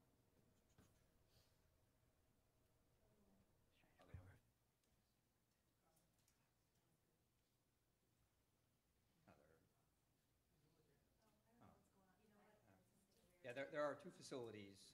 One at Turtle Pond, which was built in the 1990s, gets out over the water. And then we have a small boardwalk at the West Hunter Street Pool. And in the ravine, actually, yeah. We should have a photograph of that one. It's actually probably, as part of our restoration work in the lock, it was an area that had once been open water to preserve and kind of diversify ecological habitat, but get people over it. We actually have a facility that's like this. It opens up into an area where people can actually get out and cantilever over the water. Absolutely. Okay. Other questions? Okay, let's have a motion to close the hearing. Second. All in favor? Aye. Okay, great.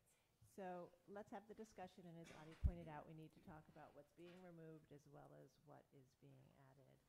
You want to start, Fred? Well, for me, it's always a bright day when Parks Department comes to Landmarks Commission, because I think they do such generally good work.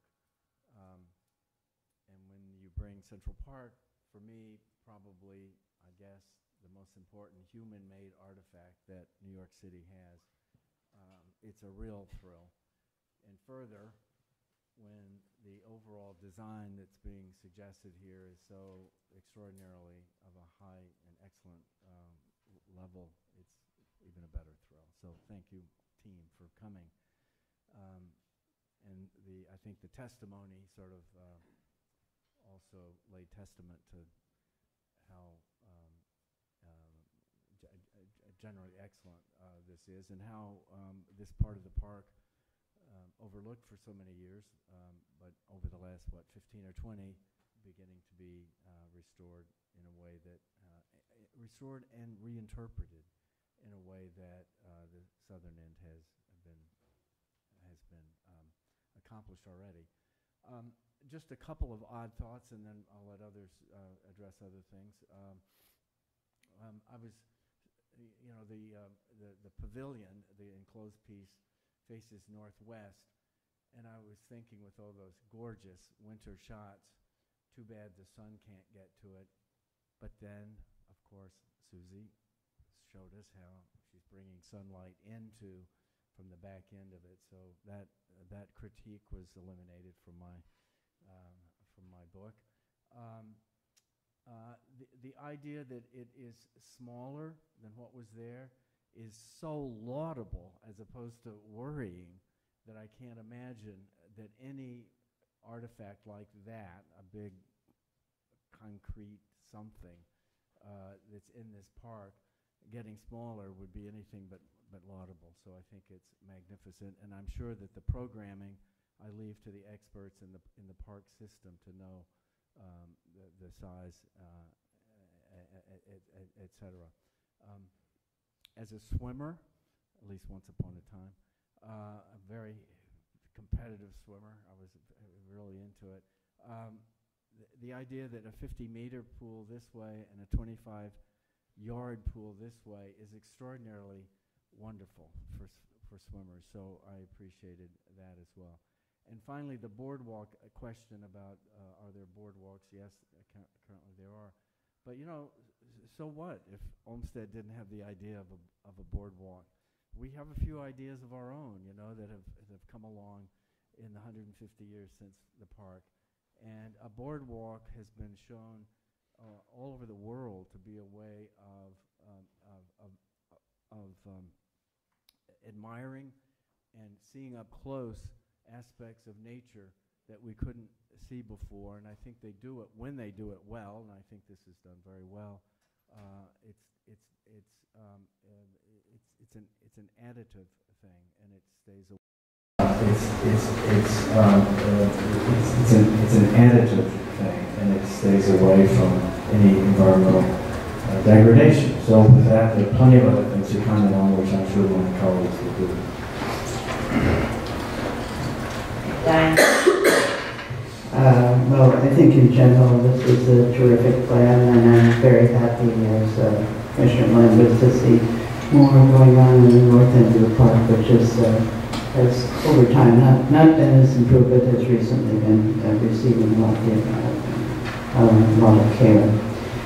I think that the first issue is the demolition, and from my perspective, this was not although it was part of the park when it was designated.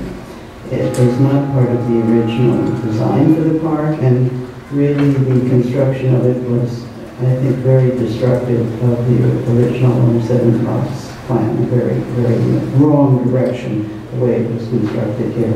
So it was a useful facility. Its condition also, and the way it was designed, as was detailed during the presentation, was not, there's so much work that would have to be done if we wanted to preserve this facility in some way, because it's not functioning right. It's not functioning efficiently as a full rink. So if you were the Parks Department doing a concession or something, we would ask them to rebuild it. It's just been done before, obviously, in other locations. So I can support the demolition because I don't see much that's in the existing structure that contributes to the historic scenic landmark. In fact, it's the opposite. And this is a facility that is very much needed in the north end of the park. The pool is very actively used, and the rink, they're both really great facilities for the community. As far as the need for the use of them. But I also think there's a need for a new approach. And I think this one, which addresses accessibility, both visual and actual, to both Lasker and the Mere, and the surrounding landscape, is well integrated to the landscape, and it's improving and expanding the use. And I think dramatically improving the landscape setting in the south end of the Mere, and the connection that's being achieved both to the Mere and the rink, and the Mere and the rink being connected to the ravine and to the surrounding park is extremely important. I think it's going to be much better used and much better appreciated, and really provide a lot of access to the surrounding park. And improving the ecology and the hydrology of the Mere, they're trying to, some of the testimony also addressed. The ravine and the watercourse is also a very important part of this project, I think.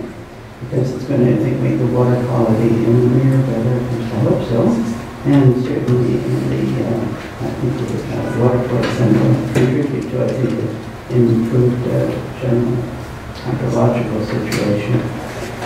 One thing I like is just a single thing is attention to shade.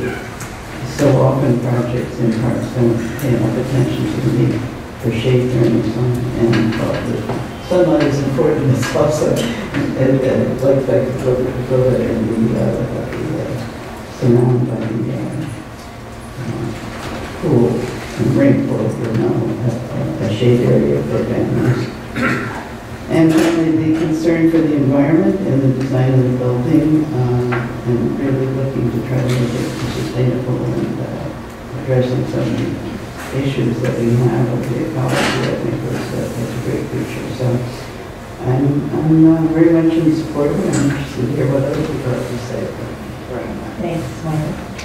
Yeah, I mean, this is absolutely amazing, wonderful project.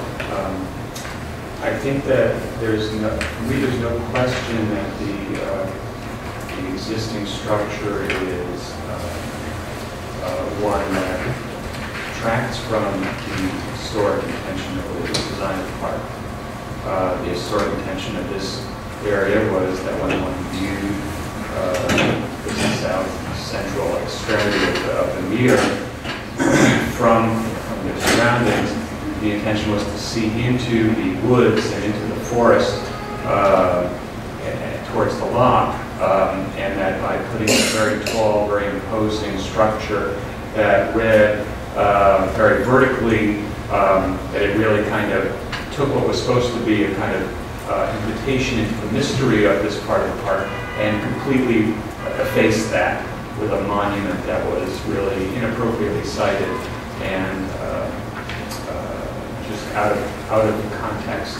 So I don't see any reason why that could not be removed.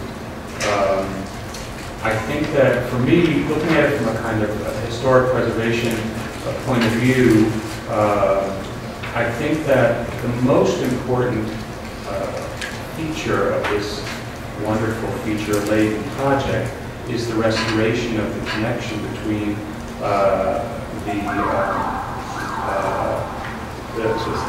stream and the Mere itself.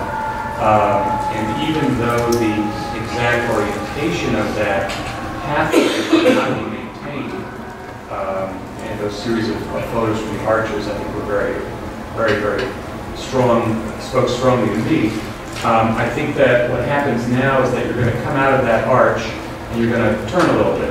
I thought that the analogy with Bethesda Terrace was spot on, because I've always experienced the park as a series of kind of spatial vignettes that are orchestrated for movement, right? Up from the south, going north through the Esplanade, and then down to the terrace, and you go under, and then you explode onto that terrace and onto the view of the pond. And in a way, this is kind of a rustic analogy to that, where you go from the pool down to the lock, and then you explode out through that arch into the Mere. And I think that the restoration of that experience through the work of the Conservancy and the Parks Department over the last number of years is going to be really absolutely stunning, very historically important, and really very beautiful. And the fact that you could kind of marry this 1960s programmatic incursion into a restoration of that experience is having one's cake and eating it too, and it's really, really great. I think that I would offer modest comments to think about that wouldn't detract from the ability of it. I mean, number one, I think that that if you could consider that view corridor from the arch to the Mere a little more actively, and look at that berm that you see that is right straight ahead. Right now, it's a pretty undifferentiated berm.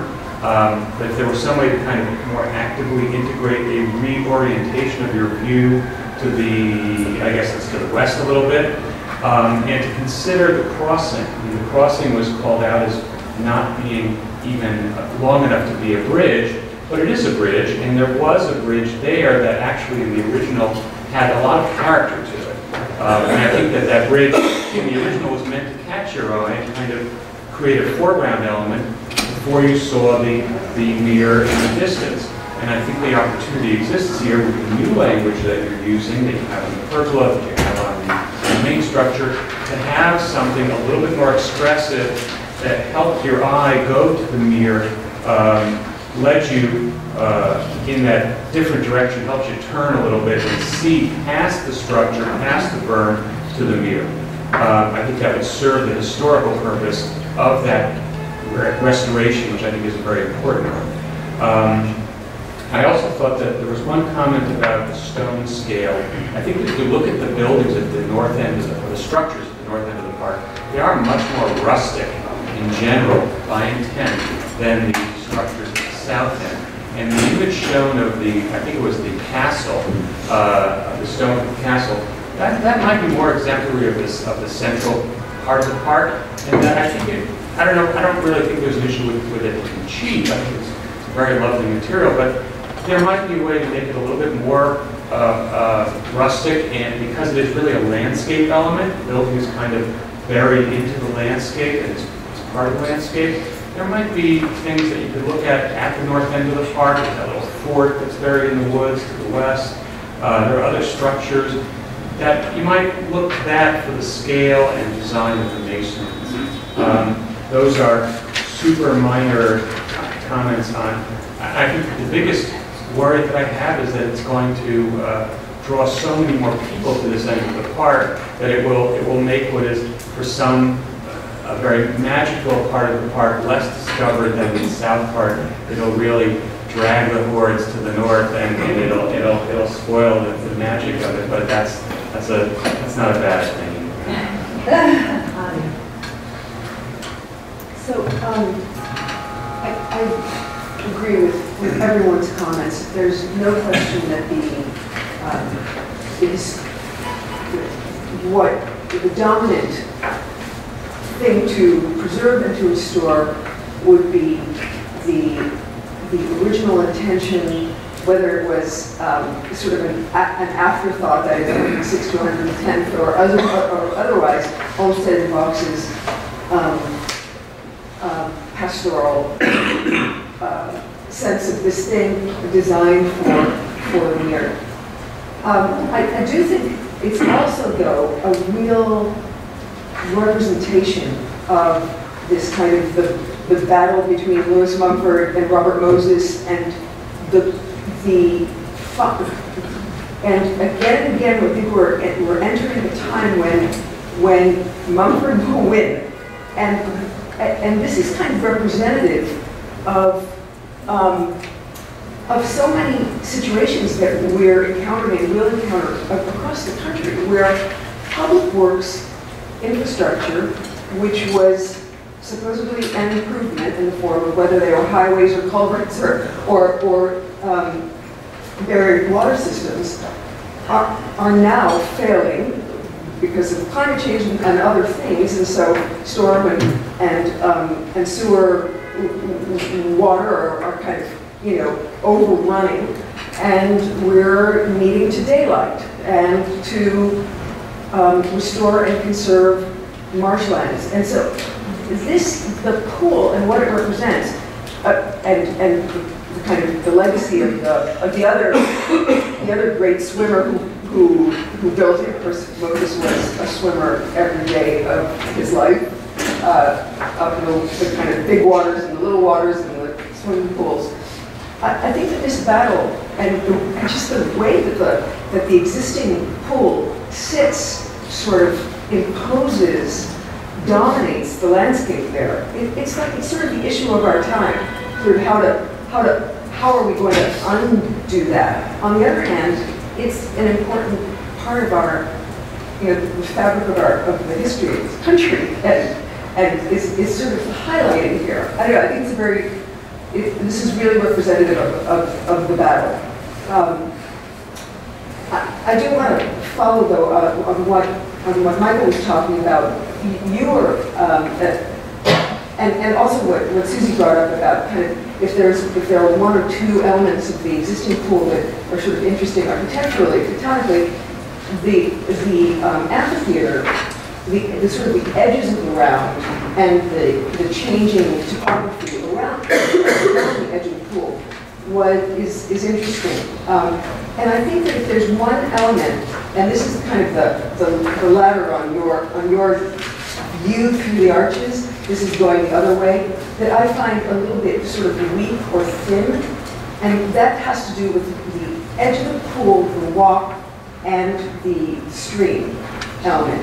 And the kind of the planar simultaneity of those, where there's no kind of vertical finding or hiding. You know, the fact that it's rather flat, despite the fact that there's some berm.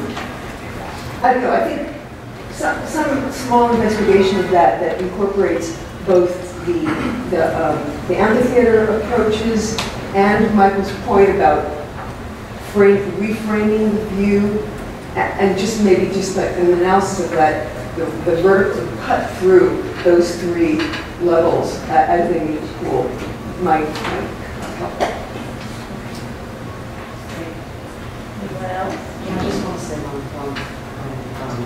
I agree with a lot of what everybody has said. But in terms of sort of like making changes, I kind of feel like I've been just staring at this rendering, like non-stop, and I feel like this is kind of amazing.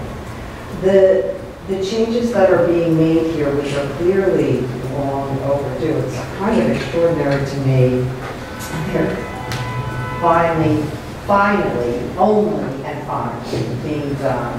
It's and are going to make a tremendous difference in the look of the park, the way these uses are integrated into the park, and visually as I look at this, I'm thinking, oh my God, like the pool seems part of the landscape in so many ways. The room adjacent to it is going to open and close so that it's integrated when it needs to be and isn't when it isn't. It's covered at the top so that it's not a big intrusion. The materials are so wonderful to me. You know, the wood is warm, and the stone speaks to mid-century in a way, but the way it's laid out on the walls of the building. And I don't know, I kind of, the old shape makes it not look so much like a swimming pool, even though it is a swimming pool. It looks more like it's a big, gigantic pond, and it does seem very accessible to me and almost like it's always been there. So I'm really appreciating what's going to happen here, in addition to the fact that, oh my God, just in terms of the infrastructure, you're going to be fixing some crazy problems, like the flooding that's been going on for such a long time. That's almost extraordinary to me that's been happening. And I say, I think it's great, and I appreciate what Michael was saying about, you know, now all of a sudden everyone's going to run up here. Great. I think it's fantastic, and it's about time people ran up to this side of the park, and I cannot wait for this to be open so I can run up there as well and enjoy it and make use of it. I think this is a very sensitive solution for a mistake that was once made. I'm so surprised that it's so good. The image is just beautiful. That's all I have to say. Michael? Yeah, I echo it's about time the North End got a little bit of love. In my ideal Central Park, people are skating on the Mere in the wintertime, and they're swimming with the turtles in the Mere in the summertime. And of course, that's never going to happen. but I cannot. I've always been astounded at that moon base that was constructed that exists today. And what this does for me in just the reduction puts more park back in the park, and I just love that. I cannot imagine a more thoughtful, well thought out, genius approach to that thing. You know, if you got to swim laps, okay, go ahead. Grease yourself up and do all that stuff.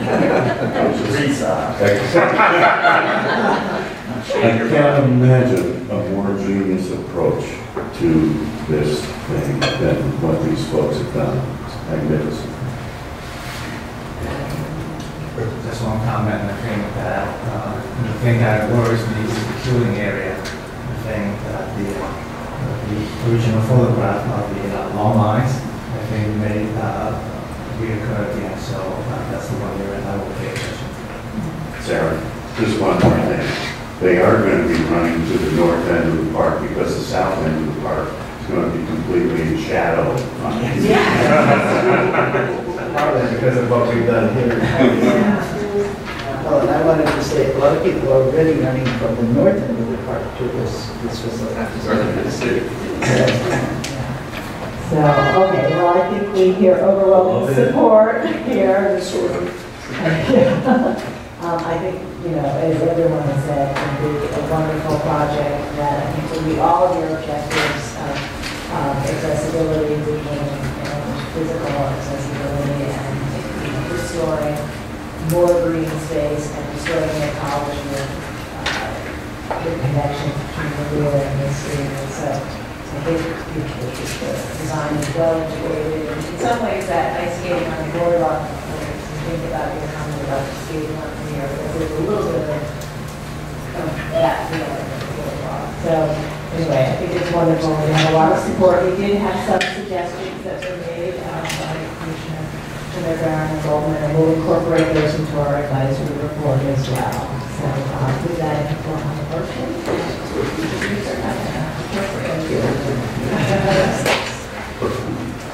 Safety services, okay, I think this is one of the better projects that I've seen since then. Anyway, in the matter of the advisory report, Manhattan, LPC 20-04168, Harlem near 110th Street and Lenox Avenue, Central Park, St. Mine. An ice skating rink and swimming pool known as the Lewis D. Alaska Memorial Pool and Rink, designed in 1963 by Cordes and Handy Associates, and constructed within the northern section of Central Park, an English romantic style waterpark designed in 1856 by Untitled.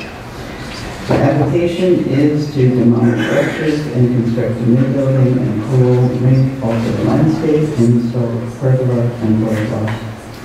I noted an interconnected waterway system set within a naturalistic landscaping was part of the original design of the northern section of Central Park, which included a surface level stream connecting the Greene and Harlem. And then in the 1960s, the stream was diverted below ground in conjunction with the construction of the existing rink, pool, and associated building.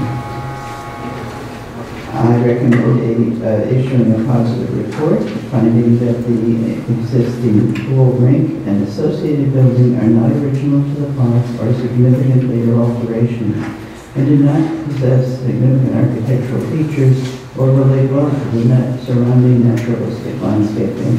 With the demolition of these existing structures will facilitate returning the surface level stream between the ravine and Harlem air, restoring continuity to the waterway system, a significant naturalistic feature of this scenic landmark. The new stream will closely recall the historic stream in terms of its general location, connections to the larger water bodies, naturalistic shorelines, and curvilinear footprint. With the placement of the stream slightly west of the original stream location will facilitate maintaining a pool rink within this section of the park without detracting from the stream's relationship to the adjoining water bodies or the surrounding historic landscaping, with the presence of a pool rink, where the supporting building and associated structures will be in keeping with the historic provisions for active recreation facilities present within the park. That the specific siting of these installations will largely align with areas previously altered by construction of existing structures, and will be consistent with the early development of this portion of the park as an area for active recreation, including ice skating. That the new building must be set into the side of an existing hill with only a small portion of the structure descending higher than the hill, thereby helping to limit views of the building within the context of the surrounding historic landscaping.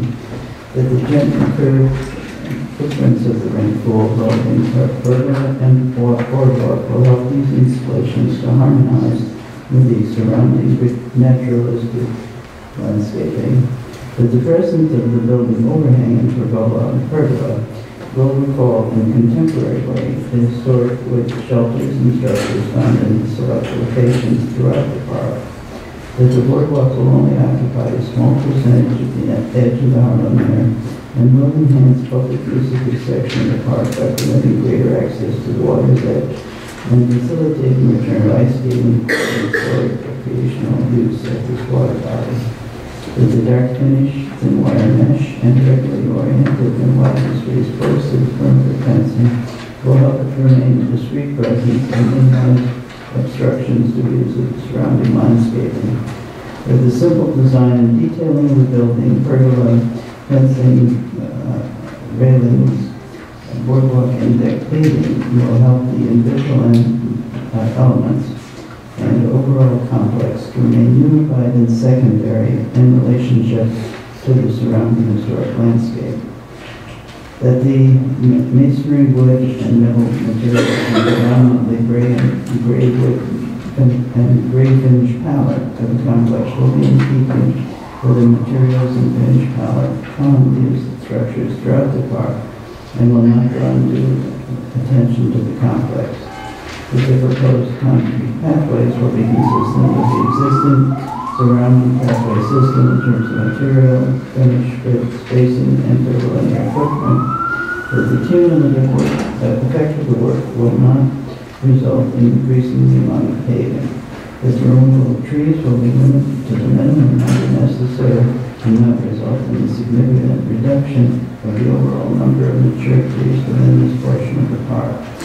That the work will not eliminate any significant landscape features or disrupt any extant prominent deep vistas and will help to reestablish prominent views of landscaping in keeping with the historic design of this section of the park. That the cumulative effect of the site work will help return a more naturalistic topography to the area, which is characteristic of this section of the park, while also improving drainage, barrier-free access, and the protection of the ecologically sensitive areas, and that the proposed work will support and enhance the significant historic and naturalistic character of the Central Park Historic Scenic Landmark. All in favor? Any opposed? All right, this year is approved, and we'll go on in this one also. Come back.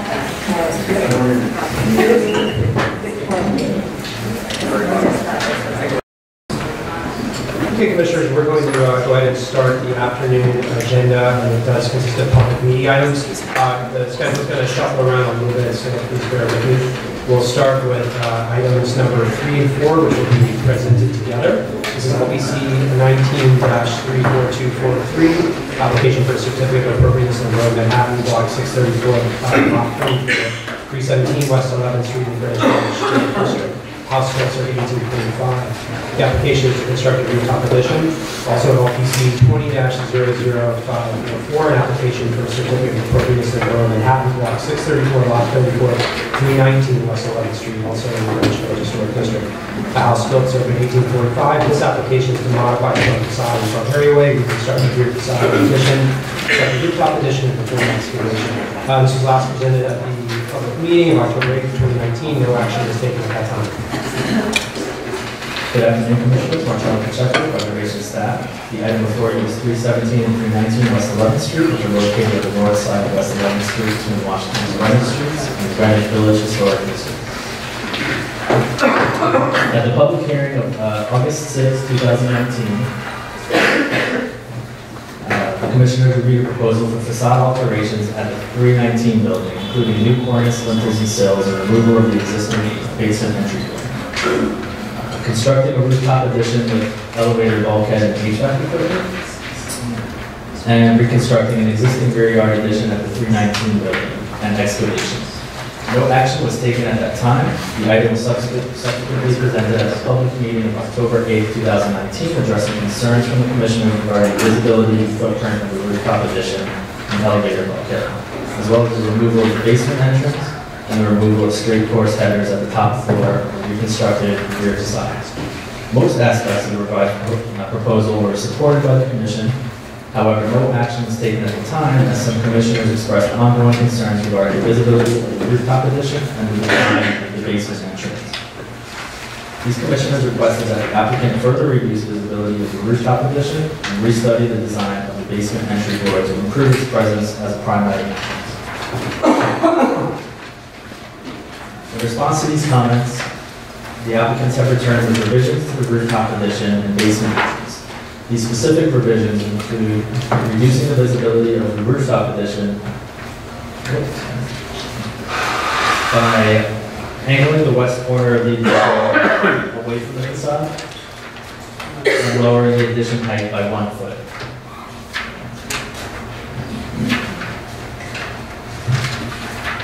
As well as proposing a dark gray finish to match the adjacent building's lot line facade. On the left is the previous revised rooftop mock-up, while the right image shows a rendering of the revised proposal.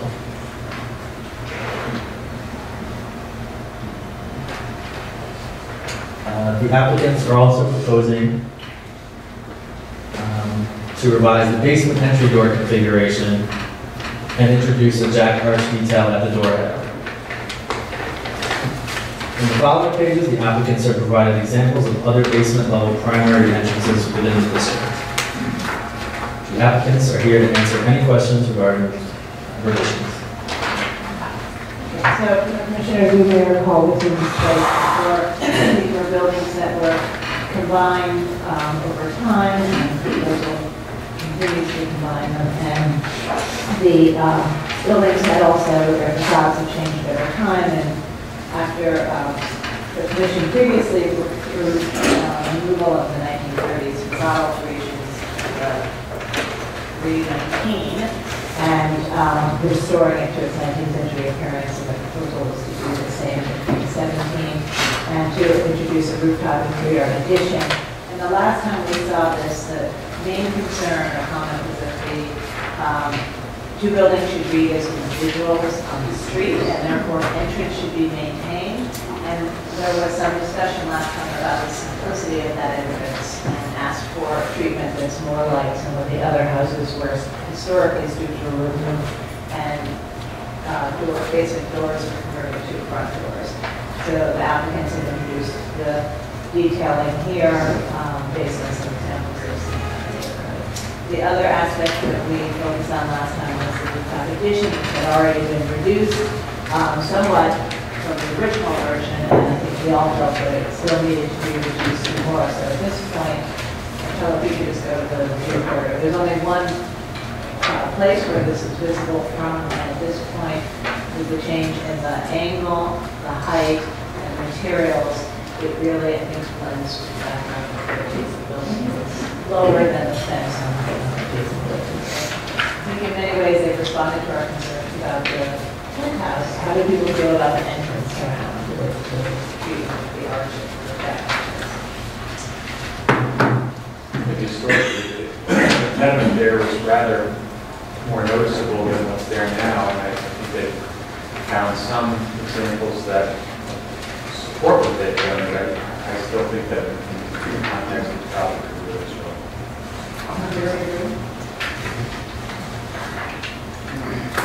So I do want to note for the record that we got a letter from GDSHB I think, you know, these door surrounds were handled in a number of different ways in the city, historically. And, but many did have sort of a hood or pilasters or smaller. Would all of you be comfortable with them working with the staff to do that based on historic models? Yes. Okay. So why don't you do a three-bullet modification? And it's one set of staff comments, but both of the entries will need to be read. Regarding 317 West 11th Street, General Brentwood Park District, applications to construct a rooftop addition. I note that the building style scheme shows the details are among the features that contribute to the special architectural and historic character of Greenwich District. I further note that these were altered by time of the 1940 tax photo with the removal of their Greene style cornices, the installation of sloped terracotta roof tiles and step parapets. At 317 was altered under a C of A issued in 2004 to replace the altered parapet with the new Greek revival style cornice and to remove the pressed metal influences of sill cladding. Furthermore, I note that the two lots are in the process of being combined. I recommend approval of modifications finding that will not result in damage or loss of any historic significant architectural features. That the proposed rooftop addition will be set back from the window facades, thereby maintaining their sense of the building's original massing. With the design materiality of the addition featuring dark metal cladding, steel window and door assemblies, will be in keeping with the variety of materials found at rooftop accretions within the historic district. That only a portion of the sloped metal roof of the addition will be visible over the front facade from an oblique angle.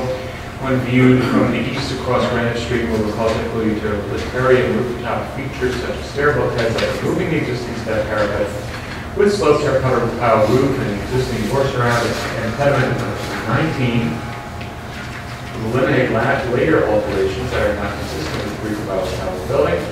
The presence of basement entrance and stairs in 319 in conjunction with the lengthening of the part of the floor window above will maintain the appearance of the building as an individual row house.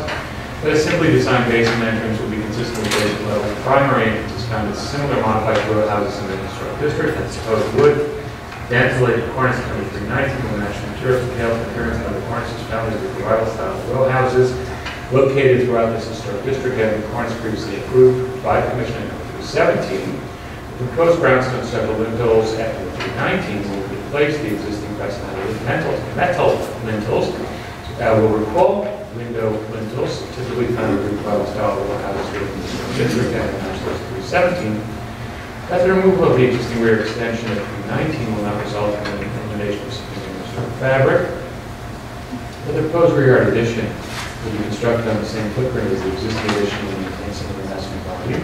That the two-story height of the rear addition will be equal with the height of the reconstructed addition of the adjacent building. The proposed addition will recall the additional T-porch extension, and that the simple design ensures parallel with tinted wood, metal, and glass to harmonize the existing historic building.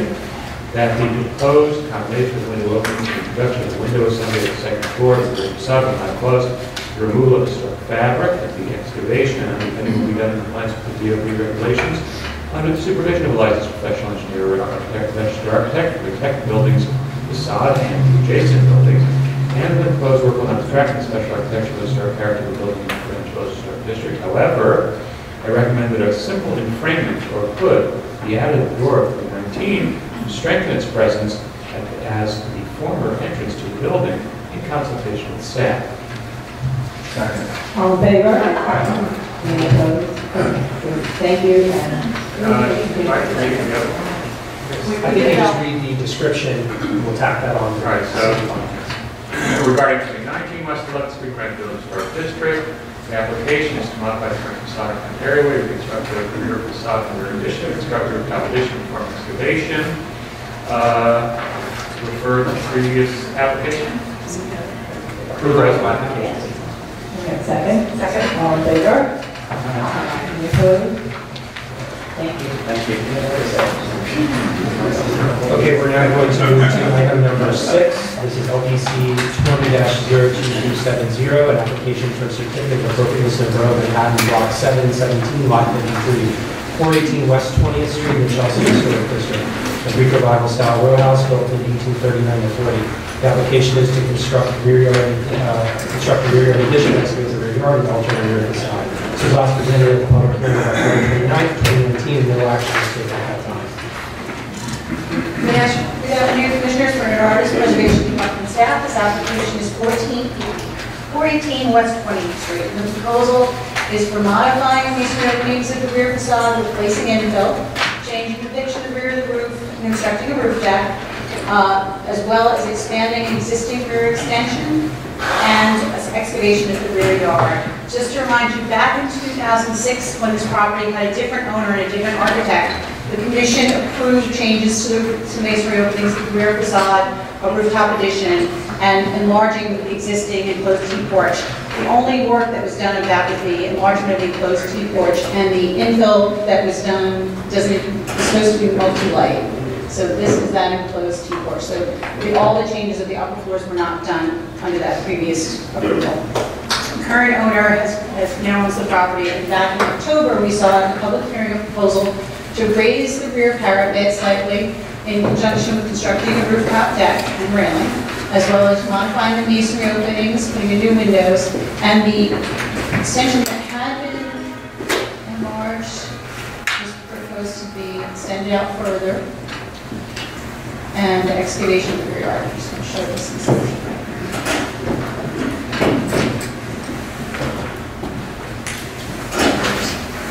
This shows you the proposed and the current.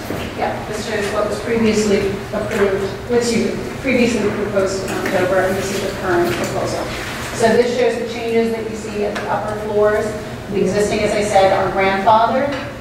So the Commissioners expressed consensus support for that. Additionally, the roof railing and the change to the pitch. But at the base of the building, Commissioners had concerns about the extension coming out further. So the proposal has been revised. This shows what was previously shown in October. This was 2 floors coming out. The current proposal is now to come out only on the basement level, which is not visible, and also to eliminate the stair that is coming down to the rear yard, so we can see that as well. And visibility.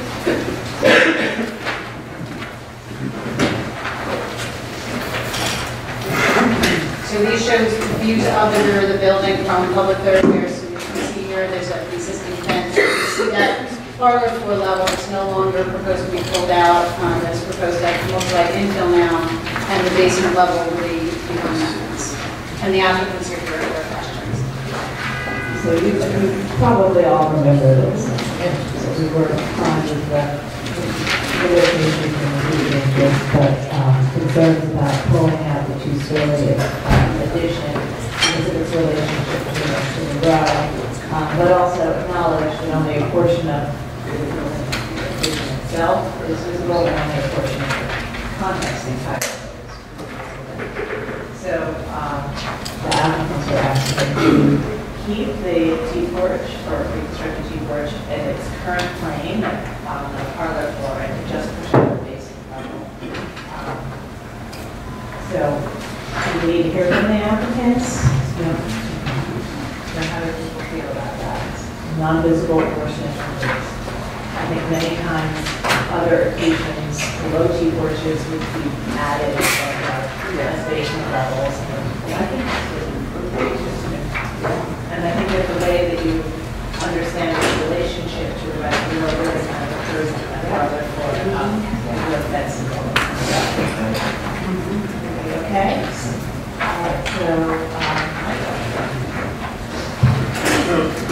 Matter of 418 on 20th Street in Chelsea Historic District, an application to construct a rear yard addition, excavate the rear yard, and alter the rear facade. I recommend approval. Finding that the design and details of the proposed light and multi-light doors of the existing north facade of the rear addition closely recall the historic character of the enclosed T-porch. That the extension of the basement level of the addition will not eliminate any historic architectural features. Exceed the height of the rear yard deck, be visible from the thoroughfare, and eliminate the presence of the rear yard or significantly alter the perceived scale of the house. That most of the existing masonry openings the rear facade were altered in size prior to the designation of the historic district and are not part of the significant later alteration to the building. That the pattern of punch openings of the rear facades of the immediate neighboring buildings have also been altered, and therefore the proposed changes to the masonry openings will not diminish the unified pattern of historic openings within the row. That the modifications to the masonry openings will help regularize the pattern while also maintaining typical proportions and a high solid to void ratio in keeping with the historic character of the building and row. That the proposed multi-light windows within the punched openings will closely recall the historic fenestration patterns in terms of configuration and finish. That the slight increase in the height of the rear facade will be a street change at the previously raised parapet and will not detract from any significant architectural elements and unifying features of the row. That the pitch of the rear section of the roof was altered from the original profile prior to the designation of the historic district, and the proposed flattening of the roof will not be visible from a public thoroughfare. That the metal roof railing will be simply designed and typical in terms of placement, height, and material, and will feature a light toned brushed finish, which will help blend with this context. That the excavation and underpinning will be done in compliance with DOB regulations under the supervision of a licensed professional engineer or registered architect to protect the building's facades and adjacent buildings, and that the work will not detract from any significant architectural features of the house. Second. All in favor? Any opposed? Thank you. Okay, we're going to now move to item number 7 for resuming schedule. This is LPC 20-02527, an application for certificate of appropriateness for Manhattan Block 673, Lot 1. 261 11th Avenue, aka 261 279 11th Avenue, 220 238 12th Avenue, 601 651 West 27th Street, and 636 54 West 28th Street in the West Chelsea Historic District. Complex of American Roundhouse Style Warehouse Building designed by George P. Mallory and Howard Beck and built in 1890 to 98. The application is a construct rooftop addition to enhance windows, create and modify window openings, install storefront roof canopies, lighting, and free access ramps, flood vents and street pits, and establish a master plan governing the future installation of signage. This was also presented at the public meeting of November 12, 2019. No action was taken at that time.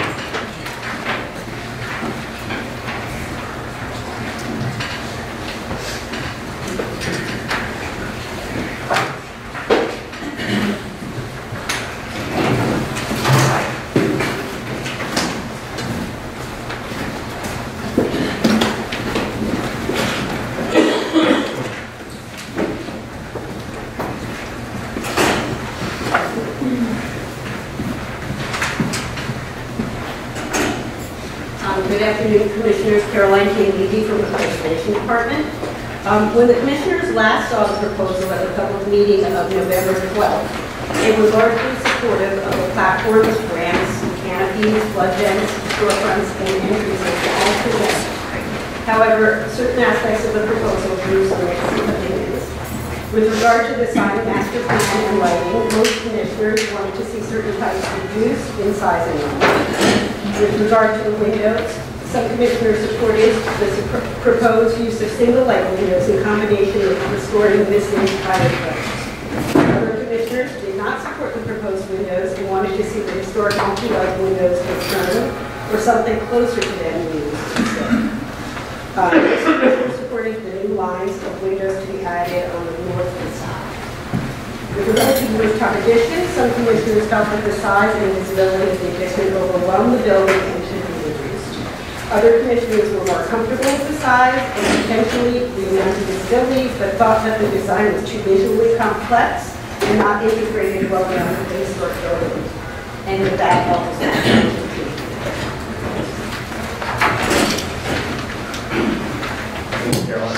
Good afternoon, Commissioner. Ask staff to rotate to the departments. Pass. We have a motion to open the proceedings. Second. All in favor? It's nice to be back. Thank you for the opportunity to present you all again. As with many complex applications such as this, working together in this process, coming back after hearing insightful comments and questions and requests for clarifications have made this project better.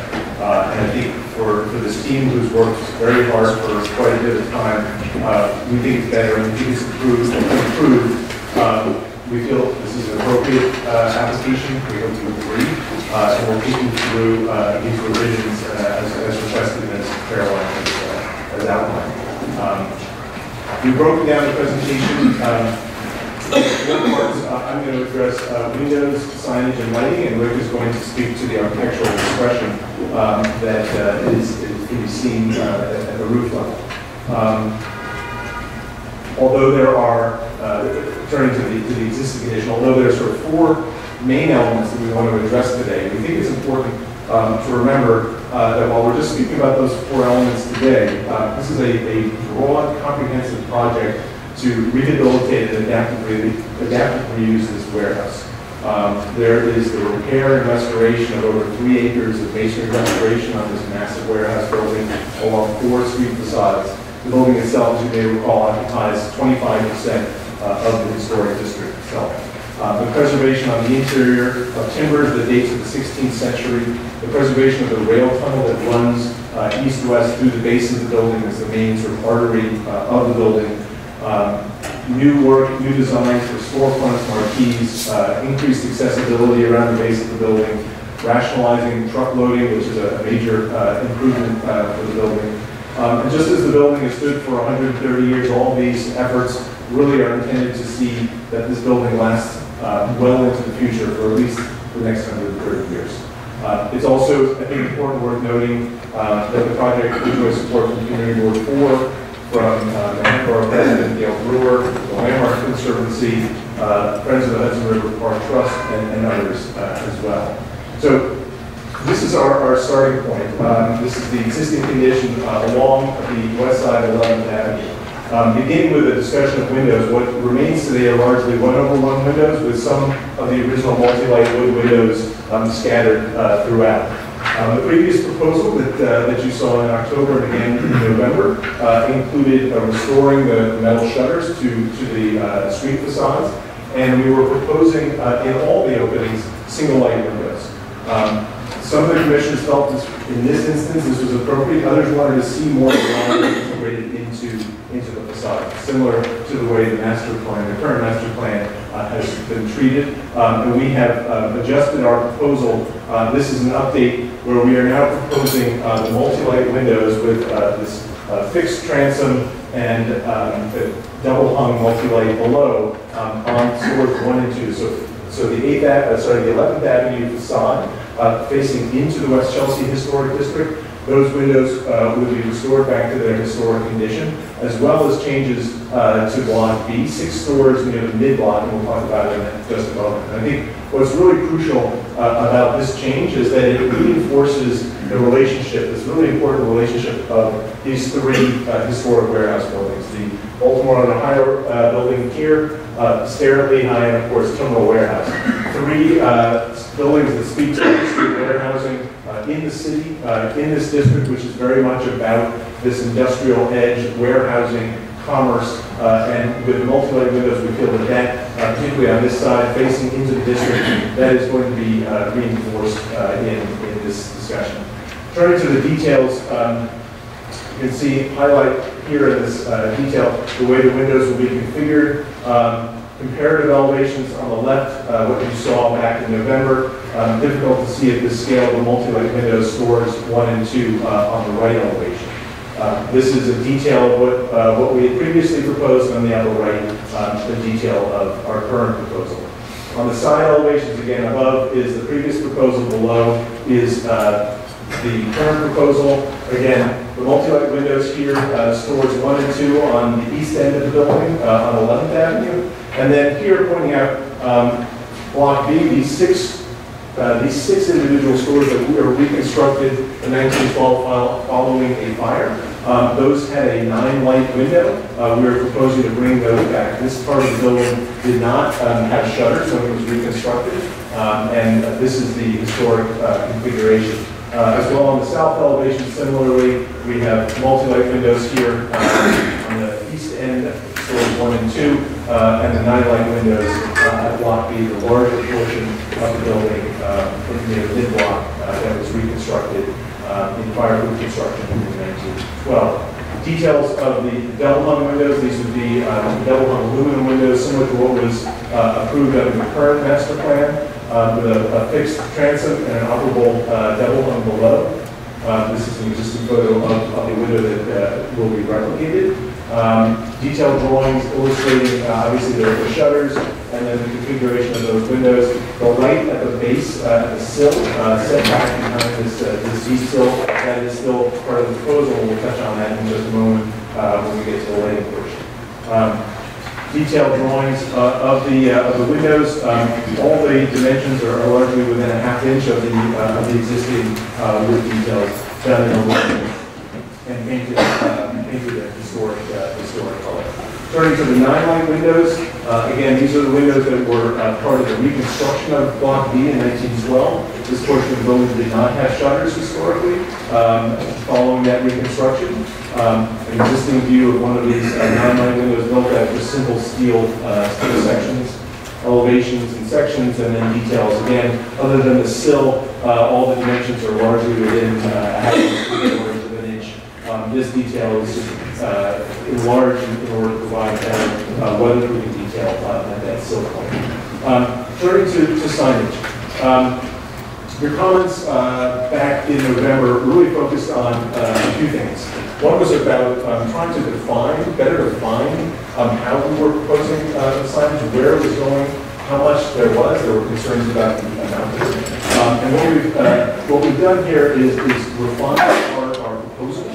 We've tried to take out flexibility so that what you're showing today has some variability based on a few choices, but many fewer choices for the individual tenants, and we've also reduced the amount of signage. So this is the 11th Avenue elevation, the proposed on the left, the previously proposed on the left, and the new revised design on the right. And the idea here is that the corner stores each can have signs at the corners, and then for small 50-wide frontage stores, one can have one additional sign, either a painted sign or a plaque. For larger stores like these, this is the 12th Avenue, so a similar arrangement. On the longer elevations, where you have the wider stores, you can have 2 signs. Where you have the narrower stores here, down here, one can have 1 sign. We'll get into this in just a moment in the detail sheets. The other thing I do want to point out is the blade signs, which I think caused some concern just because, again, there was a bit more flexibility that we were getting than we wanted. We've reduced the number of blade signs from 4 to 2. These are now centered over the historic or around the historic signage on the building, are really meant to call out the entrance to the market hall at the middle point of the elevations on 22nd and 20th Street. We've obviously also reduced the number from 4 to 2 and made them shorter as well. So these are just focused on the central market hall that is part of this proposal. On the south elevation, again, reducing that number from 4 to 2, defining where they would go as opposed to allowing for them to be anywhere in this zone. There are 2 that are proposed in this section, again, flanking the historic signage, now shorter than historically or previously shown. And then along the long elevation, again, trying to define and reduce the amount of signage that is allowable by tenants. So going into that a little bit, the plan which you saw before, again, the blue represents the areas of retail tenancies. And you can see most of these frontages are 50 feet wide, with some 75-foot wide frontages on stores 6 and 5 here. So we have different treatment for each of those. So for a typical 50-foot wide storefront, a tenant could have 1 sign on the brick here, either here or here, and it can be either a painted sign or a plaque. In addition, there would be a sign at the marquee, and then decal signage on the windows, which are consistent with staff rules for decal signage, no larger than 20% of the glass. On the wider stores, those that are 75 feet wide, a tenant could have signage on 2 piers across this brick. So a wider store allowing a bit more signage, but again, not allowing any pier to have signage as was previously proposed, but now just 1 or 2 per tenant space. The corners, as I mentioned, because of the corner position, we propose to allow for a corner sign out as well as then one sign for each of these piers. So slightly different treatment for the corner. So the idea is to reduce the amount of overall signage, but to also define and refine where it can be employed. These specifics have not really changed. Again, allowing on these piers either a painted sign, as is currently in place and allowed for under the master plan, or a plaque, maximum size of 24 by 36 of a plaque, or a dimensional letter on a base. Decal signage up to 20% of the glass area.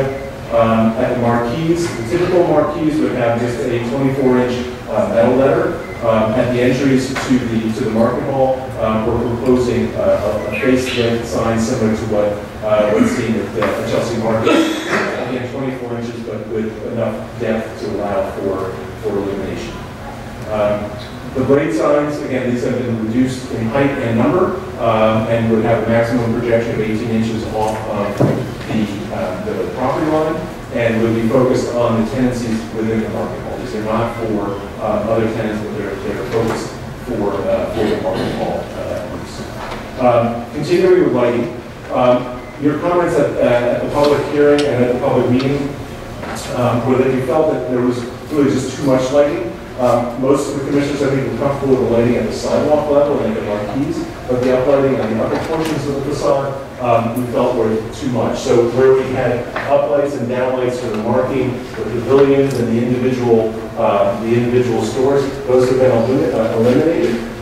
So now we have lighting down at the base. We are continuing to keep the lighting at the sills of these arched windows on 11th and 12th Avenue. This is the 12th Avenue facade now again. So again, the uplights here, those have all been eliminated. All you have is just lighting basically at the entries and at the window openings on east and west end. On the wall elevations, again, the previously proposed on top and the current proposed on the bottom, uplighting on the marquees, as well as these lights marking the edges of every store. Those have all been eliminated.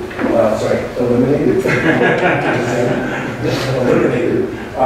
So that the lighting now is really at the pedestrian level, and it allows the upper portions of the building to really read as a solid masonry without the sort of illumination and theatrical quality of the previously that marked the individual stores. This is the south elevation, similar. So similar use, similar fixtures being proposed, very slim LED fixtures, whether they're at the sill or on the facade, very modest fixtures, lighting historic signage, or those openings on the east and west facade. So the rendering that you've seen previously with this uplighting, you can see here, I think Commissioner Goldblum was a proponent of more gloominess.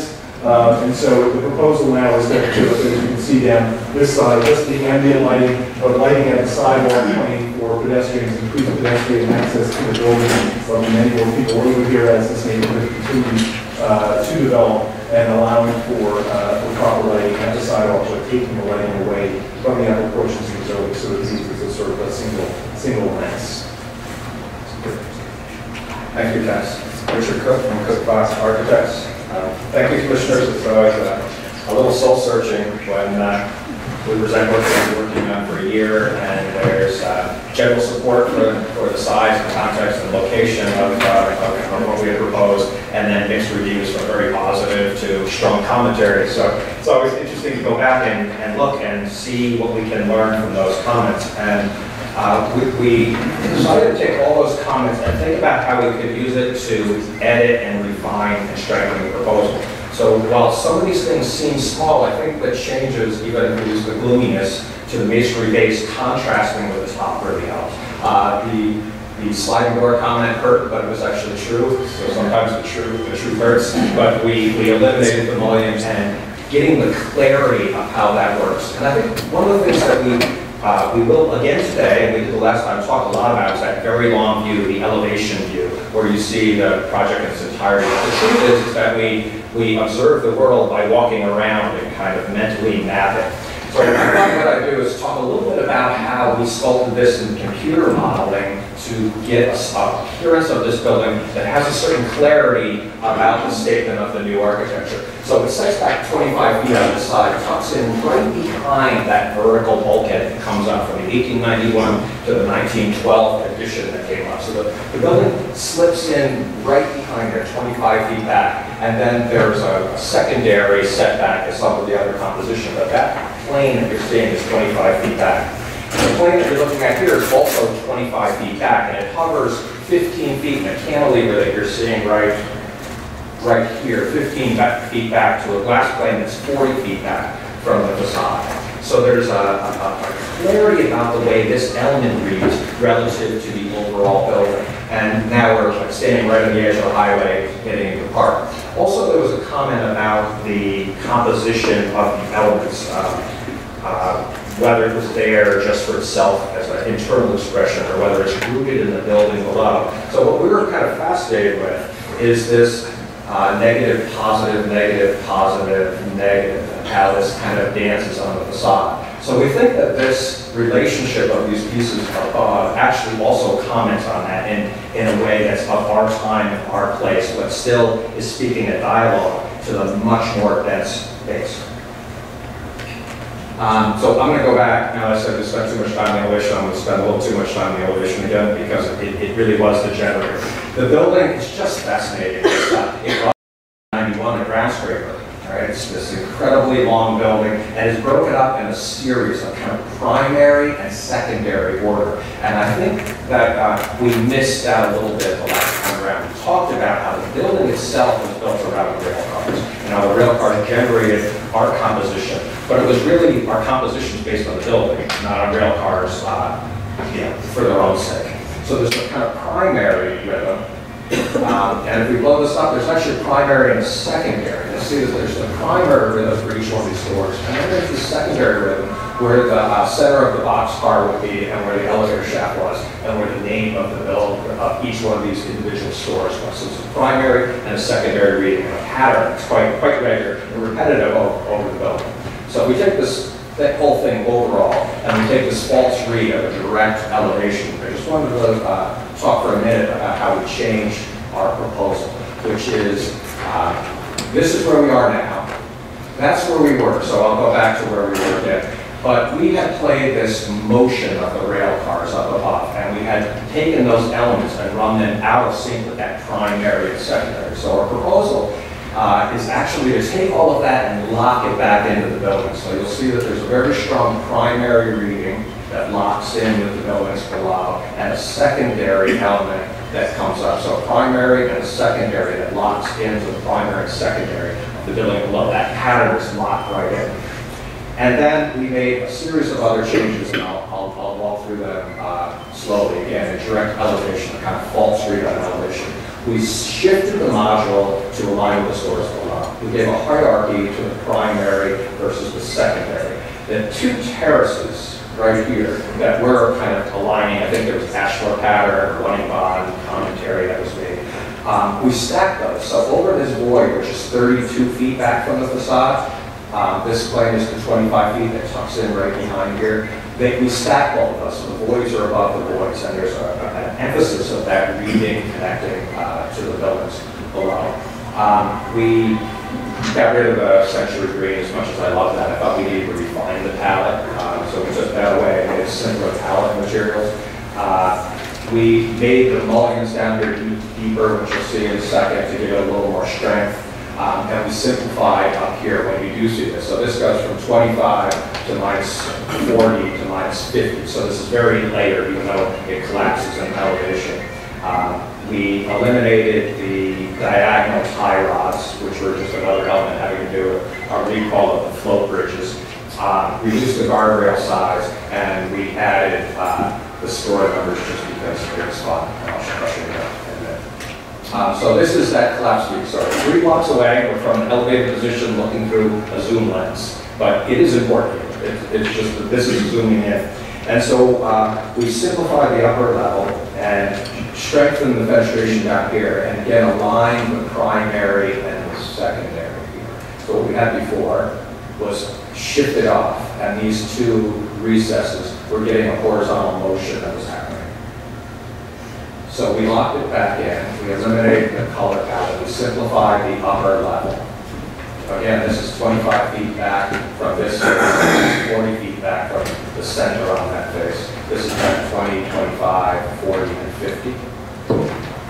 And then if we zoom in on a typical bay, so this is what I was talking about, locking in right here, right into the edge of the block B with a stronger primary channel, and then the secondary reading coming across and down marking the center. We added the graphics of the store numbers 22 to bring that vertical alignment and the storytelling element. I think, you know, I believe that every one of these buildings we make tells a story to the passerby, and wanted to add that part of the storytelling and tell fewer stories and a little bit stronger story.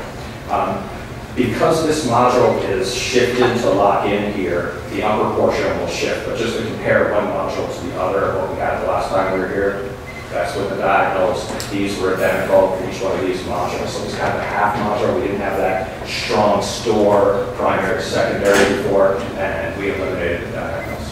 So that's back to where we are now. We really viewed it as a strengthening and editing and refinement to have this building lock in with the building below. So this is another false view. We're flying in a drone, but just trying to see these component pieces together.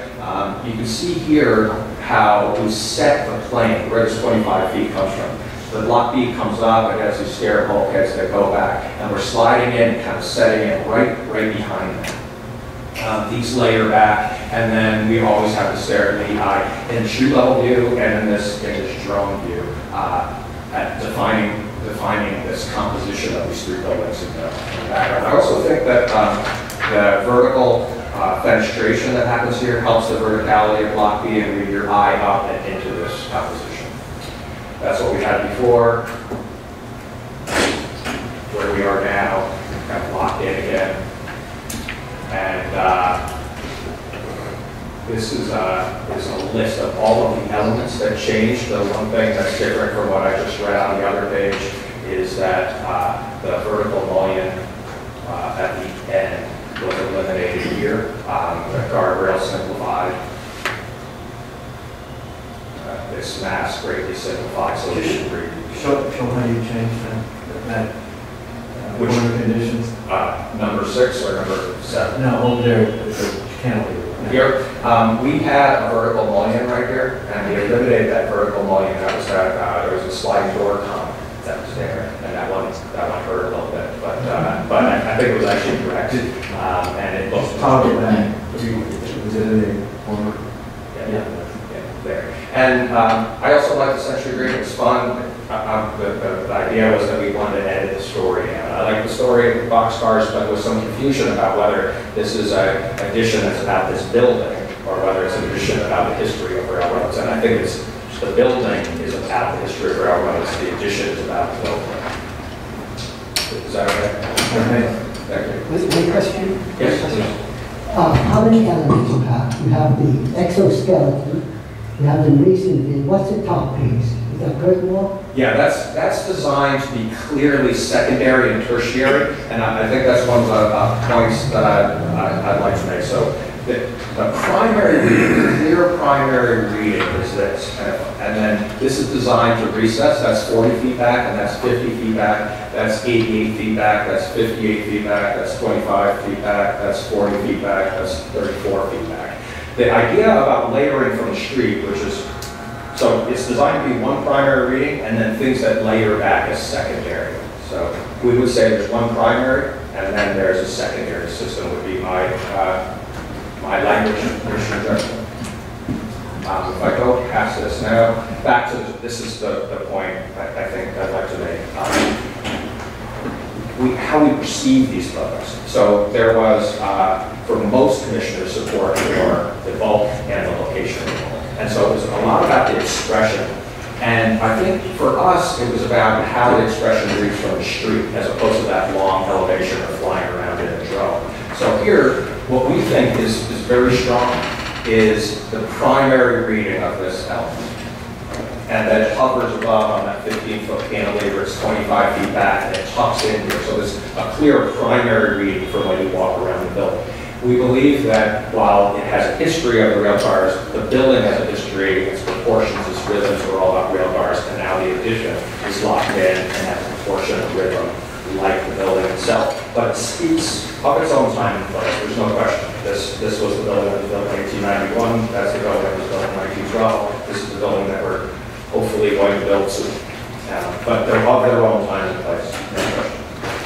That's what we had before. This is I'm sure this is that extra mullion that happened here, and I actually think that it's much strengthened in the reading of these voids against these. The other thing that happens is that this void is asymmetrical, the same way the big void on this facade is asymmetrical. Coming back to this one, I really just show this again to show how from the district this is sliding in. This bulkhead, the block B 1912 comes up, it sets back, and that's where we set the plane that it kind of locks in right behind it. And Cass wanted to just talk a little bit about the kind of conceptual underpinnings also about where this came from. Just to go back to all of the images that you saw back at our initial public hearing. So this is an 1890 map that is the first representation of the building, sort of the map form. And just to sort of reiterate this massive piece of infrastructure, rail infrastructure. So the New York Central Railroad line had, even prior to the building in this location, come down 11th Avenue, and there were rail lines on this site. So the warehouse itself was built over the rail line. So it was designed and built over the rail line and designed to work exactly with that rail car module. We're sort of talking about this as the sort of origin story of the building. That rail car module is embedded in the structure of the building, and as Rick was just saying, now embedded in the form of the addition. So you have these 25 individual stores with the individual elevators all aligned with the central line of the rail car. This massive building, full block scale. This photo from 1910 illustrating a freight car coming into the building from the central portal, the main artery of the building that continues from 11th all the way through to 12th Avenue and on to the Hudson. You see the scale of the building, the chimney that's been lost that will be restored as part of our project, the enlarged store 3 that was raised up to 9 stories following reconstruction and rebuilt in steel and concrete. But you get again the main sort of genetic DNA of this building built around that module and how that fits within the framework of the building. And then this rendering from 1912 following the fire here on the western third of the building, this idea of reconstructing the building. You get, obviously, from this rendering a sense of the activity, the commerce and industry happening at the edge, but the idea of expanding the building to the west, this notion of getting west, always trying to get to the river's edge so that one can get across the river and to the growing country, out to the western edges of the country. But this aerial view, which is sort of heroic, doesn't really show you sort of how this building even would have looked from the street level. So what we wanted to do is come back down and sort of saying around the building to show you how this addition and how this project looks from the street.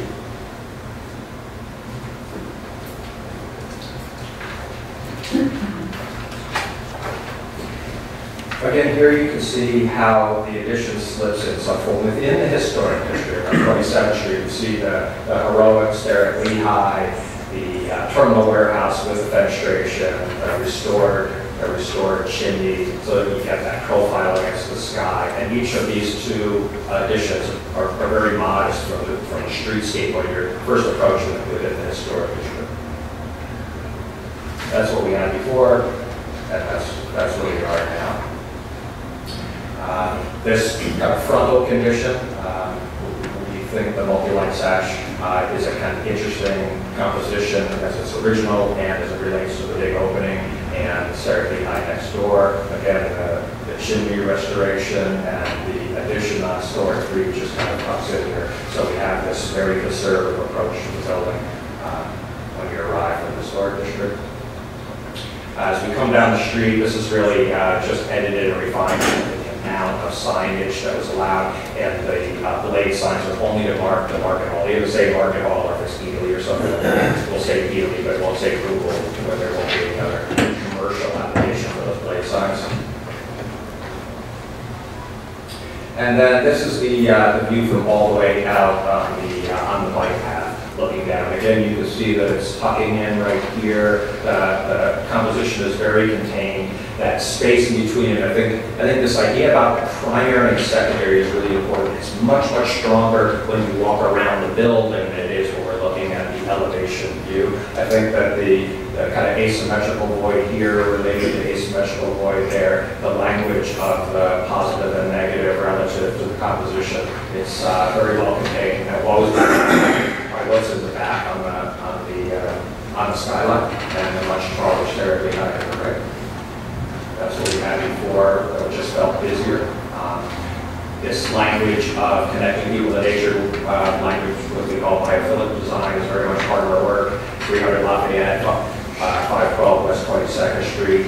Well, everybody calls the Apple Building now on 9th and 14th, the workplace of the future. I think this is important, this idea that this is a very exciting adaptive reuse, and it's allowed usage for the workplace of the future. At the same time, it's rooted in 1512, timbers of 1512, and that we all play a role in this long history. Again, there was a comment made about the lighting, and I think that was really true also, that refining and editing the lighting back really helped, that the building should be a little gloomy, and then the building itself, the overview, should glow. It should do its own thing. It shouldn't be lit, but it should be itself. And I think that works quite well. I think the contained nature of our expression, I think it reads pretty clearly when you're on the West Side Highway looking back. What we had before, which is just busier, where we are now, and then moving all the way out here, being quite far away, looking at the relationship of the stair. I think the context is also important with this huge, heroic battleship of international style that we all love.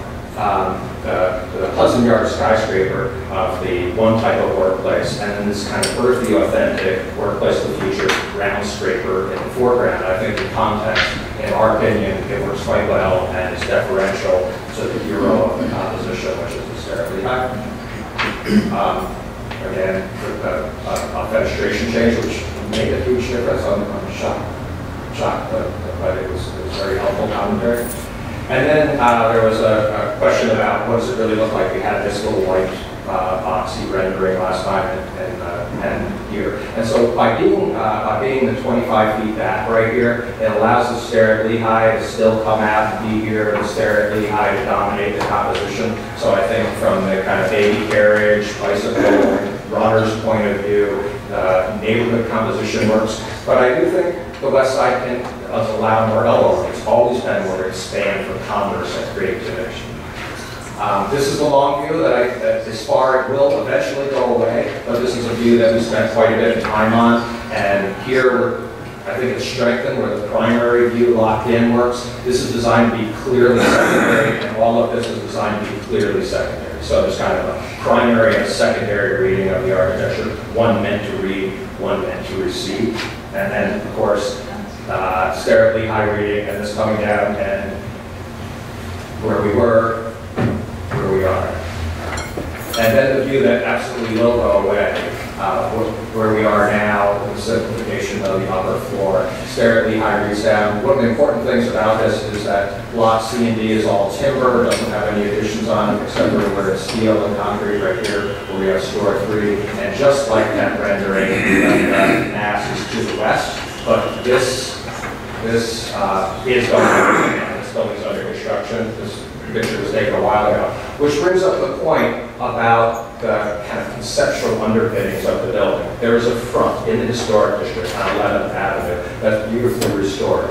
The restoration of the whole building, this 1891 ground scraper, is about 25% of the historic district, which is getting a very careful, loving restoration. We're bringing light to the center, we're giving new life to the tunnel, and moving a building that was built for rails into a building built for people that has its feet firmly planted in the DNA of the railroad history of the building. The addition has been strengthened and refined to lock it in with the building below. and tighten up the story a little bit if we believe that buildings tell a story. And I think with this building built, it's really about how you read the building and how it reveals itself. So I think that this was an important view that you just start to see this glimpse right here, but the power of the terminal warehouse works. And I know that some of this is just bricks and mortar and pieces around, but I think architecture is a combination of bricks and mortar and love and magic. And there's been a lot of love poured into this. I think the magic's going to be getting the tunnel to work to connect people instead of rails. That the tunnel in the building will connect people to our park and to the waterfront again. I think this building can do that, and I think that it reinforces this incredible tripartite composition of these three warehouses. It still tells a story of the history of the place, and it tells a story that the West Side is still a place for architects and commerce and energy and excitement. And I would really love it if you guys would support the project. If I did, that wasn't. So, thank you. Are there any questions? Yeah, I have a couple. Okay. So, and then, I'm sorry, go ahead. It's okay. Go ahead. So, you added the multi-lights in many windows, but why not all of them? Forgetting about the ground floor retail. Yeah, store 1 and 2. We did it in store 1 and 2 as a kind of bracketed bookend condition, and store B because actually it's better in store B because it never had the shutters, and then we left the monolithic light in the arches and segmented arches running down the street, and then we thought it looked good, and our original argument about harvesting as much light as possible is still true. And Cass, did you? Could you just go back to I'm talking about the sides of the building. Sure. Yeah. So, yeah, sure. And I think, what, at the last, at the public meeting, there was, take a moment, I'll start talking about there were a number of commissioners who were comfortable with a single light sort of in its entirety, but others wanted to see some variety integrated into the elevations. And that's actually, there's a master plan in place for that that does incorporate quite a bit of variety. So we felt that that was something that the building could accommodate. Let's see. Get back to the section. Sorry. So the idea on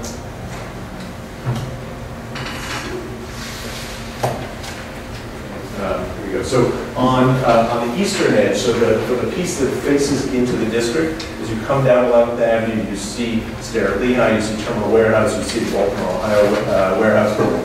You will have a multi-lighted meeting as was historic, along with the shutters which are being restored. And we felt that that was going to sort of enhance that ensemble of three warehouse buildings. So that is stores 1 and 2 on the eastern end. And then within Block B, which represents these 6 stores sort of nearly mid-block, which were reconstructed in 1912 following a fire. Those were reconstructed with square openings and without shutters. And those windows currently have a 9-light window infill. And so we're proposing this treatment for just this portion of the facade, which obviously has been raised up to 9 stories. It's a little bit different in its expression architecturally than the balance of the elevation. Okay, but not everything. Right. So, okay. So this section and this section would be single light. Okay. This would be the 9-light, and then the. Okay, got it. All right, thank you. And then on the flip side, it's the it's mirror. The same. It's Yeah. the mirror. Okay. And then I have a signage question. I'll try. Okay, so if you go back to page.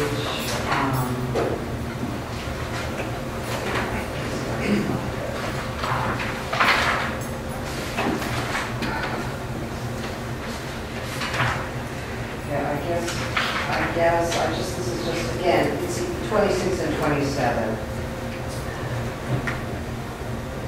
So the green signage is the green band is where signage is going to go for that particular retail user, correct? Right, but there are not marquees over every retail frontage. No, but 50 yes. and 75 feet.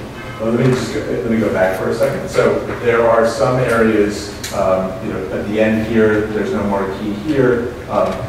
This one is split, so they don't land necessarily over each store.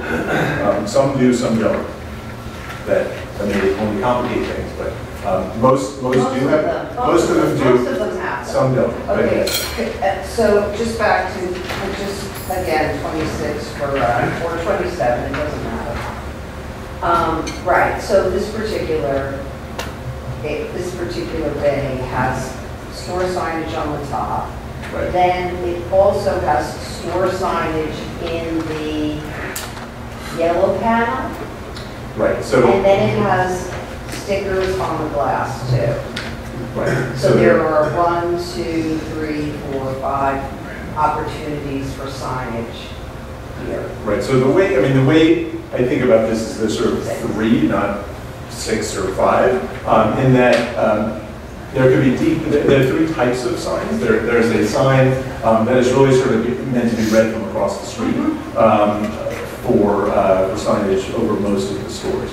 And then as you're walking down the street, decal signage, it's going to have store hours or the name of the store or something like that. And then in one or each of these, there can be a wall sign, a painted sign, or a plaque. So most of the applications that I work on, where we're working with the staff, sort of three types of, whether it's decals, an awning, and a blade sign. That's something that we can easily get approved working with the staff. So to us, this felt like it was sort of consistent with the way other applications come forward for building these individual stores. Obviously, the scale of this is much larger, but they're also sort of 2 different zones. There's sort of a zone perhaps from across the street as you're walking in, you're going to find where this store is, not by looking at the decals, but by looking at what's on the canopy above. And then as you're walking underneath the canopy, which it's got a section here. It's got an overhang. You're not going to see the signage above it. So as you're on that side of the sidewalk, it's important to have some signage at the building line that identifies where the store is. So these are sort of 2 separate items. Exactly. So I'm sorry, I said 5, but it's 6. 1, 2, 3, 4, Right. 5 at the bottom. Right. Okay, great. Thank you.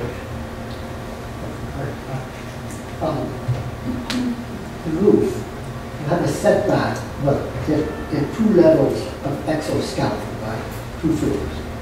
Right. And then above that, you have how many floors above that? So there are 2. You have, I see your drawing, you have 2 floors of exoskeleton, then you have curtain wall above that. How many floors is that? 2. Just for information. Go to your piece from the island. Or the elevation. There you go. It's 2 plus bulkhead area. So as we've said, so there are 2 slips in here that set 30 feet back. These 2, which are forward, right? And then this is 2 above. 2 addition. Right. Okay. And then you set back. You say you set it back 30 to 20 feet from the north side. You do that from the south side because I don't see a ceiling, a roof line. Yes, it's identical. The exoskeleton, as you described it, is set back to the back of the bulkhead. That's 25 feet back from the face of the building. The element below, which is intended to receive and not be seen from the street, is 32 feet back.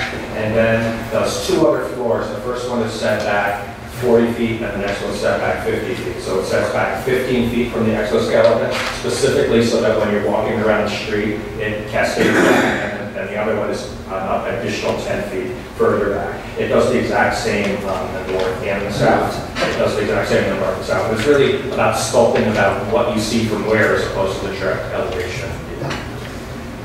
Okay, Diana? Yeah, I actually my question was about what you might call the tertiary, if you have the secondary, and then the last 2 levels, which are of the building, which was just what I know they were intended to be sort of received. But I was wondering what you saw as the design relationship to the ensemble of the addition.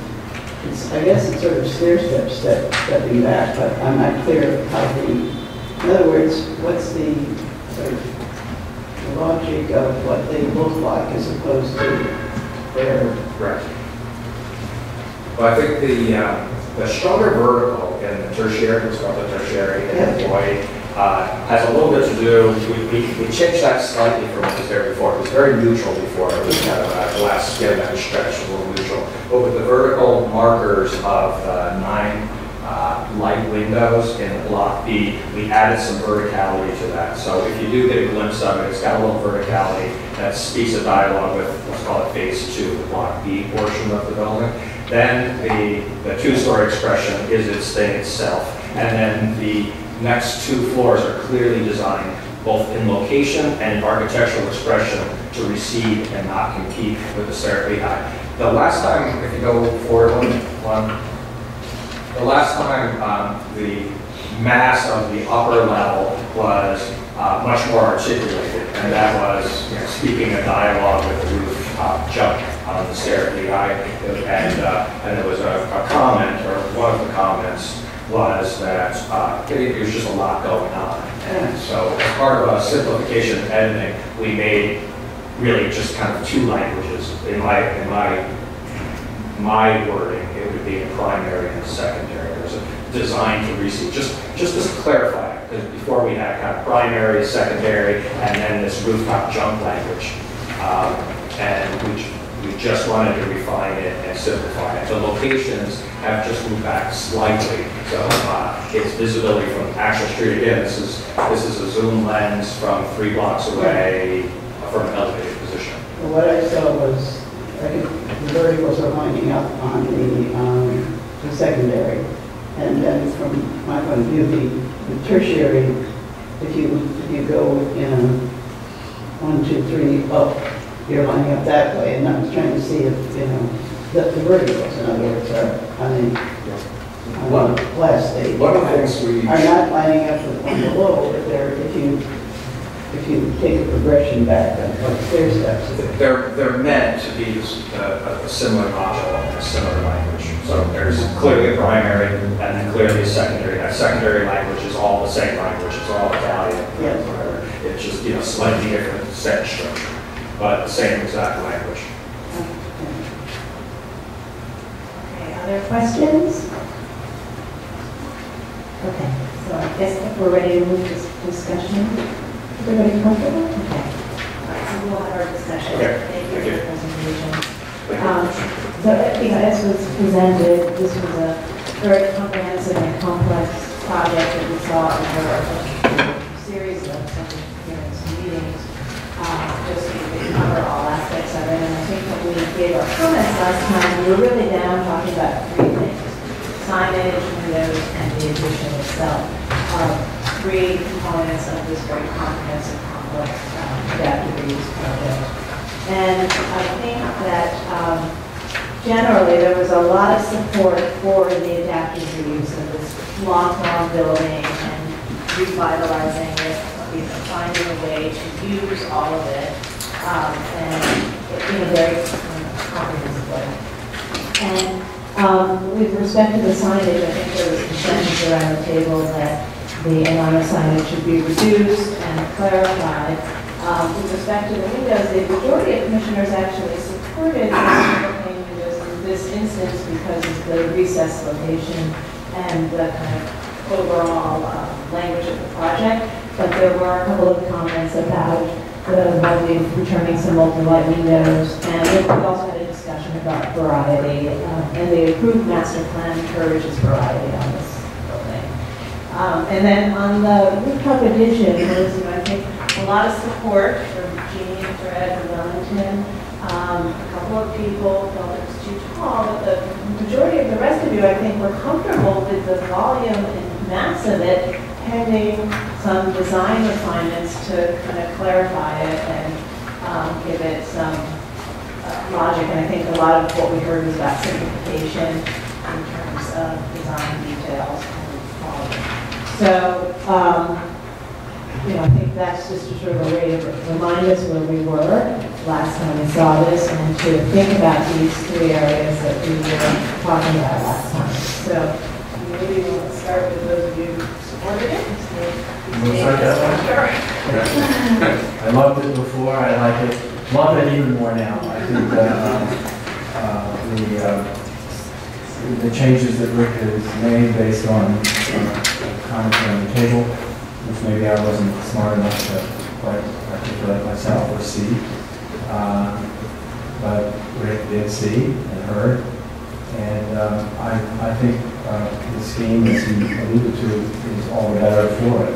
I never had a problem with the massing at all, partly because of its context, but also I think I went on maybe a little too long about my ideas about rooftop additions as sometimes being appropriate. We saw some earlier today on brownstones. Those are rooftop additions. This, in my judgment, is not a rooftop addition. It's a new building that's crafted from elements from the old building that have been lovingly restored, in this case, and changed in order to adaptively reuse it for another century of continuous use in New York. So, to me, it's a new building, and therefore the proportionality of proportions of things are critically important, but not the fact that we see too much of it. That's not relevant to me at all. So, again, I've said enough. I'd like to go forward. I still like to do more now. Yeah. I also was very supportive of the project, and that said, I do think many of these changes that responded to commissioners who had concerns have been very positive. I do feel like the addition is really more rooted to the base of the building, and I think opening it up in the front and the addition really helps in terms of having just a little less of a conversation between the base and the top. You know, the weekend after your first presentation, I went to Memphis and visited a building, 1.5 million square foot Sears and Roebuck distribution center that had been converted to a mixed-use facility with housing and retail and health uses and restaurants and all this stuff. And, you know, I had been completely fine with all of the windows being just glass. But when I saw that they had painstakingly made sure that they put the divided lights in the building, I thought about this project. And I thought, well, you know, and it's funny, right before I was discussing it with Sarah, and I said, well, you know, I'm thinking about it again. I think keeping the divided lights in there would be just fine. There's lots of light in this huge bigger house. And so I think what you did here, having the mix of divided lights and the you know, the single panel glass was a terrific way to speak to the old architecture and also incorporate the new. I do want to say that I think at the base of the building, it could be a little less signage. And, you know, again, if we just went back to 26 or 27, where you know, I was asking the question about the signage. I appreciate, you know, that, Cass, what you were saying about, yes, at a distance, it's good to see larger signage, and then it is important to see something more at the street level, but I believe these two panels give you options to do signage should you want them, and I would suggest that only one of these walls contain a type of signage, and it could be the raised or it could be the painted, and that's it. That is what, I apologize if I didn't make that clear. The option, one of the two locations, it's not both. So that tenant has a choice of here or here, but it's not, it's Apple. Sorry. Okay, so anyways, it was no, but that was my comments, and otherwise, I am doing okay. You were supporting last time, do you want to comment? Yeah, I agree with much what Ms. said, especially with Fred's comment, that's right on the mark. I have no problem with massing. I think it is, especially if you look at the model, which especially from my angle here is perfectly appropriate and is proportionally correct. I would just comment on the Memphis comment, because on Beale Street you see some of their restorations. They try to restore the facade and the back is steel sometimes to preserve some of the things. But in this context, if you look at the original facade, I would say that be careful what you wish for, because of the large expensive glass, the Western glare sometimes is not very comfortable for the package. Right, yes, Michael. I'll speak as Mr. Gloomy. And I'm sorry to have caused the painful reconsiderations involved in addressing those comments. I'm sorry. I have to say that I think the project has gotten better. I think that perhaps more direct expression of the structural relationship between the existing building and the addition helps. I think, first of all, Fred's comment about that this should be evaluated is completely 100% correct. And I think that articulates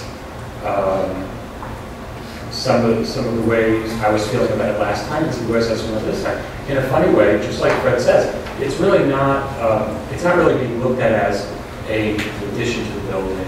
It's really a juxtaposition of one next to the other. And just like we would judge a building next to another, let's say a townhouse infill that's adjacent to a row of townhouses, this is something that is frankly and obviously visible, that is frankly and obviously different, and that is judged appropriate by the relationships it makes between one discrete element and another. And to that extent, I think that the simplifications have been successful, but I think if you judge, I mean, just listening to the questions that came from other commissioners during the course of the questioning, I think that John Gustafson's comment about the complexity of the top two floors, I don't think personally that that's been addressed sufficiently. I think that there comes a point when you're trying to make secondary the reading of a secondary element, that after a certain point you just can't mask it anymore. It just becomes, it's too massive, it's too frontal, it's too visible to be reduced simply by simplifying the fenestration. I'm not sure whether that means that you have to extend the expression of, you know, this kind of the trestle expression up, or whether you have to suppress it more, or maybe you have to think about the overhangs. I don't know what the solution is, but I think that the fact that Diana and Gerardo were commenting about it means that it's not doing what it purports to do, right? It's not recessing. When I looked at the model, I think that was my first thought as well. I don't remember seeing the model, looking at the model as carefully last time. And I do take the argument seriously that we shouldn't be considering this for views that are not relevant. But I think that you know, this is a massive project, massive. And it occurred to me that this would have benefited greatly from the kind of analysis that we saw on the Porcelanosa building, where they did that little video. I think that given the monster rendering budget that was devoted to this beautiful set of documents, it would have been in the client's interest and the project's interest to have a little video to show where the visibility is and what that looks like. And I think it would have proven that even from the streetscape, this upper level would remain relatively very visible. And so I think it does merit some concern.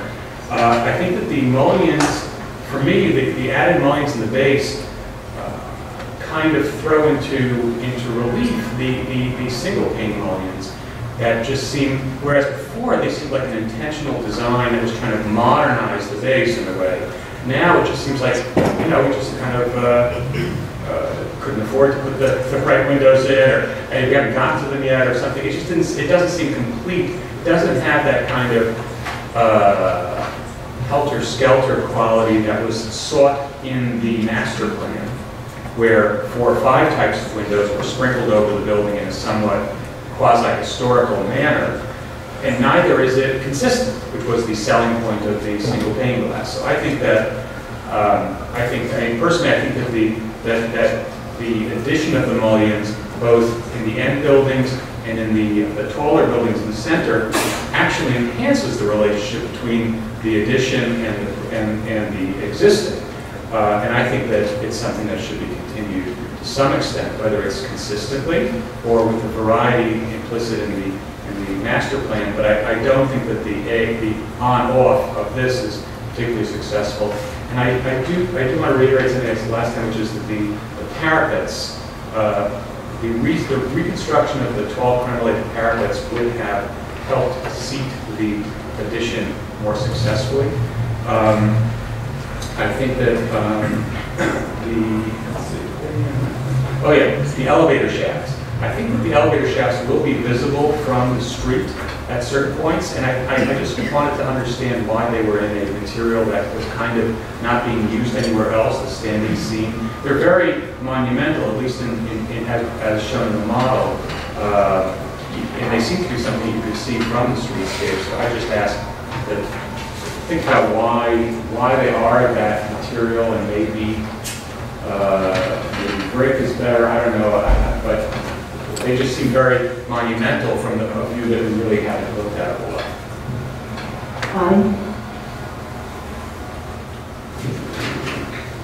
So I appreciate the reduction in signage.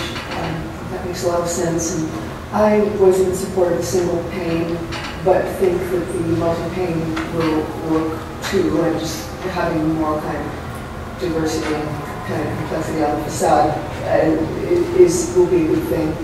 My comments about the addition, new building, whatever we're going to call it now, were not really addressed. It was my sense that the approach, I think, would have been more interesting in my mind if they had followed the original analysis that you did again about the shafts and the verticality of the numbered buildings in this assemblage. Meaning the addition would, rather than reading as horizontally as it does now, might have read and been articulated with sort of vertical elements, almost towers within this thing that would break up the kind of that horizontal continuity. That said, in a strange way, by paring the addition back, removing some of the extra, whether it was mullions or green color, in a strange way. And I have a feeling that there might have been this kind of subliminal thing to want to have this thing seen. It now is in more conversation with Stairway High, which is to say, it now almost might blend into Stairway High, or at least in the form of rendering. I don't know how it will be in real life. So maybe that's a good thing. I don't know. I still think that I would have loved to see, what would have probably been a very different approach to the addition of the building, which would be this for vertical expression. But otherwise, I'm so excited for this building to come online and be fabulous.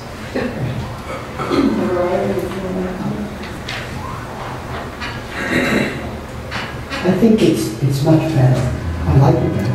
I think the issues that came up that I'm thinking about last night, that on the pedestrian level, urban level, when you look at it looking west, it has one expression. And it's a very nice expression in relationship to the other buildings, a good neighbor. And when you look at it from page 94, that's the perspective of 94,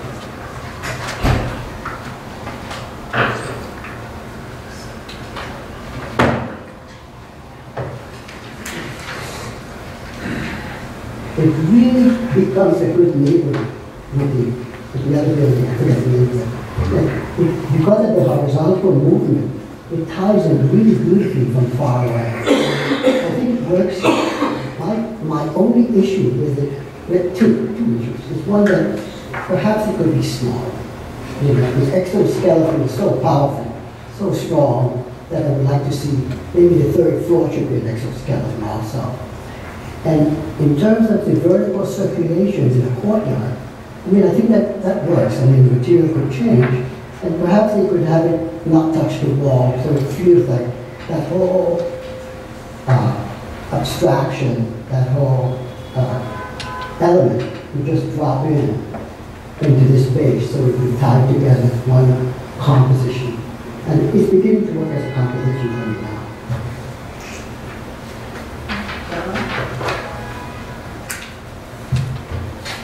I'm going to throw my body in front of this train. Trying to follow Michael and Fred's point of view, as building on top of a building. I think, you know, and I'm the one who raised the complexity issue. When I look at it now, it's improved, but it's really a building on top of a building on top of a building, which is to say that top part is what's still bothering me.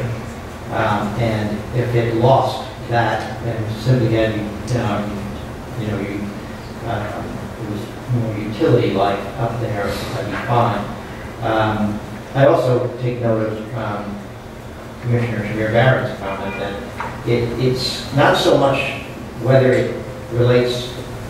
I think she wanted it more to speak for her now that she's out of the room. She seemed like she wanted it to relate more to the original building. And I think the second part of her comment was what really got me, which is that now I look at it and it kind of looks like it becomes part of and obscures the historic Lehigh building. It's sort of, it's that totally different form. So I guess on the bottom line of my comment is that I think it needs to lose the third building on the top. And as far as the windows are concerned, if we're going to go with the building on top of the building, then this seems to be the windows in the base building ought to relate more to the style of the base building. So I wouldn't say they've all got to be multi-like, but a 1/1 in place of the single pane of glass would be sufficient. Leaving it exactly the way it is right now with the multi-lights where they are, and just take the rest of them and throw in a 1/1. I think it would make me feel more like they're related to the structure of the building. I'm fine with everyone else's comments on signage and lighting. I like to do. I skipped you. No, that's okay. Spending some time thinking about it. No, I think that I agree with Michael's comment about there needs to be some consistency to the window changes.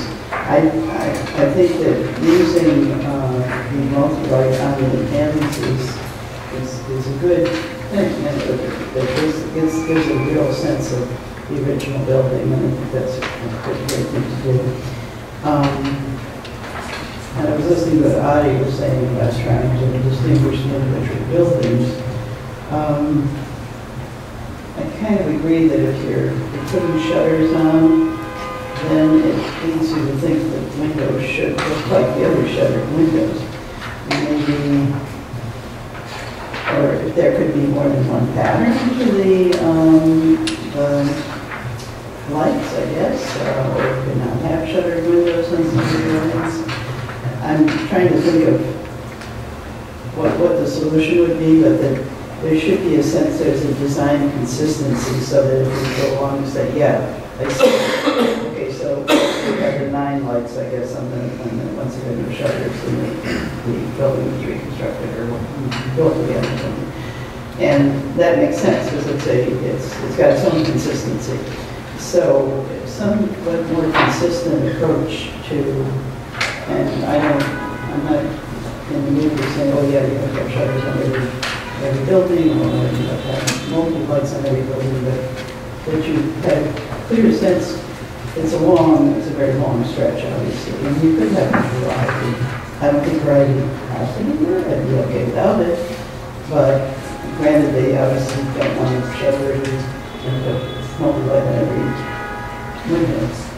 There should be a real sense of the design happening to what they're doing. So, but in general, and I like what they did with the ends. I like the approach you're using goes with the shutters. But okay,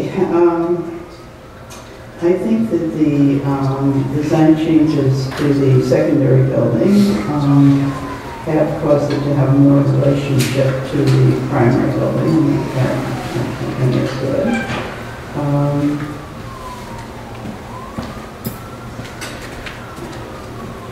I think that the clear windows on the front of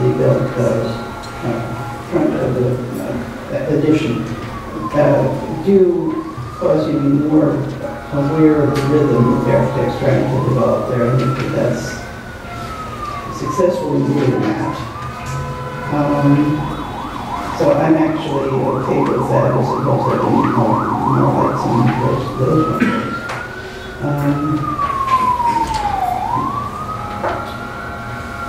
And I think that the signage, and I think the approach is fine with the signage.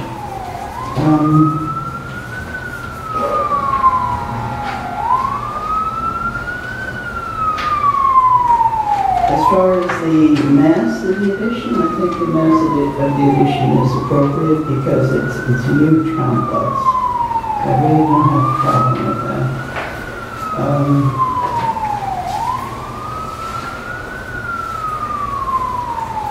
Making a lot of small comments here. Okay, does that?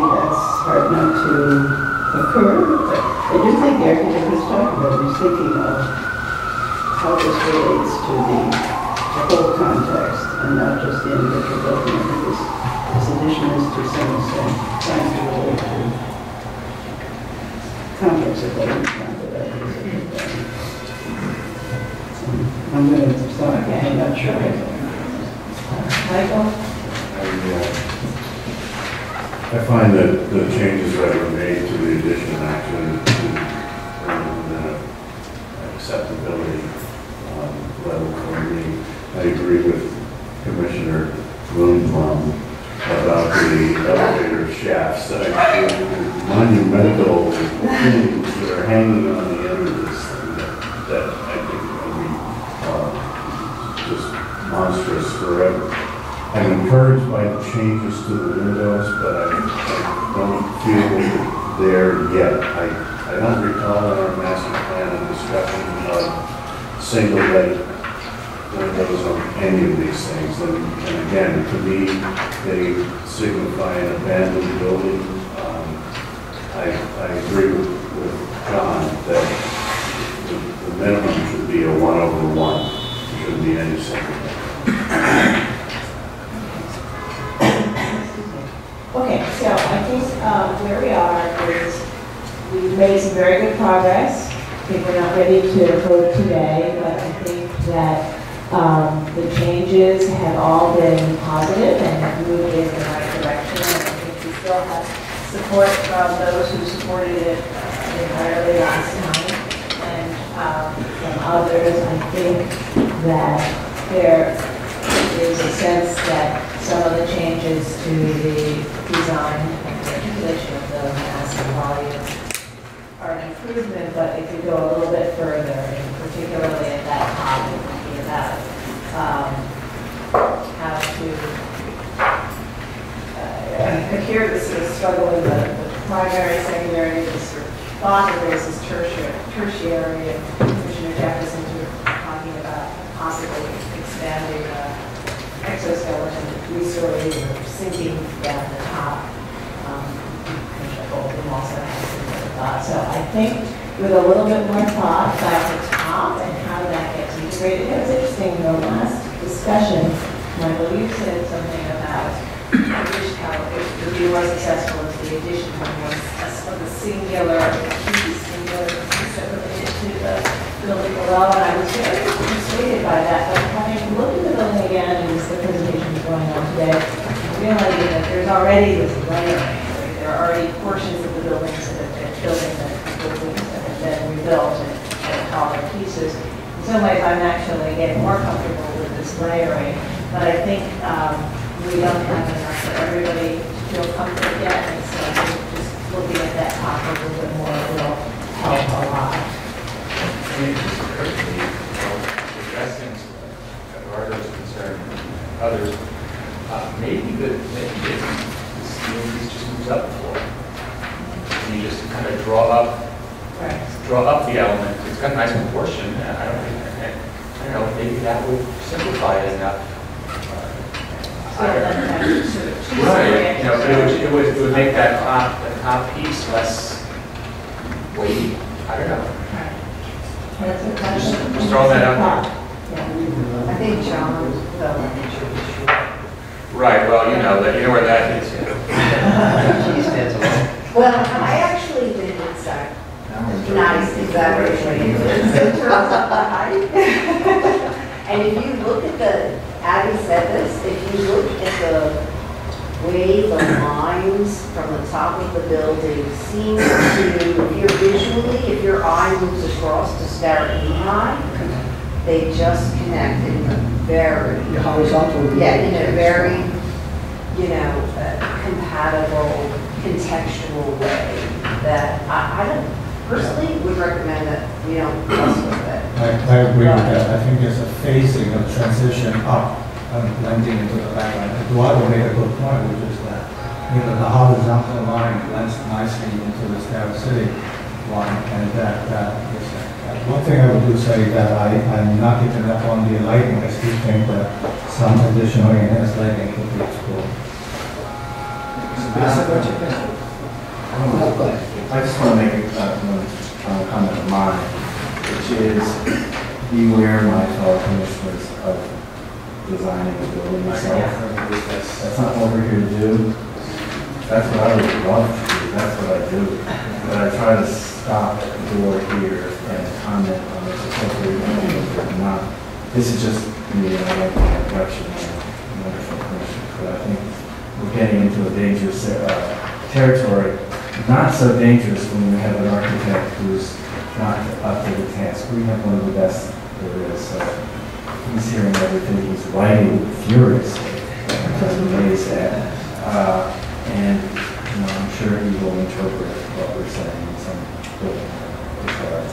Yeah, I agree, and I also not want us to start redesigning the table, but I think that there's still this level of discomfort with that top in ways that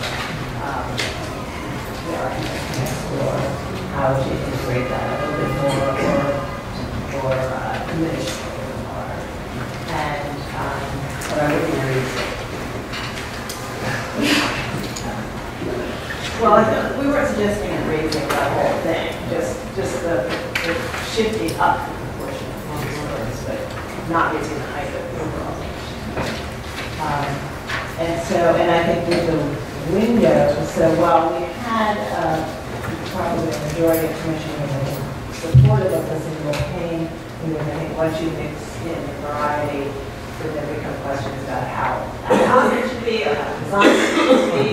And so, and then, you know, or if you're going to have this layering of the existing building and new building, maybe it all should be some sort of demo. So that's something for you to explore.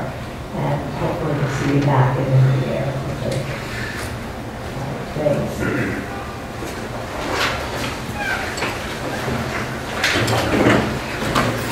Okay, we do have a few more items. We're going to go back to item number 1 of the public meeting items. This is LPC 19-41402, an application for certificate of appropriateness number of Brooklyn Block 2121 Lot 5, 69 Greene Avenue, Brooklyn Historic District, an Italian style row house built circa 1860. The application is to amend the Commission Rule of June 2nd, 2015, to reconstruct front and rear facades, construct rooftop addition, and exterior.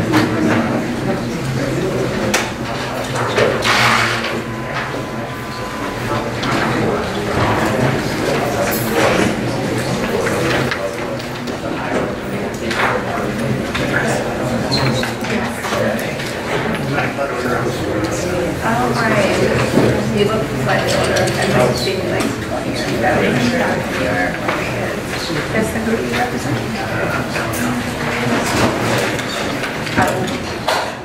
I only cover Brooklyn, so Greene for my eye. So yeah, no, I don't do that. Good afternoon, Commissioners, Road Reservation staff. This application is for alterations of 69 to the approved design of the reconstructed building at 69 Greene Avenue, which is located on the north side of Greene Avenue, which is Claremont Avenue and Adelphi Street in the Fort Greene Historic District here. So this is a 1940s photo of 69 Greene. This is a 1980s tax photo. This is about the time of the designation of this historic district. The historic district was designated in 78, and so this is shortly after that. We do not have an official designation photo of this building. So the application for this was first heard by the Commission on June 2nd in 2015. At that public hearing and meeting, the Commission approved the reconstruction of the front and rear facades. The front facade was to match the historic addition, and the reconstruction of the rear facade featured a new design as well as a rooftop addition and bulkhead. On May 10th, 2016, roughly a year later, the Commission issued a permit to dismantle the building, and that's what you see here today. So this is the lot.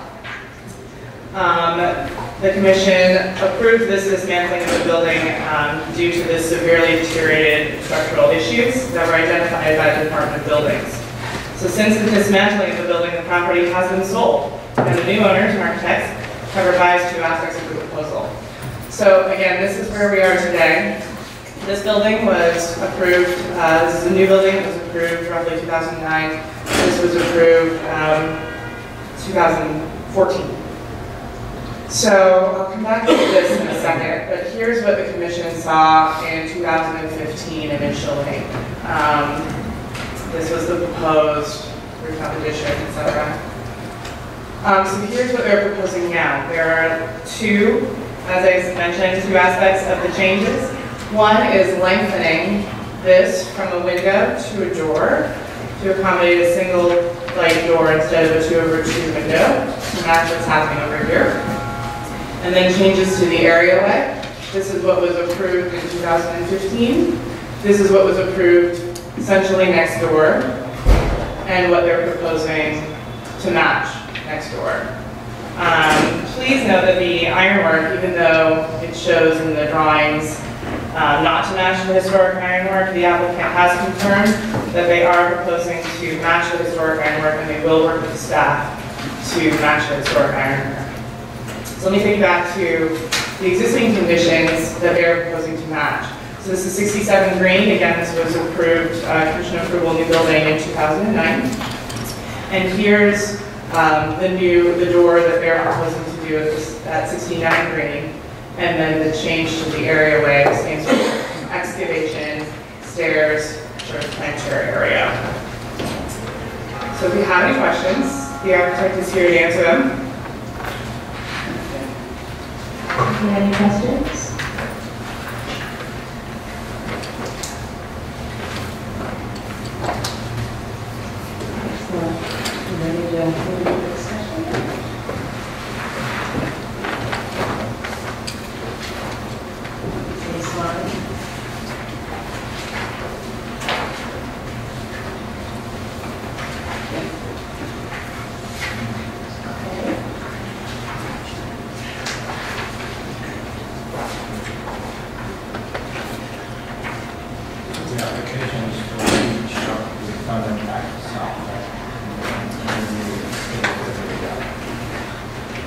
Kathy, did you want to explain how it's different from the previous? So again, the only change really is the base. So the original approval was to reconstruct the building to match the historic building at the front facade, and they are still proposing to do that.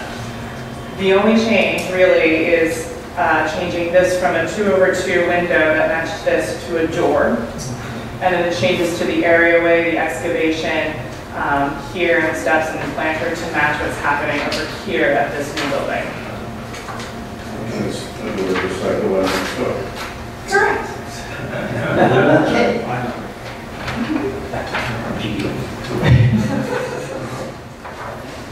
Yes, we have enough to vote. So I think it's partially below grade, it's obscure, and sometimes doors were converted, windows were converted to doors, but Functional needs, and we certainly have seen excavation and primary way to accommodate modern needs as well. So we need a new storage then, so. So if you're matching the ironwork with no modification, correct? Correct. There's no modification. Okay. Okay. In 69 Greene Street, Greene Historic District, the application is to amend the commission approval of June 2nd, 2015 to reconstruct front and rear facades, construct a rooftop addition and excavate the rear yard. Noting the buildings, style, scale, materials, and details contributed to the significant architectural and historic character of Fort Greene Historic District. Also noting that the certificate no defect 18-5707, LPC 18-5246 was issued on May 10, 2016, approving the dismantling of the building to address severely deteriorated structural issues as identified by the Department of Buildings. I recommend approval, finding that the proposed lengthening of basement window, opening to accommodate a door at the basement level, which will maintain the arch head and the width of the historic opening, will occur largely below grade and will not draw undue attention to itself. And that the proposed black painted single-leg roof door will be harmonious with the demonstration at the upper floors of the building, that the excavation of the area will not damage any significant features of the building or site, and that the proposed work will match the areaway and base condition at the neighboring building 67 Greene Avenue, in terms of configuration, materials, details, and finishes, thereby helping to recall the unity of the historic row of houses on the street. Second. All in favor? Any opposed? Thank you. Okay, Commissioners, we're now moving on to item number 5, the public meeting agenda. This is LPC document number 19-32370. 181-183 Madison Avenue, the Madison Belmont Building, individual and interior landmark, Manhattan Block 863, Lot 60, certificate of appropriateness application, transitional style building, combining Renaissance with early modern designs, designed by Warren Wetmore, with ironwork by Edward Grant, and built in 1924-25. Application is to modify storefronts. This was first heard at the public hearing of May 14th, 2019, and there was no action taken at that time. Good afternoon, Commissioners. Michelle Shabroni with the Conservation staff. The application before you at 181 to 183 Madison Avenue is for a proposal to replace historic storefront and film framing. The application originally came before you May 14, 2019 to alter 3 storefront bays along East 34th Street, to cut portions of decorative ironwork and stone curbs at the bulkheads, and to install new pair doors and side lights within vertical historic mullions in each of the 3 openings. At that time, Commissioners expressed concerns about the proposal. In particular, the Commissioners wanted to know if alternative means of barrier-free access were feasible, and the Commissioners also requested the number of entrances, given that the number of tenants was not known. The applicants would like to discuss the alternatives they've explored. They've also reduced the number of bays from 3 to 2 and changed the design of doors. They would also like to discuss how they propose to reuse portions of the historic wrought iron, which can be cut at welding joints and to store the remaining portions on site. Commissioners should also note that a similar application came forward in 2012, including creating entrances at 2 bays, but the approval expired without the work being done. Eric DeFranzo of KAC Architects is here to discuss the proposal. So just commissioners, just to give you a context, the commission previously approved modifying 2 bays to create entrances. And then that approval expired and the application before us came forward to essentially reinstate that approval, but they were asking for an additional floor, so 3 floors to be created. And so I think we asked them to go back and explore alternatives, and they're going to present that to us today. Thank you. So yes, as Michelle pointed out, we've been working pretty hard over the past few months working with staff, both to explore some alternate possibilities for creating access into the space, and also to refine our details for the entry. Just to refresh your memory and reorient you a little bit, this is the existing ground floor plan. Madison Avenue on this side, where the only existing entrance to the retail floor is. The 34th Street storefronts are here, and the building lobby to the upper floor entry is here on 34th Street. This is also an interior designated landmark in the lobby. So I'll walk you briefly through some of the alternates that we explored. This is just an enlarged plan of the Madison Avenue entryway at the sidewalk.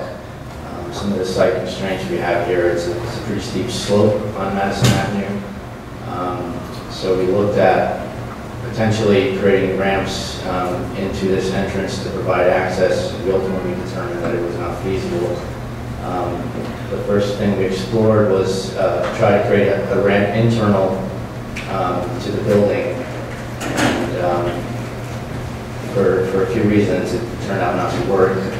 Because of the slope on Madison Avenue, you see the red line here, we would have to regrade the sidewalk down to the entrance. And what that does is actually increase the slope beyond what would be permissible for an accessible route to the entrance.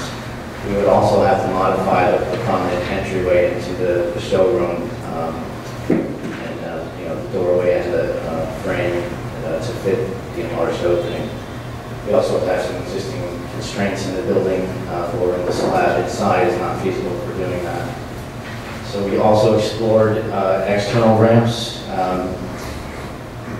2 scenarios here. We were providing a straight level ramp from the north to the center entrance here.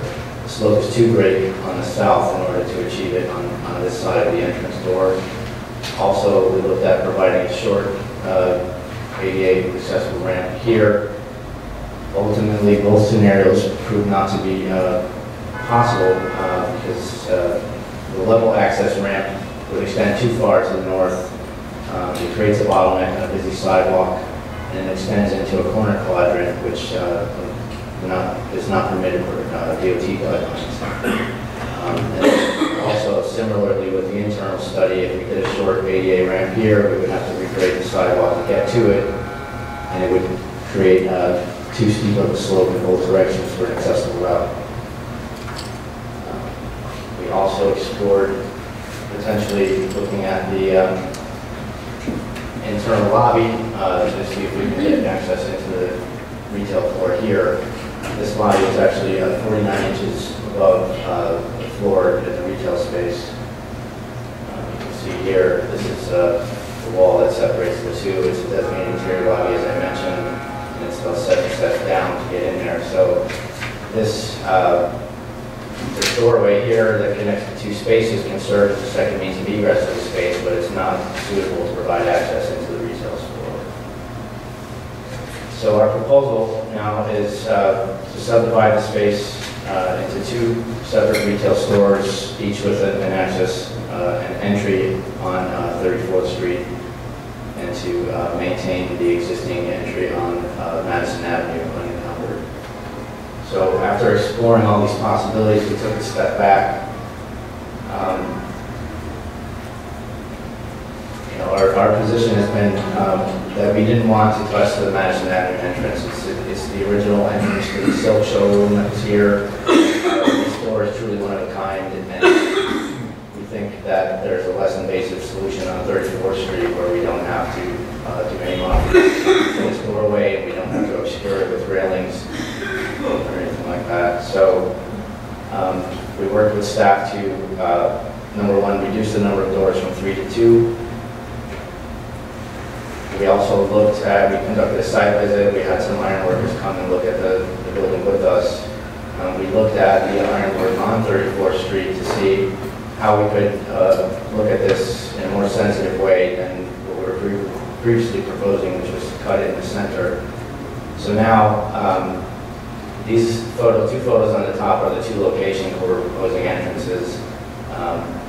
Essentially what you have across the bottom are flat iron plates that are bent and curved, and the scrolls also bent and curved along the profile. Each one is individually welded across the bulkhead, so they can be easily cut at the welds to be removed without any kind of destructive removals. There's a decorative scroll here across underneath the sill.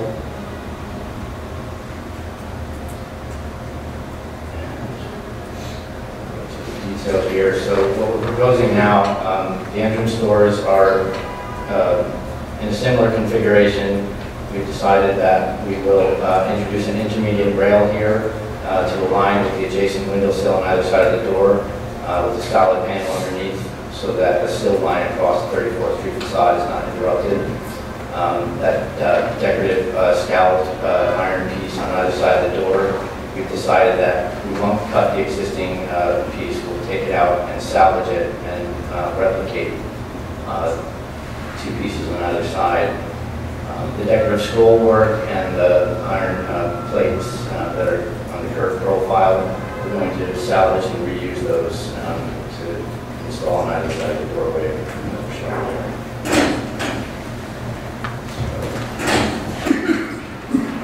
And then as before, our proposed doorways will be flush with the existing glazing, so we're doing a balanced door assembly that allows it to sit in alignment with the existing storefront doors and not have to be recessed into the space. So that was important for us to try to maintain that line of glazing on the facade. Some large details of what we're proposing. As I mentioned, carrying across the sill line with a solid panel at the bottom of the door. The signage we're proposing is within the rules for signage retail stores. So you can see an overall view here. And as Michelle mentioned, these locations that we're proposing are consistent with the previous locations that were approved back in 2012. So we're happy to answer any questions about the previous alternates that we explored, as well as any of the detail on the right now. Question.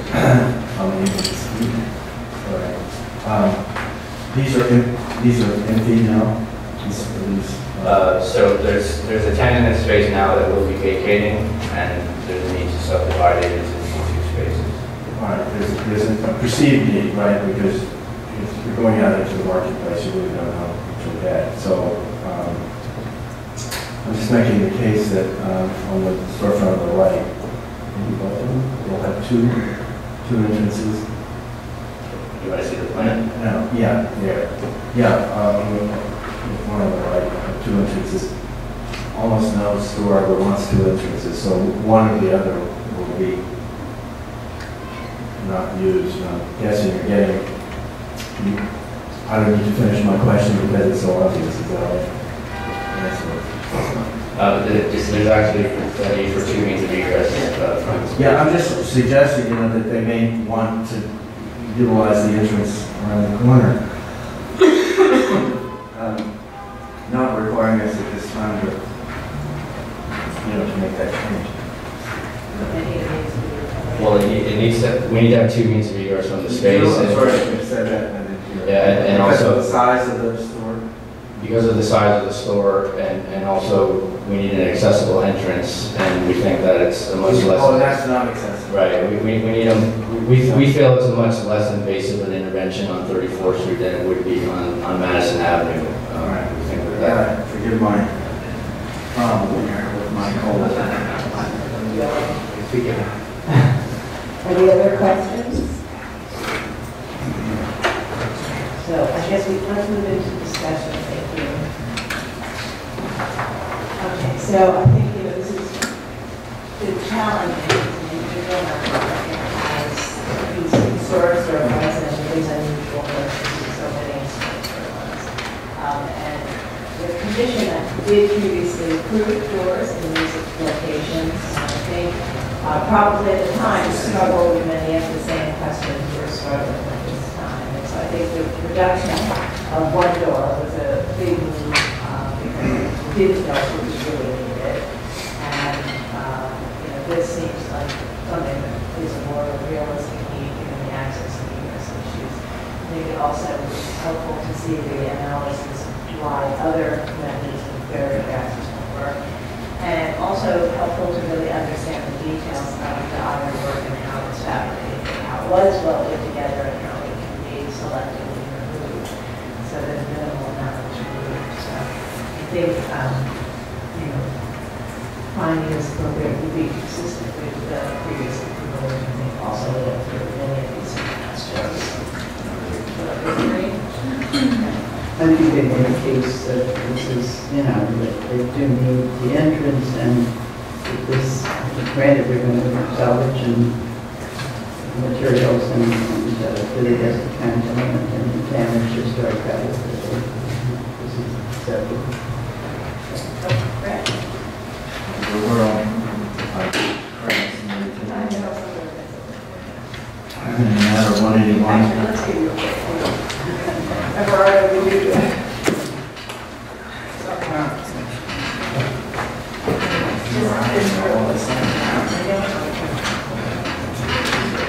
In the matter of LPC-19.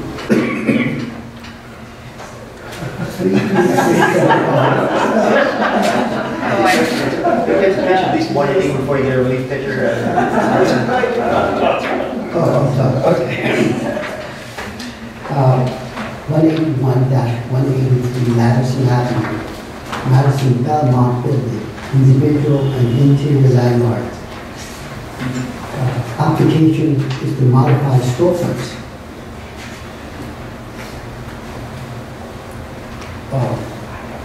I note that the building is notable for its intricate ironwork designed by Edgar Grant, and that the historic decorative wrought iron and bulkhead are assembled of separate units. I recommend approval, finding that the work will help support the continuous use of the building base by creating free entrances for multiple commercial tenants at this building without altering the marble-clad walls of the lobby of a designated interior landmark, or the Madison Avenue entrance composition, which features a decorative metal and the door raised 2 steps above the level of the sidewalk. But only 2 of the 7 storefront bays at the east of the 4th Street facade and none of the bays of the Madison Avenue facades will be altered. That the placement of the new entrance will maintain a uniform and symmetrical pattern in keeping with the character of the building. That the new entrance doors, sidelights, and transom will utilize thin-framed metalwork and be simply designed, well scaled to the bays and finished blend with their context, thereby helping the new infill to remain a secondary and harmonious presence.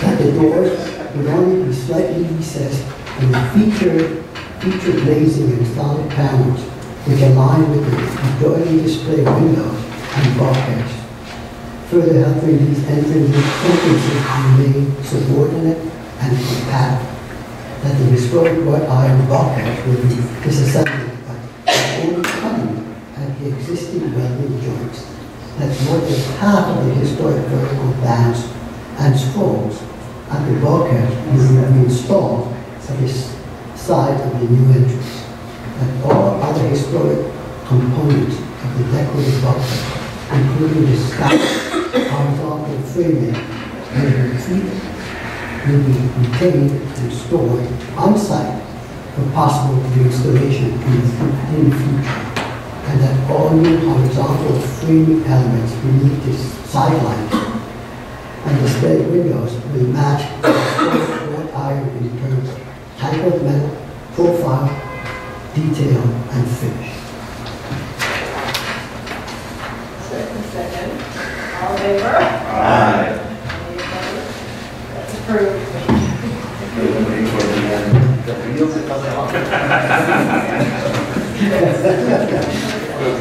Okay, we're going to do the last item of the day, meeting item number 2, LPC 19-17, Board of an application for certificate of appropriateness of road in Harlem, block 613, lot 62, 173 7th Avenue South, in the Village Historic District. A restaurant building built in 1960.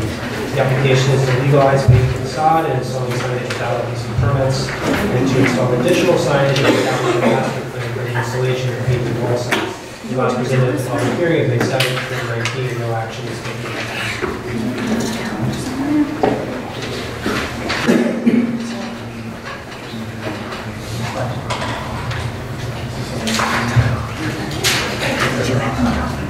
So last one, I'll be here for you.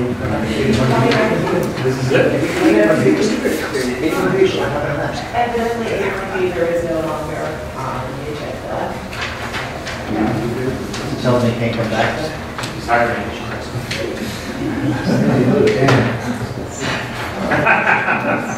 Shoot cattle.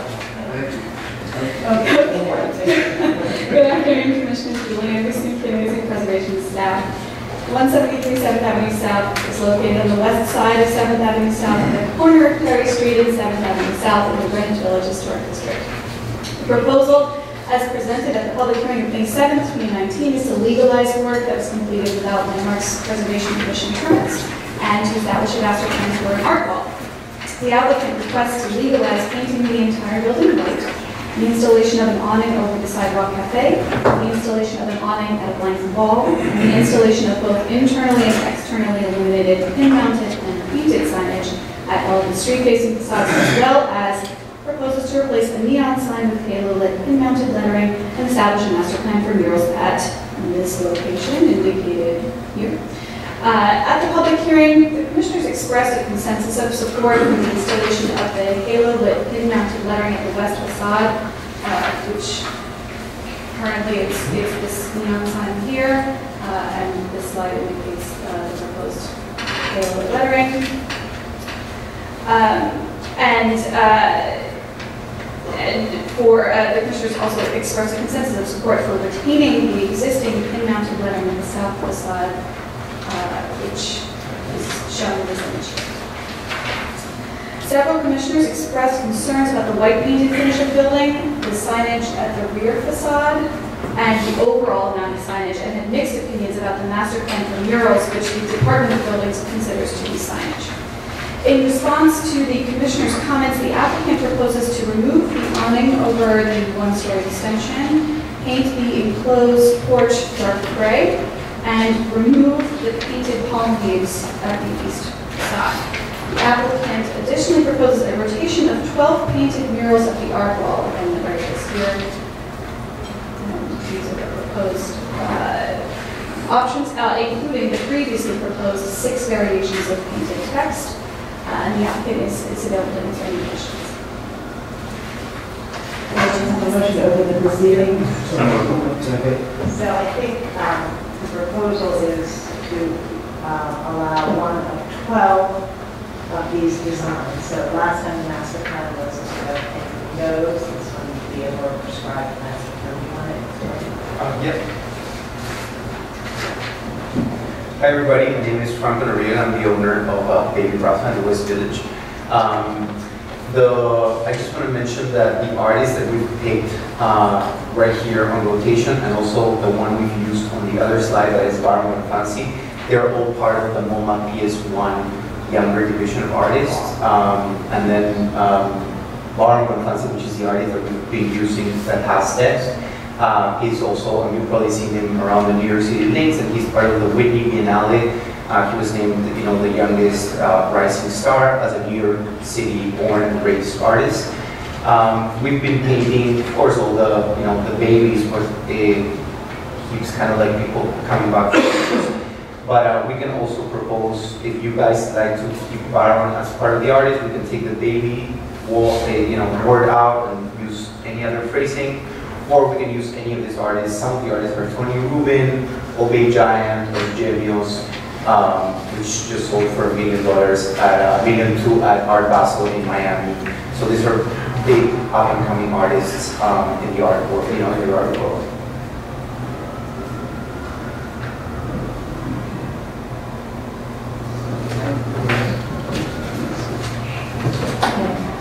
So, and then on the commissioners had concerns about the signage on the back of the building because it wasn't really an entrance, and it was sort of facing onto a residential street. So your response was to remove Yeah, exactly. Just to remove the palm trees and keep the baby Russell signage. That site is Perry Street. We have a restaurant right next to us, it's Rory's, and it also has signage on that street. So by removing the palm trees, we would only offer the logo. This is what makes sense. Okay. Any other questions? I think there were some comments about the white paint last time. People were comfortable with it. Other said that having the salad, others were concerned with the separate. I think by doing the enclosed sidewalk preferred portion dark, it really kind of brings more of a regular look to the building. I think I remember this, but it's why the big panel, whether it's art or signage or whatever it is appropriate in this district, even on 117, which is pretty commercial. Just struggling with why is that appropriate? We started doing this art wall since we started construction of the building. The idea really, it's been named the #1 Instagram mural according to New York Magazine, and it is become kind of like a wall of its own for people to come and take pictures. The West Village is struggling with the rent. There's so many spaces that are empty, and the foot traffic has really gone down in the area, so that is bringing most of people, different kinds of tourists. We were just, that wall really was just put on the map for the New Yorker magazine as places to take pictures in the city for tourists, so it's driving some traffic into the area. Well, I understand why I'm taking my money. I'm just trying to struggle myself, maybe speaking out loud about why it's appropriate, which is what we do. Are there art murals in Greenwich Village? I think there must be some. If we call this like an art mural. Yeah, well, I think in the last in the public hearing, there was, I think, the presentation showed a lot of, say, colorful signage further down. And also there's a... But here we're not going to be talking about signage. They're going to get rid of the clear identification. Right now, they're proposing it to be either one of 6 signs with words or one of 6 art signs. So, but if we said these, they would not identify them. They would not be advertising to the restaurant. Last time we had a discussion about whether the words are art or signage. And so one approach could be to just do the more illustrative imagery, not words. That would be one way. Just sort of consider it art. And while, I'm not sure, while there's colorful signage on 7th Avenue, I don't know about art murals. I know that at some other restaurants that are in the base of row houses, we have groups, small murals on the side street facades of those row houses. Artwork for restaurants. I was thinking, just so we're clear, use of the word baby makes it a sign. It's clear. So when you're thinking about this, and it says baby, that, like, DOD's perspective is a sign, right? So, It can't be. well, I mean, if we say it, then it needs zoning, then it can be there. But I'm saying in terms of art versus signage, you know, to the extent that we are differentiating them, that is a sign that says the word baby in it, because that clearly relates it to the restaurant. Yes. You know, and the other art would make it argument of art. And as Sarah said, we have approved murals associated with the restaurants. In fact, we just did something with Mary Ned, some donkey thing that we can do. You walk around the city in other districts, whatever. And that's it's hard to know which. Sometimes it's on the wall, sometimes it's whatever. And then we have approved very colorful, and the Sushi Samba, so that which had a very, very colorful fenestration pattern on the windows. So go back to the two choices. Now I understand we could choose these, Or but maybe the baby, or these. Or any of these artists. Or nothing. Each of them are. Or all. One of them is done by artist Barman Fancy, which is the guy that illustrates it. I mean, if you guys don't want to have baby in the sign and then still use this artist, we are very keen on this artist because he's a New York artist, born and raised in New York. He was just honored at the Whitney Biennale, and we think he's, you know, a big deal, so it's a good representation of who New York is. We can use any of these phrases that don't have the word baby in it, and it won't be signage.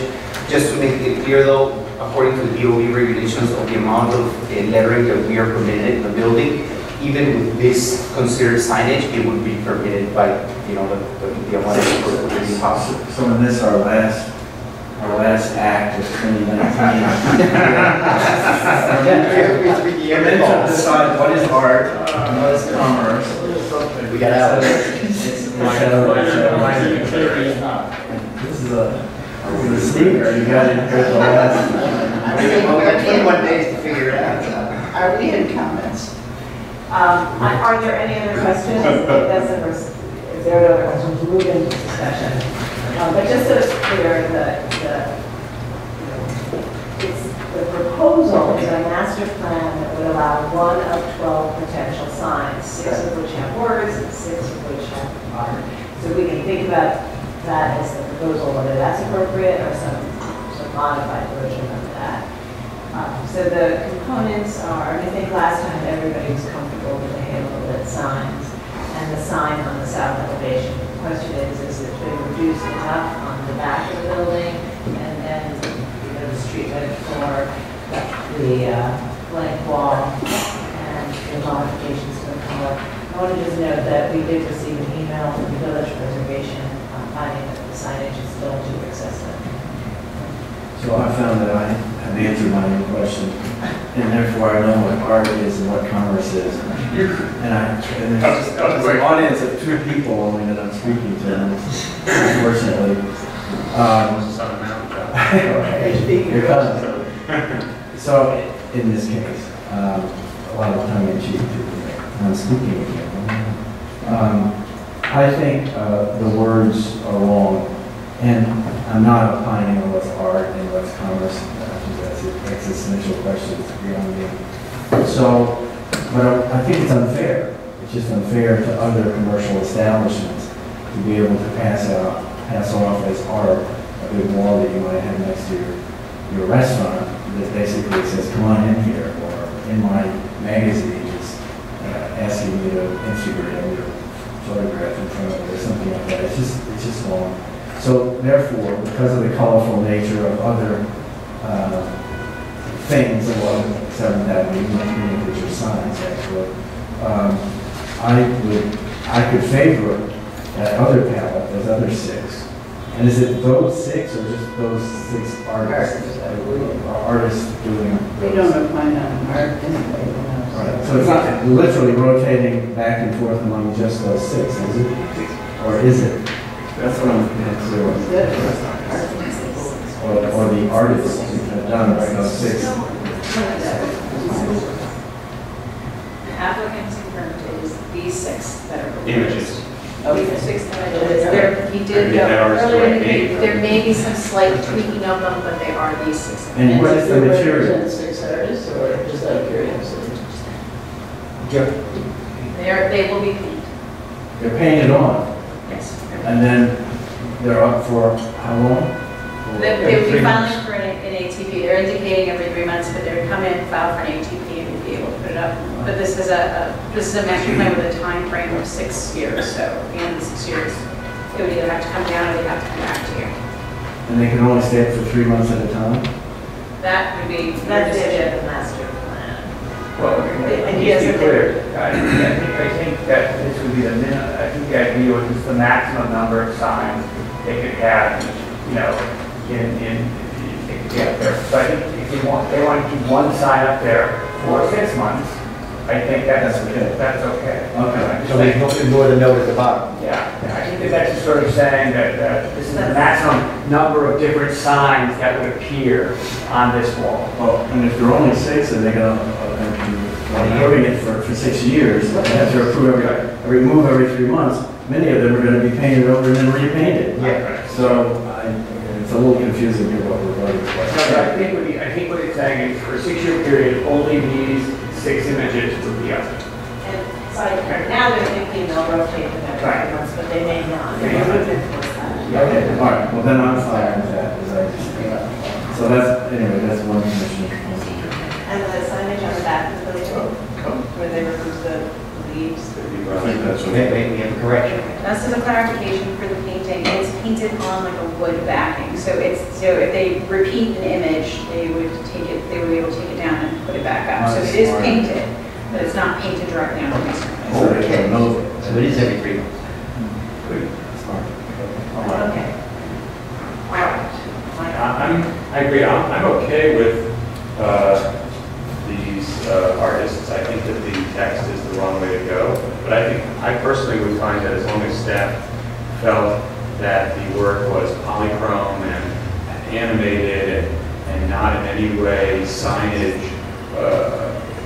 in the direction of signage, that I don't think they need to be limited to these 6. I think that if it's, imagery that's generic in nature, I really don't feel that they need to be limited to it. I think that there is, if they want to stick with these 6, that's great. I think that this, it's unfortunate they didn't zoom out a little bit, because I think immediately to the north, there's some kind of art display by the MTA, or on that event building. Isn't there like an art piece on the corner?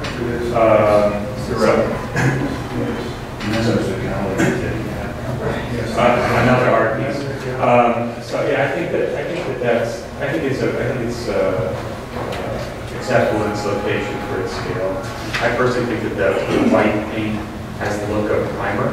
I think it's improved by the gray. I think an off-white or something would be a little bit better. I'm okay with the signage on the side. So, Diana? Yeah, I don't have, I'm okay with the signage on the side, and I think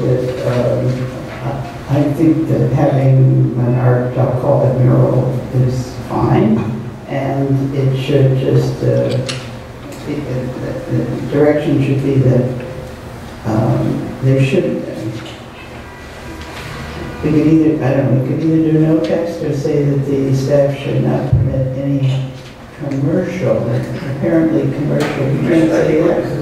Remember our painted wall sign problem. I mean, the question is, do we want, is it just easier just to say, you propose these 6, you stay with these 6, as opposed to, otherwise you need to get into a whole master plan. Because, you say, like, if it were Andy Warhol, when he put up the tomato Campbell soup, he'd be advertising Campbell soup conceivably, so it's, it's So the a, proposal is for these. yeah. It's okay. Okay. And is everybody okay with the white paint? I know Michael talked about doing an off-white. Do you agree with that? Yeah. Off-white. Okay, so I think we want to do a modification for off-white paint and a modification. I didn't even say off-white. For off-white. It's going to be off-white. Yeah. Pretty soon anyway. And then to modify the proposal to allow the 6 signs of art that is imagery. Okay.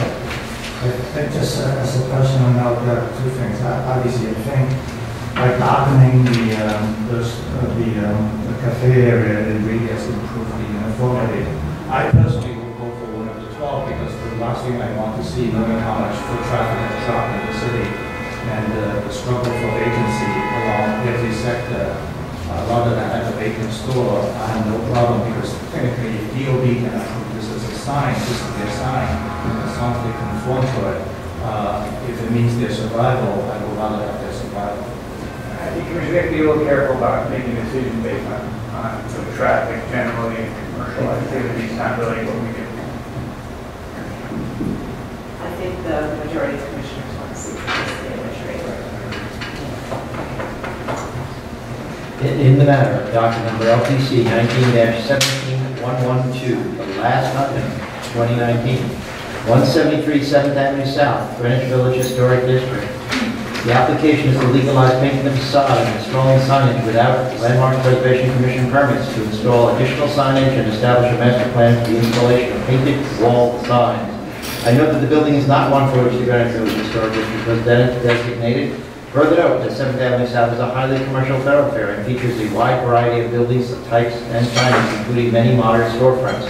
I recommend approval with a couple of modifications, finding that none of the proposed work has and will eliminate any significant historic architectural features.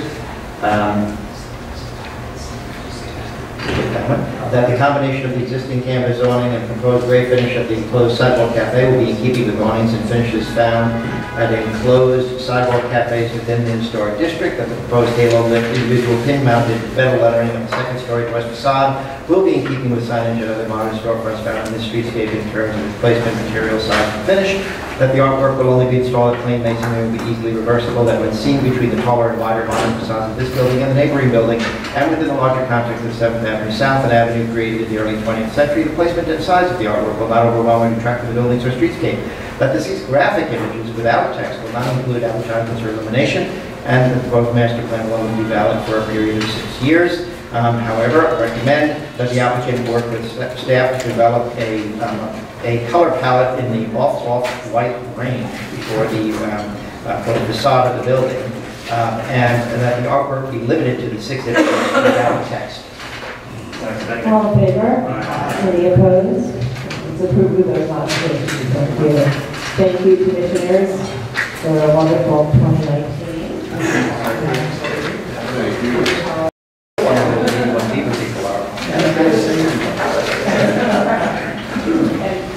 We are having our staff holiday party next week, and you all are invited.